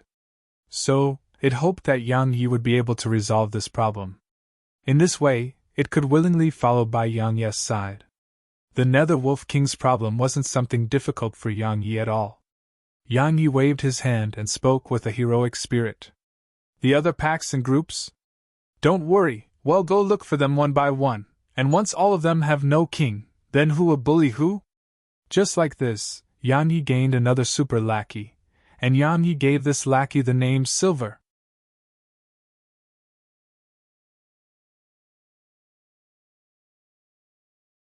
Chapter 99 Battle. After he subdued the Nether Wolf King, Yang Yi obtained some unexpected gains, and it was the Nether Wolf King's hoard. However, this hoard was slightly shabby, and there were only a few tens of spirit herbs there. Moreover, the quality of these spirit herbs wasn't high. Only 3 of them were low-grade profound rank spirit herbs while the others were below the profound rank. With Yan Yi's current wealth, he naturally turned his nose up towards these spirit herbs, but it was still better than nothing. After the Nether Wolf King helped the pack of wolves settle down, Yang Yi set foot onto his journey once more. His objective this time was that king-rank dark beast at Death Mountain Range, that king-rank dark beast that caused even Grey and Silver to reveal fearful expressions when they mentioned it. Yang Yi knew that a king-rank dark beast capable of making the proud Nether Wolf King reveal a fearful expression was definitely not easy to deal with. However, he wasn't afraid because if he was truly unable to defeat it, then couldn't he just flee? With the little fellow and 2 king-rank dark beasts by his side, if the spirit-rank dark beasts in the Grand Myriad Mountains didn't make an appearance, then could anyone go against this combination of forces? At this moment, Yang Yi could be said to be filled with high and heroic spirits. Under Grey's lead, Yang Yi quickly arrived at Death Abyss, and he was slightly dazed as he gazed at the strange violet mist that suffused the abyss beneath him. Who could have imagined that the bottom of the abyss was actually covered in bones? Who could have imagined that there was a place with beautiful mountains and clear water at the bottom of the abyss? Who could have imagined that an old man who possessed terrifying strength was living at the bottom? When he thought of that old man, Yan Yi's expression couldn't help but turn solemn. He didn't know exactly how formidable the old man's strength was, and he only knew that Exalt Realm experts were unable to create a teleportation formation in a casual manner. Yan Yu was only puzzled by the reason why the old man had bestowed an Earth-rank technique and Earth-rank dark treasure to him upon meeting him. He would naturally not think that it was because he possessed some sort of outstanding charm, and he faintly had the feeling that the old man seemed to be very interested in him. As for the exact reason, he had no knowledge of it. After a long time, Yan Yi restrained his thoughts, and then he chuckled before he said, "Looks like I have to make a trip down there when I have the time. It would be best if I'm able to seize some benefits." As soon as he finished speaking, he didn't stay here any longer, and he commanded Gray to dash towards Death Mountain Range. According to the description provided by the Netherwolf King, Death Mountain Range was the Earth Bear King's territory. This Earth Bear King wasn't native to this area, and it had suddenly come to Death Mountain Range a very long time ago. Once it arrived at Death Mountain Range, all the beasts that lived within and around Death Mountain Range had been completely driven away by it. Of course, those dark beasts wouldn't leave obediently. At that time, battles occurred practically every single day within Death Mountain Range. However, every single one of those battles involved the Earth Bear King bashing up other beasts. After a period of battles, this Earth Bear King that arrived abruptly had finally obtained everyone's acknowledgement, and they acknowledged that Death Mountain Range was its territory. It couldn't be helped. They couldn't defeat it, so they could only admit defeat. Fortunately, this Earth Bear King settled down after it took control of Death Mountain Range, and it didn't bully the other dark beasts in the surroundings. Moreover, the dark beasts in the surroundings could enter its territory to search for spirit herbs. Of course, the precondition was that those dark beasts didn't offend it. However, if humans dared to step foot into Death Mountain Range, then it would pursue and kill those humans. So, when Yan Yi raised his intention to subdue this Earth Bear King, the Netherwolf King was slightly against it. However, when Yan Yi brought the violet mink and gray out, the Netherwolf King stopped objecting. Indeed, the Earth Bear King was only a king-rank dark beast. So long as it wasn't a spirit-rank dark beast, then with the ability of their group, even if they were truly unable to defeat the Earth Bear King, the Earth Bear King could only watch as they fled. The Earth Bear King lived on a small hill within a gorge, and Yan Yi quickly arrived at this gorge under the lead of the Netherwolf King. When Yan Yi approached the Earth Bear King's territory, numerous sounds of explosions suddenly resounded from afar. Yan Yi stopped moving, and then he looked towards the distance as he said, "It's in battle?" Yan Yi placed the Netherwolf King in gray within his vortex dantian, and then he brought the violet mink along as he flashed swiftly towards the place where the Earth Bear King resided. Had mainly placed the Netherwolf King in gray into his vortex dantian because he was afraid it was a human that was fighting the Earth Bear King in the distance. Because it would truly be too shocking if a human saw him with two king-rank dark beasts. In next to no time, Yan Yi arrived on a tree near the Earth Bear King's lair. When he looked through the gaps between the leaves, he saw 8 people in battle with the Earth Bear King, which was much larger than the Netherwolf King. All of these 8 people weren't very old, and they were all around the age of 17 or 18. To Yan Yi's surprise, all of these 8 people were First Heaven Realm experts, and he came to an understanding when he saw some of the emblems on their clothes. Because these 8 people were probably disciples of the 6 great powers, and if it was the disciples of the 6 great powers, then it was comparatively normal for them to attain the First Heaven Realm at the age of 17 or 18. However, Yan Yi was puzzled about why a battle would have occurred between these 8 people and the Earth Beast King. Could it be that they intend to kill it for its core, and then skin it for gold? Indeed, there was no need to explain the value of its inner core. As for the Earth Bear King's brown-colored bear skin, it was extremely valuable as well, or it should be said that the skin of dark beasts at the king rank and above were extremely valuable. Suddenly, Yan Yi's gaze focused on a woman amongst the 8 of them, and he was slightly surprised when he saw her appearance. Because this woman was the Sword Sect's outer court disciple, Qingxue.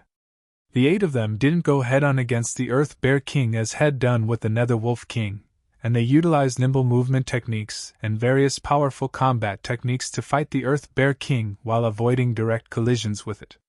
However, the effect of this wasn't very great. Those flashy techniques weren't able to cause any material harm to the Earth Bear King. Yan Ye's gaze slowly swept past the 8 of them, and then it descended onto a man in the end. Because this man's strength was the strongest amongst the 8 of them. This man held a completely dark black spear, and this spear was obviously not ordinary at first glance.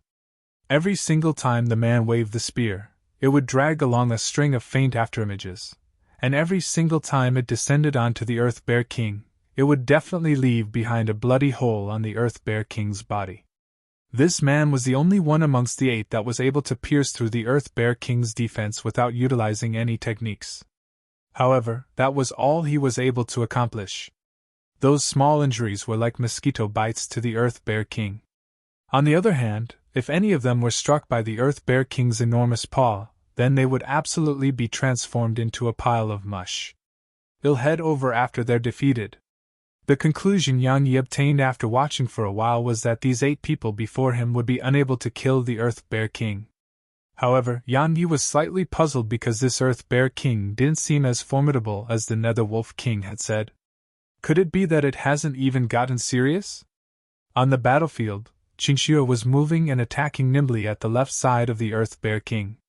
Since they'd entered into battle with the Earth Bear King, Shed relied on the dexterity of her movement technique and the force of her sword technique, and Shed caused some marks on the Earth Bear King's body with her sword. However, even if Shed accomplished all of this, she was slightly regretful in her heart. Yes, she regretted agreeing to participate in hunting the Earth Bear King. If disciples of the Sword Sect wanted to obtain even more resources, then they could only accept the sect's assignments and strive to ascend the Outer Court rankings.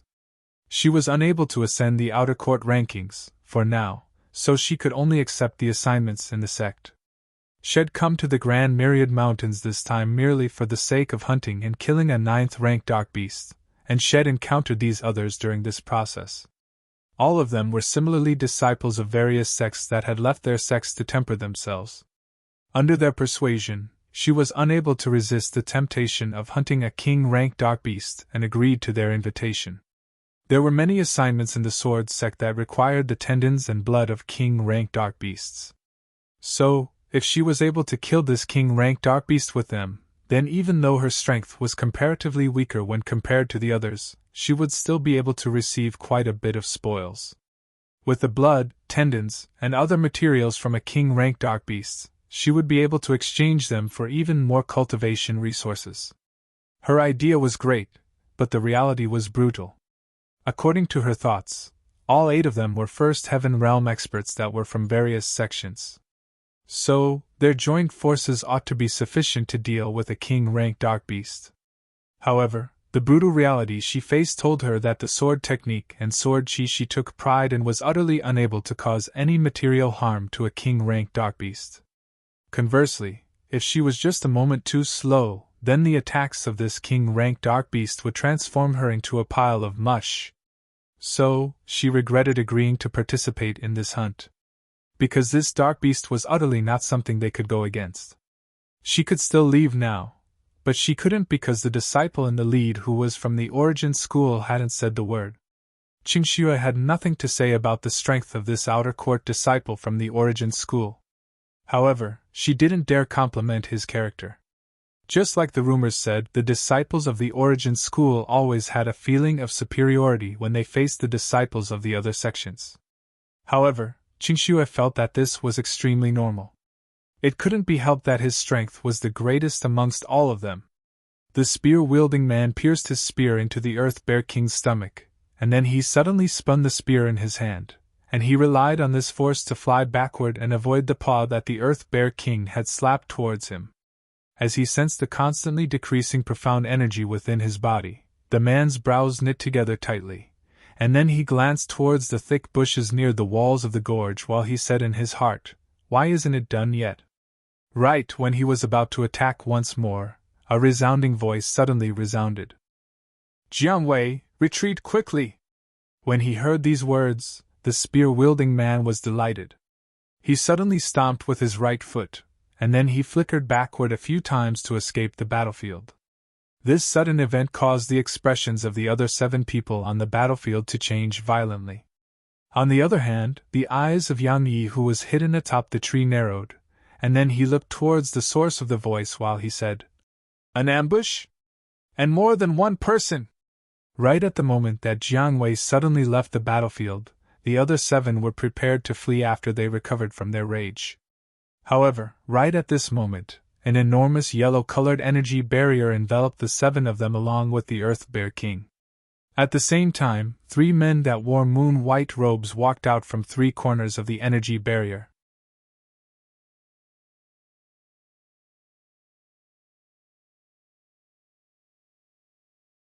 Chapter 100 Earth Bear King. The battle stopped abruptly when this yellow barrier appeared. Because the Earth Bear King had stopped attacking, and it looked at Jiang Wei's group of 4 and didn't conceal the disdain and contempt in its eyes. The Earth Bear King ceasing its attack was naturally everything that the other 7 people wished for. One of the men within the barrier gazed at the barrier and seemed to have thought of something, and then he cried out involuntarily, "It's actually the Origin School's barrier ward!"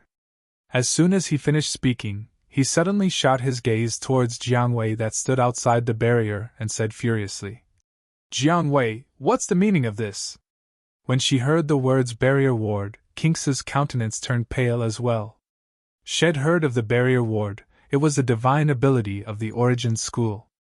It wasn't that type of divine ability that caused adverse effects to the user after it was executed, and it was a true divine ability.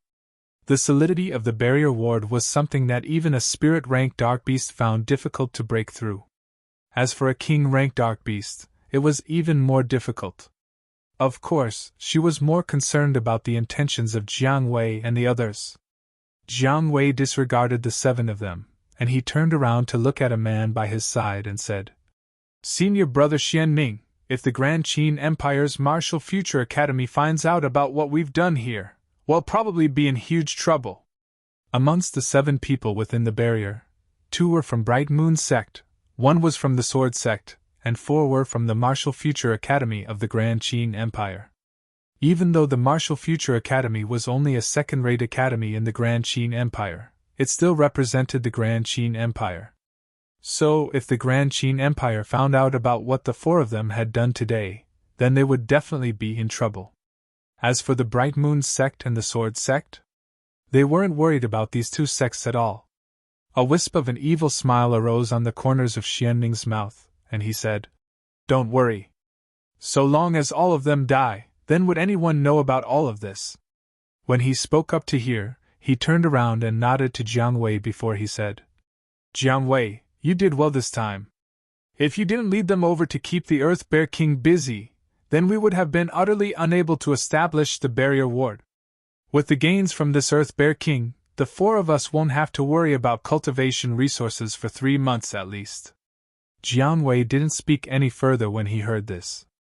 Cultivation resources were something that every disciple of a sect required. Besides those that possessed an extraordinarily monstrous natural talent, the sects wouldn't hand out cultivation resources for free. If one wanted to improve one's strength at a better and quicker rate, then one needed cultivation resources. Because one's speed of cultivation would lag far behind other disciples if one didn't possess such resources. There was competition in all sects, and the competition within the Origin School was even more intense, while the requirements to participate in the inner court exam was extremely harsh. If they wanted to become inner court disciples, then they had to possess even more formidable strengths, because the spots for inner court disciples in the Origin School was limited. They'd come to hunt the Earth Bear King this time because they'd accepted an assignment in the sect. However, they were clearly aware that it was undoubtedly impossible for them to kill this Earth Bear King with their own strengths. So, the 4 of them had formulated a plan. This plan was to find some disciples from the other sects that had come to temper themselves in the Grand Myriad Mountains, and then utilize them to keep the Earth Bear King busy while they established the barrier ward to trap the Earth Bear King. However, the development of the plan wasn't smooth because the Earth Bear King had stopped attacking the 7 of them. Xianming frowned. In his original plan, the 7 of them were supposed to fight to the point both sides sustained great injuries and losses. Their strengths couldn't compare to the Earth Bear King, but if the 7 of them chose to detonate themselves, then it would absolutely be able to injure the Earth Bear King. In that way, it would be much easier to deal with the Earth Bear King. However, the Earth Bear King had stopped attacking now, and this was slightly unusual. "Jiang Wei, quickly open up the barrier and let us out!" A young man from Martial Future Academy spoke anxiously. A wisp of ridicule suffused the corners of Xian Ming's mouth as he said, "Are they members of Martial Future Academy so lacking in their discerning ability? You still don't understand our intentions until now? Sure, you can come out. Kill that Earth Bear King behind all of you, and then open up the barrier and let all of you out, all right?"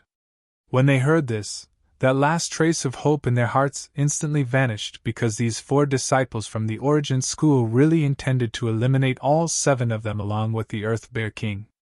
"Aren't all of you afraid of the Sword Sect, Bright Moon Sect, and Martial Future Academy's revenge?" Qingxue spoke in a cold voice. "Revenge?" Xian Ming started laughing, and his face was covered in disdain as he said, "I agree about the Bright Moon Sect and Martial Future Academy. But your Sword Sect? Even if your Sword Sect finds out about what happened today, would your Sword Sect dare to take revenge on my Origin School? Based on what you said, you're definitely a disciple that has just joined the Sword Sect, and you don't know the gap between the Sword Sect and the other sections. Allow me to enlighten you. Not to mention anything else, how many Outer Court disciples does your Sword Sect possess? Less than 10,000, right? Do you know how many Outer Court disciples my Origin School possesses? 140,000. What do you think? Now you know how worthless the Sword Sect is, right?" Kinx's expression was livid when she heard this. She knew that the Origin School was stronger than the Sword Sect, and she knew that the Sword Sect was the weakest amongst the 6 great powers. However, as a disciple of the Sword Sect, she felt both furious and helpless when Xian Ming scoffed at her and looked down upon the Sword Sect because she was utterly unable to refute it. Xian Ming glanced coldly at the 7 of them and said, "Don't even think of breaking out of the barrier. If you want to live, then kill the Earth Bear King standing behind all of you. Kill it, and open up the barrier." That disciple from Martial Future Academy laughed coldly and said, "You'll open up the barrier after we kill the Earth Bear King? Do you think that we're 3-year-olds? As soon as he finished speaking, he turned around to look at the Earth Bear King, and he said, "Bear King, I know that you understand human speed. We were in the wrong just now, and I apologize to you.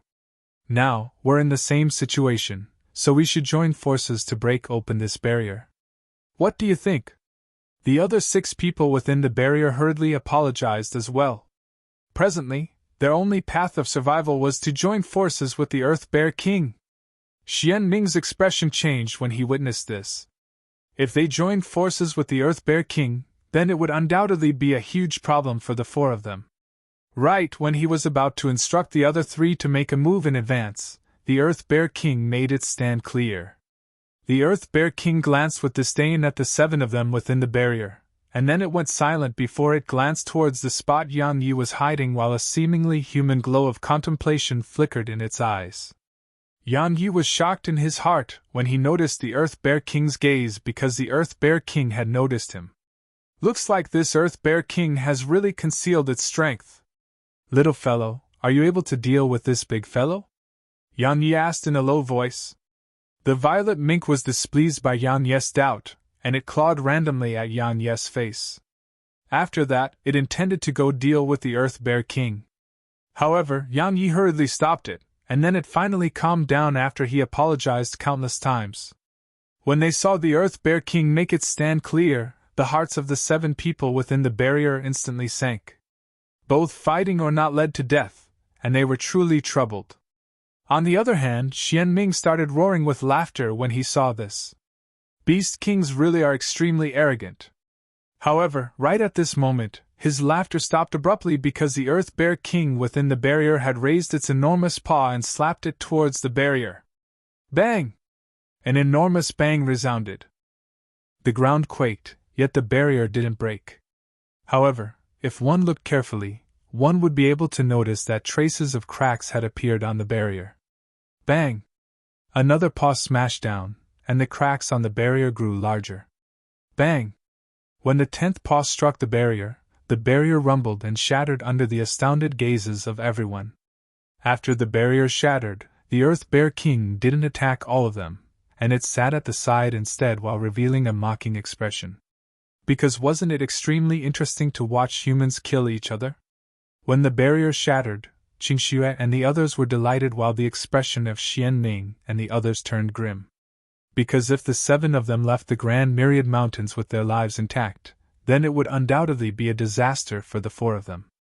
Because they weren't the monstrous geniuses of the Origin School, and the Origin School wouldn't defend the Grand Qin Empire, and the other 2 sects for the 4 of them.